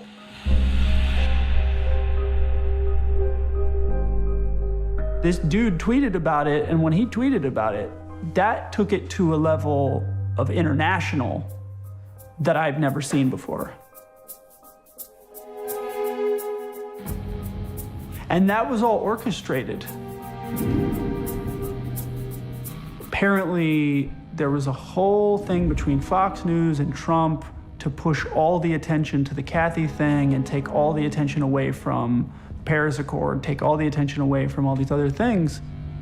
You know, it did work. All the attention to everything was on this photo. It's genius, though. It's misdirection. It is all propaganda. It's all to just keep the hamster wheel going. The more chaos that you can create in the press, the less anyone's going to look at what you're doing. It's the greatest magic trick ever. You know, look at this crazy tweet while I fuck everything up over here. It's genius. And never before in history have you really had the ability to do that. I mean, Obama was the first president that had social media of any type, right? But he never used it the way that it's being used now. Now it's weaponized. The social media has been weaponized.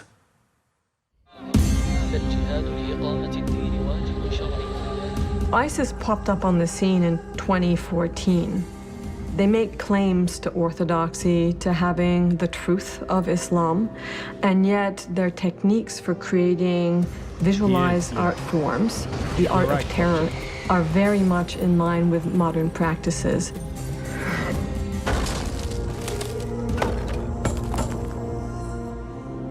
They've created videos of themselves destroying. ISIS destroyed so much, like, history, man. Fuck those people, man. Honestly, like, they did so much damage in such a short period of time.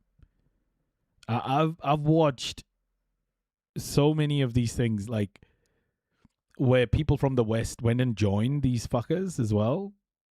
Oh, dude. They destroyed everything. However they were created, okay? Whether they were created by America or Israel or whatever, these guys fucked everything up. It was horrific what these fuckers did, bro. And I can't believe people from the West went and joined these people. Like, they were so clearly not there doing anything good. Ugh. It's so sick, man. Fuck. How can people go there and join this shit, dude? Artworks in the Mosul Art Museum, They've made videos of themselves destroying the famous winged bull lions at Nineveh and Nimrud. And of course, they're very well known for their videos of decapitations and other murders of non-combatants. In all of those videos, what you see is that they're drawing upon the digital media. The videos are short, usually 3 to 5 minutes, and they're made for consumption online. It's incredibly well thought out. That's the thing. And oftentimes they make use of slow motion in a really dramatic moment that I remember, meanwhile, Israel destroys archaeology at will and CNN is silent. Yeah. Israel does destroy archaeology. I think a lot of these people, the US does it. A lot of these people fucking do it, bro. It's sad. I mean, Israel is demolishing everything. It's fucked up. No doubt. But we're watching ISIS here, Joseph, so I'm just talking about these guys. Not everything needs to be like, you know, discussed in, like, I don't need to compare these guys to anybody. They're just fucking evil and vile by themselves. You know what I mean? Where did you get Tyler Shields from? I just posted the title to this documentary. Like, every time there's a bad thing, every time there's like a bad thing that, you know, has been done by Islam or in the name of Islam, like, we don't need to immediately compare it to like anything else. This is evil by itself, right? Like, we don't need to be measuring the evil against something else. Like, we're educated enough here to understand. What was I going to say? The first time I remember watching a beheading, it was like I was at university and a dude I knew was like, "Hey, come here. I want to show you something on the computer." I had no fucking clue what this guy was going to show me. I walked up to the computer and then he plays this video. Guy in an orange jumpsuit, someone fucking with a knife next to him, and then he plays it. And I'm like watching this. I'm completely horrified. He's just going at it. And the last little bit was he couldn't cut through the spine. So he was like trying really hard to cut through that. Fuck, bro. I still remember that moment. It completely just, it was so shocking. I couldn't look away. And he just like fucking put it up on the screen for me. And I was like, I still remember that motion, you know, of the, oh, bro. Fuck, it was so sick, bro. Oh my gosh. I lost my shit at that guy. It's like, why the fuck would you show this to me? Like, did I ask for it? And he's like, oh, no, I just got it. I wanted to show it to you. Bro, what do you think you achieved by showing this to me? What the fuck is your problem? It's like, oh, no. Just it's like, this is not fucking funny, bro. The guy just cut the other dude's head off. Calls Hollywood movies, but also the aesthetic of gaming, video games.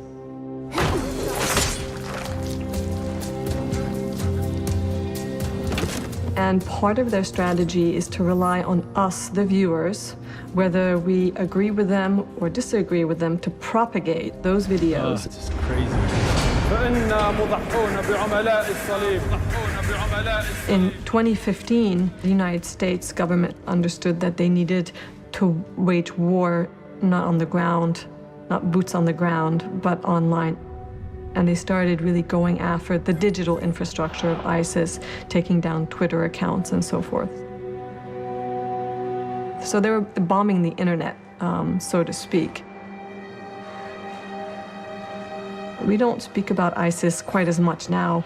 Instead, what we've seen is that alt-right and neo-Nazi groups have taken the lead, and they have a much greater presence online now than ISIS. 2, 1. are the stakes. We either stand up to supporters of terrorism, or we and our allies risk losing the freedom we cherish. Now in the post-9/11 world, Muslim communities are frequently the target of anti-Muslim propaganda. You know, seems these days that not a single one of us boards an airplane, attends a concert or a sporting event, and doesn't have at least a fleeting concern that terror could strike. These hate groups include Act for America, Secure America Now. This is not haphazard. There's a strategy behind it, and there's a lot of money as well. Researchers have shown just how well-funded anti-Muslim hate groups are. It's easy to lose sight of an issue that defines our generation. The need to stop. Israel is rolling out propaganda. Like the thing that Israel is trying to do right now with its Hasbara is anti-Islam propaganda, because that works all the time in the West. Anti-Islam propaganda is so effective in the West, you know, every time they do it, it just fucking fires up everybody. And a lot of the focus now will be on that. You'll see a lot more anti-Islam propaganda pop up in the West as, you know, they try and scapegoat or at least paint the picture of who the real enemy is, I guess. They want Islam to be the enemy. They don't want people to see what Israel has done. Kia ora, Darlene. They want Islam to become the focus. Terrorism in our time. And this is an incredibly polarizing and polarized view of the world. And in the end, extreme groups benefit from that polarized view. And they need each other. They need an enemy.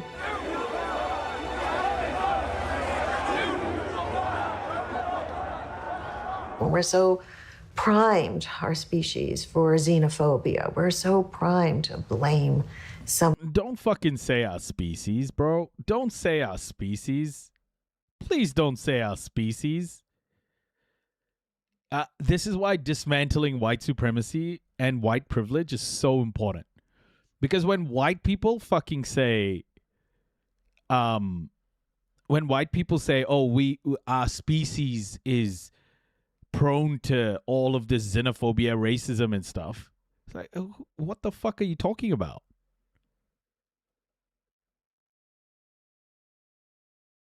All of this amplified. Like, people talk about the caste system in India. Yes, the caste system existed before the British got there, but the caste system evolved into a very hateful thing, and that was by design, by the British.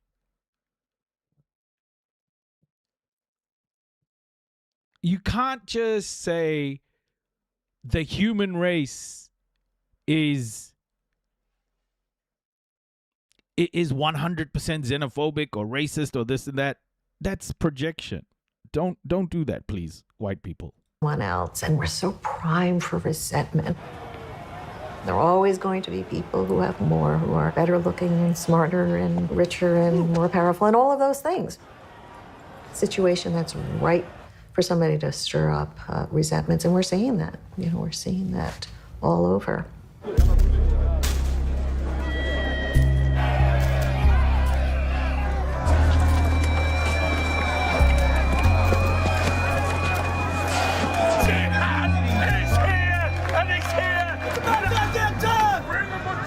Moi, présidente, le rétablissement des frontières sera mis en place dès le lendemain de ma prise de fonction. Ma riportateli a casa! Riportateli a casa! Let them call you racist. Let them call you xenophobes. Wear it as a badge of honor, because every day we get stronger and they get weaker. Steve Bannon, the man who wants to destroy the American establishment and to make right-wing extremism the mainstream, now has Europe in his crosshairs.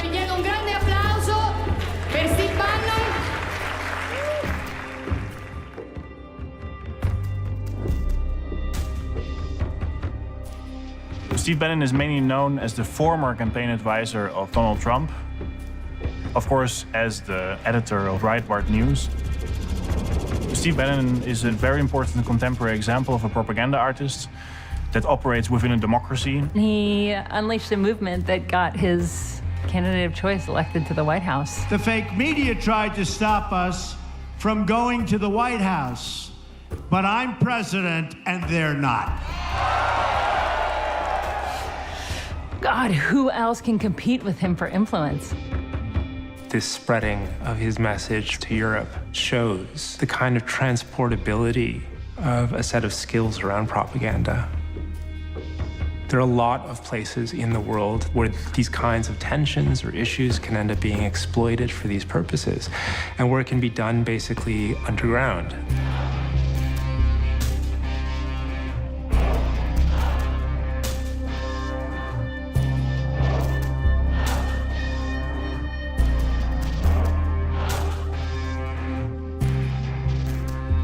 Facebook is an idealistic and optimistic company. And as Facebook has grown, people everywhere have gotten a powerful new tool for staying connected to the people they love, for making their voices heard, and for building communities and businesses. Facebook, Twitter, Google, these massive platforms have always pitched themselves as a level playing field, saying, everybody come on, share your stuff, and whatever is the most interesting and valuable to people will win. There was always this kind of utopian element to it. It's clear now that we didn't do enough to prevent these tools from being used for harm as well. They are not able to manage a platform that has more than 2 billion people on it. Myanmar is the worst example. In Myanmar, hate speech on Facebook has led to violent crimes against the Rohingya people. 650,000 of them have had to flee their homes for their lives. If you guys don't understand how bad the situation is for the Rohingya, please, please do some digging. The amount of children that are children, women, just human beings, Rohingya people who are drowning trying to escape through these boats to Bangladesh, I can tell you something. It is horrific. Just as the Mediterranean Sea is a mass grave, the Rohingya escaping to Bangladesh, the same stretch of water is also a mass grave. Like, these people are just being oppressed at such a massive, massive scale. And Myanmar, the junta there, you know what religion? They practice Buddhism. I mean, come on, man. Where is the peaceful Buddhist religion here? It's just murder upon murder, guys. It's the way Facebook was weaponized as well on this, just crazy.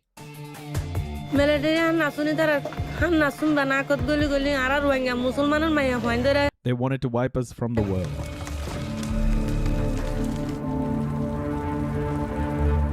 You only have to look to countries like Myanmar, where Facebook, for all intents and purposes, is actually what people are using as the internet. And it is an engine for spreading hate speech, for planning harassment, and for, in some ways, enabling genocide. The capacity to persuade people of blatant untruths, that capacity seems to have gone up. People have always tried to manipulate opinion, that's true, but the capacity to do that in manufactured huge numbers through algorithms and things is new. Although propaganda's always sought to hide itself, its capacity to do that on social media is enhanced. A lot of confusion has been sown, really, by a lot of the ways in which intellectuals have talked about truth. There is no such thing as the truth. That's what undergraduates write essays. They start, undergraduates who Yeah, the Boris bus, yeah. have never tried to find out what the truth is, say in this Olympian way, there are many truths. There's been a philosophical and sociological undermining of the fact that trying to establish reality is a very fierce discipline.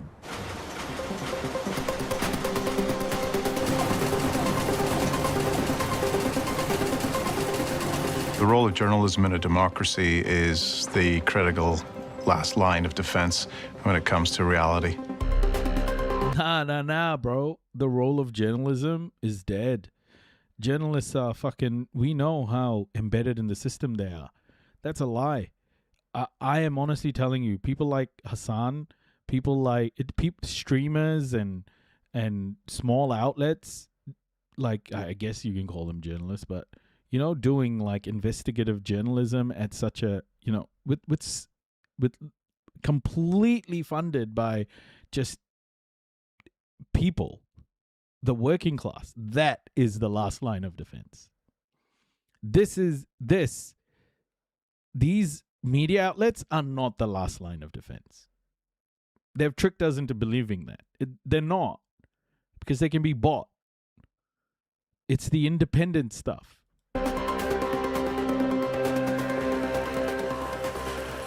More and more people have got opinions. Everyone has an opinion. Not everyone has a fact. Facts absolutely are not negotiable. There are facts. Are you going to fucking tell me Jake Tapper and Dana Bash are the last line of defense? Seriously? There is proof, and journalists deal in fact. We deal in the real world. One of the interesting challenges we have in our industry is getting people to believe that we are telling the truth. So if you take, for example, anonymous sources. When you use an anonymous source, a journalist is withdrawing from the credibility bank. And you're saying to the reader, trust me on this, there's a bunch of good reasons why we're granting anonymity, but there is a recognition that that is the line that you're asking the reader to trust you on. We are fact-based, and one of the things that we insist upon is fact-checking. And there are stories that take many months, sometimes years for us to put together. So there's one story I'm sitting on, I've been sitting on it for 5 years. See, like all these people who claim to be fact-based and all of that, again, Palestine is the test of all tests, because it's so clear what Palestine is. It's a genocide in Gaza and ethnic cleansing, 77 years of oppression, close to 80 years of oppression, of land theft. Ask these people what they think about that, and then you'll know the real truth, because it has become the test of all tests. Is what's happening in Palestine a genocide? Easy. I can't get the second source. I know it's true.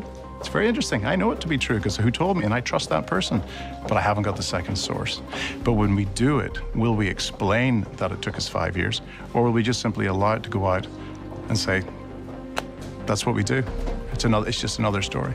And I think what's important now is that we provide an increased value judgment around our work, and we say, you can go to a lot of different places to get a lot of daily or hourly news, but this is one place where you're getting the information because of the commitment and the effort and the expense that only professional journalism can offer. If basic concepts like truth are being attacked by reckless propaganda, then what weapons can be used to combat it?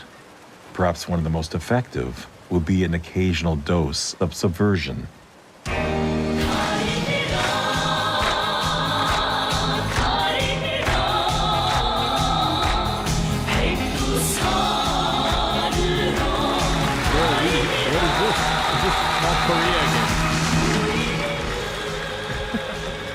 We are just filling out the last two hard disks that we need for the performance. Laibach is a Slovenian art rock band, I guess you could say in simple terms, who were founded in 1980 in then Yugoslavia. Everybody just stay together. For me, as the director of that whole event, it was an irresistible challenge to try to bring a band that has been accused of fascism live to perform in one of the world's most tightly controlled states live. Laibach is in many ways the missing link between totalitarianism and rock music. They reappropriate fascist, Nazi, communist, all kind of totalitarian ideologies they put to their own use. They critique by exaggerating the language of power, but just a little bit. Right down to wearing seemingly fascist-inspired uniforms on stage. Laibach is a terrible robber that in his music videos uses pornography. Indeed, this group is considered as neo-Nazis supporting Hitler style scenery and clothing, and their music is terrible. If Laibach did visit the DPRK, they would carry out a provocation and harm its socialist system. I told the committee that, look, Laibach has in the past been accused of fascism and of being an evil ban. North Korea is regularly accused of being a fascist-like state in the Western media. So you know what the Western media is like. They make up things all the time. So you and Laibach have this in common. You are both misunderstood. They bought that argument? Let's have a couple of just Milan. I've certainly been accused of being a useful idiot for the North Korean regime from many quarters. Yeah, let's get Milan in the middle and it will be very respectful, I promise. I find it much more challenging to work as a termite more than an elephant. The termite burrows inside big, seemingly insurmountable structure and hollows it out from inside instead of smashing the whole porcelain shop. Please ask Milan to take over his... Guys! No. That was me singing? It is not a Nazi song. You can burrow into the system and you can use the power and the language of power to your own ends.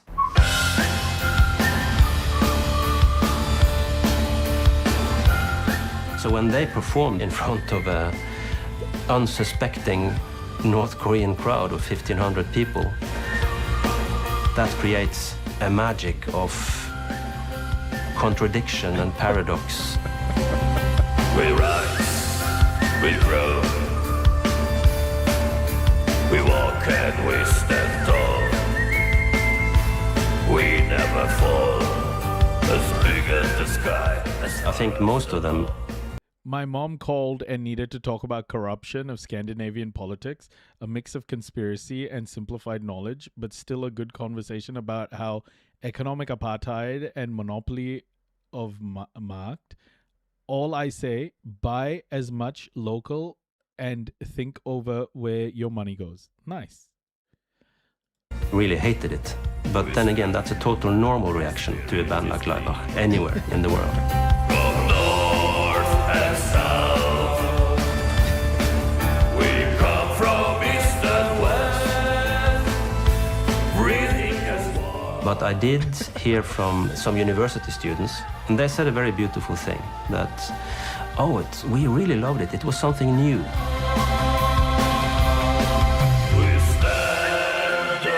They didn't really, evaluate the music, whether it was good or bad, but it was something new. And to them, that was more than enough. And to me.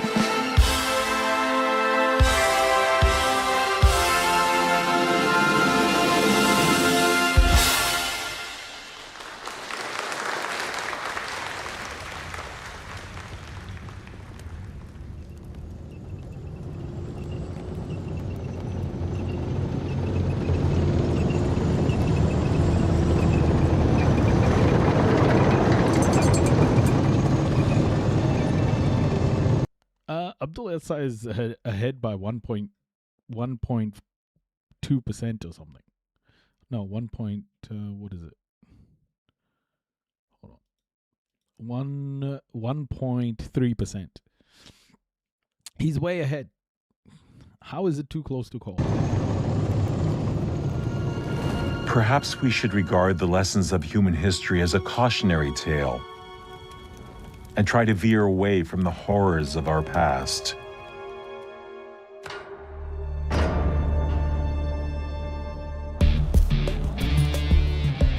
But is it actually possible to take the icons of history and infuse them with new meaning?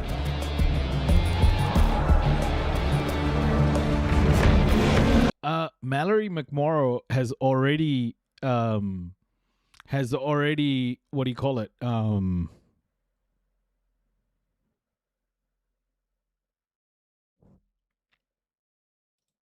Has already backed Al Sayed for the win. Endorsed. Mallory McMorrow endorsed Abdul El Sayed already. It's over. Das Gelände hier ist Nürnbergs wichtigstes Freizeitgelände. Hier finden Rockkonzerte statt oder auch ein Autorennen jedes Jahr, wo 150.000 Menschen zusehen, wie die Autos 40 Runden um Hitlers Redner zur Bühne fahren.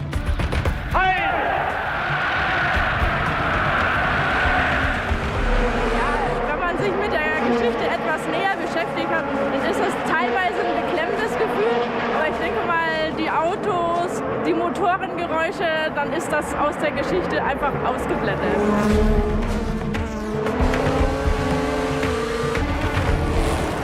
Adolf Hitler hat gesagt, baut das. Adolf Hitler said he was building something to last for 1,000 years. Für 1000 Jahre, das wird 1000 Jahre halten.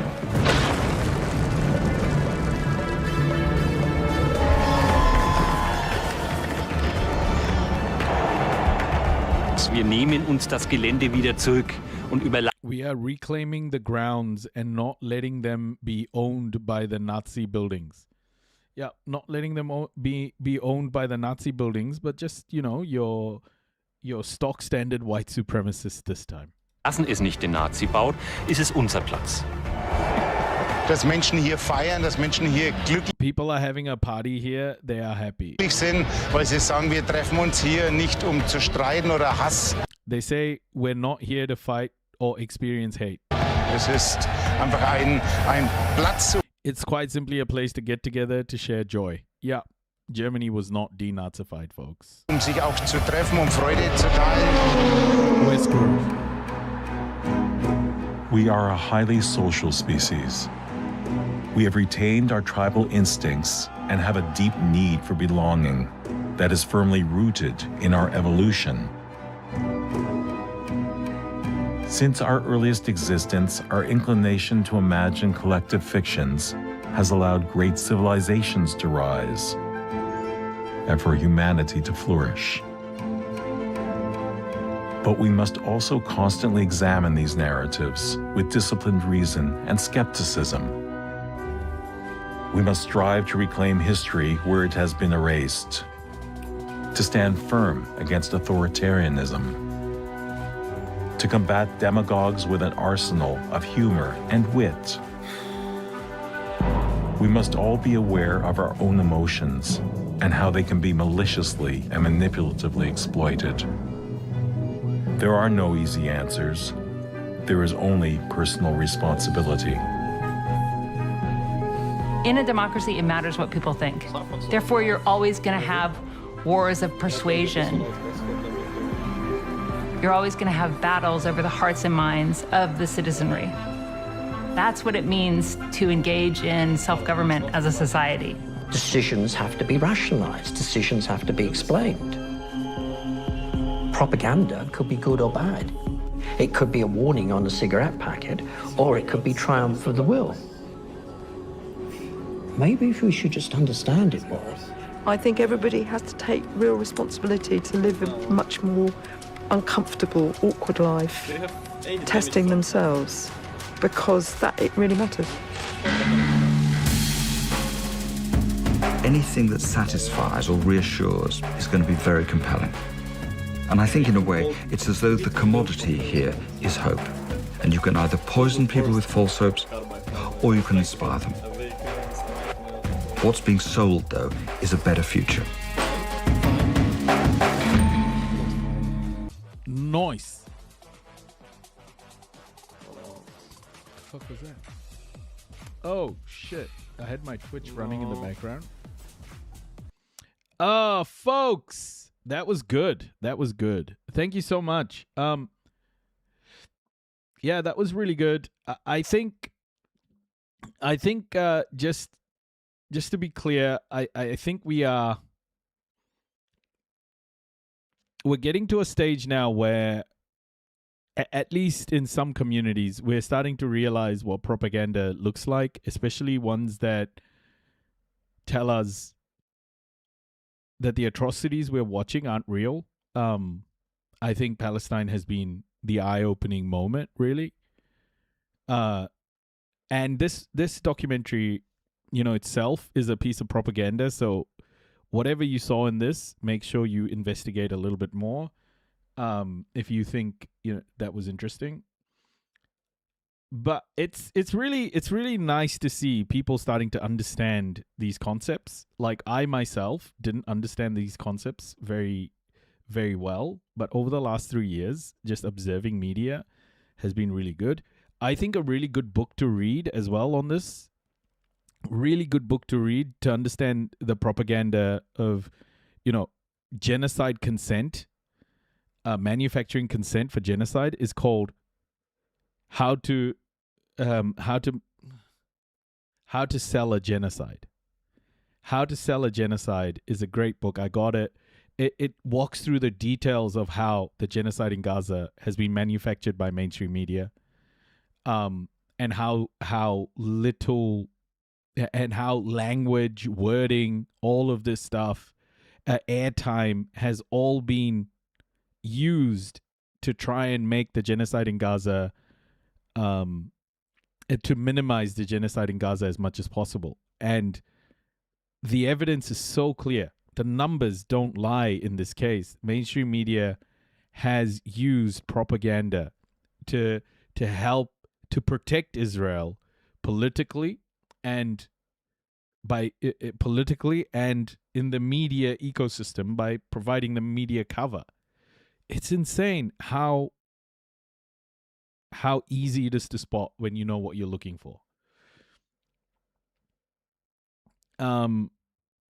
But yeah, that I think we're at a really interesting point where people are starting to understand it, and it's really having an impact on policy. And that's the way it should be. Once we identify it, it's not just about creating a movement, it's about how does that movement impact policy. And now we're starting to see it. We saw Abdul El Sayed. The media is saying too close to call, but he's won it. It's still like 17,000 votes or something, 17 or 18,000 votes with most of it counted. There isn't enough votes for her to come back. They're just saying it's too close to call because they want to draw this out as long as possible, okay? But yeah, we're in a situation where policy is being impacted because of people understanding all of this stuff, and we have to keep building this momentum. We have to keep talking about it.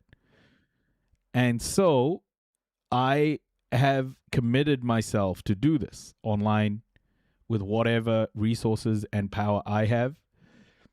And I thank you all for being here, watching and listening to all of this stuff and supporting me and this community. It's pretty cool. It's pretty cool to see that there are so many people out there who are willing to listen to me and learn along with me, which is quite cool. So I just want to say thank you guys. And what a day with Abdul El Sayed beating $70 million of AIPAC cash. Incredible. Incredible. My close brush, I think I'll rate Zach Chap, because Zach Chap, we have a few people here. I would love to support Zach Chap a little bit more to get to help him get to partner. Guys, on Twitch, we're going to rate Zach Chap. Please stick around for that. Support Zach Chap. Zach Chap works tirelessly, and I would love to see him get to partner. So help him out. Let's rate him. But thank you so much, everybody. Kakite, Paul Marie, thank you so much for being here.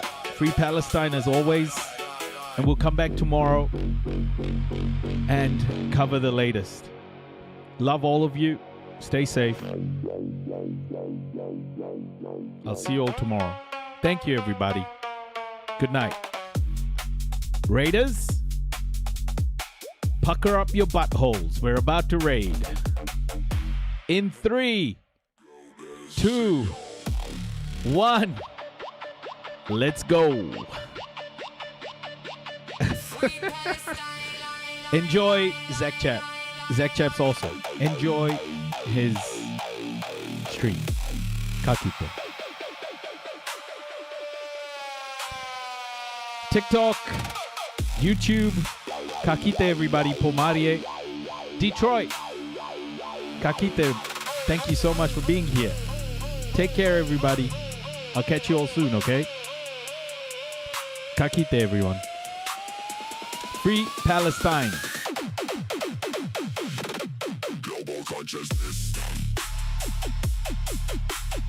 Damn. Free Palestine. Kakite.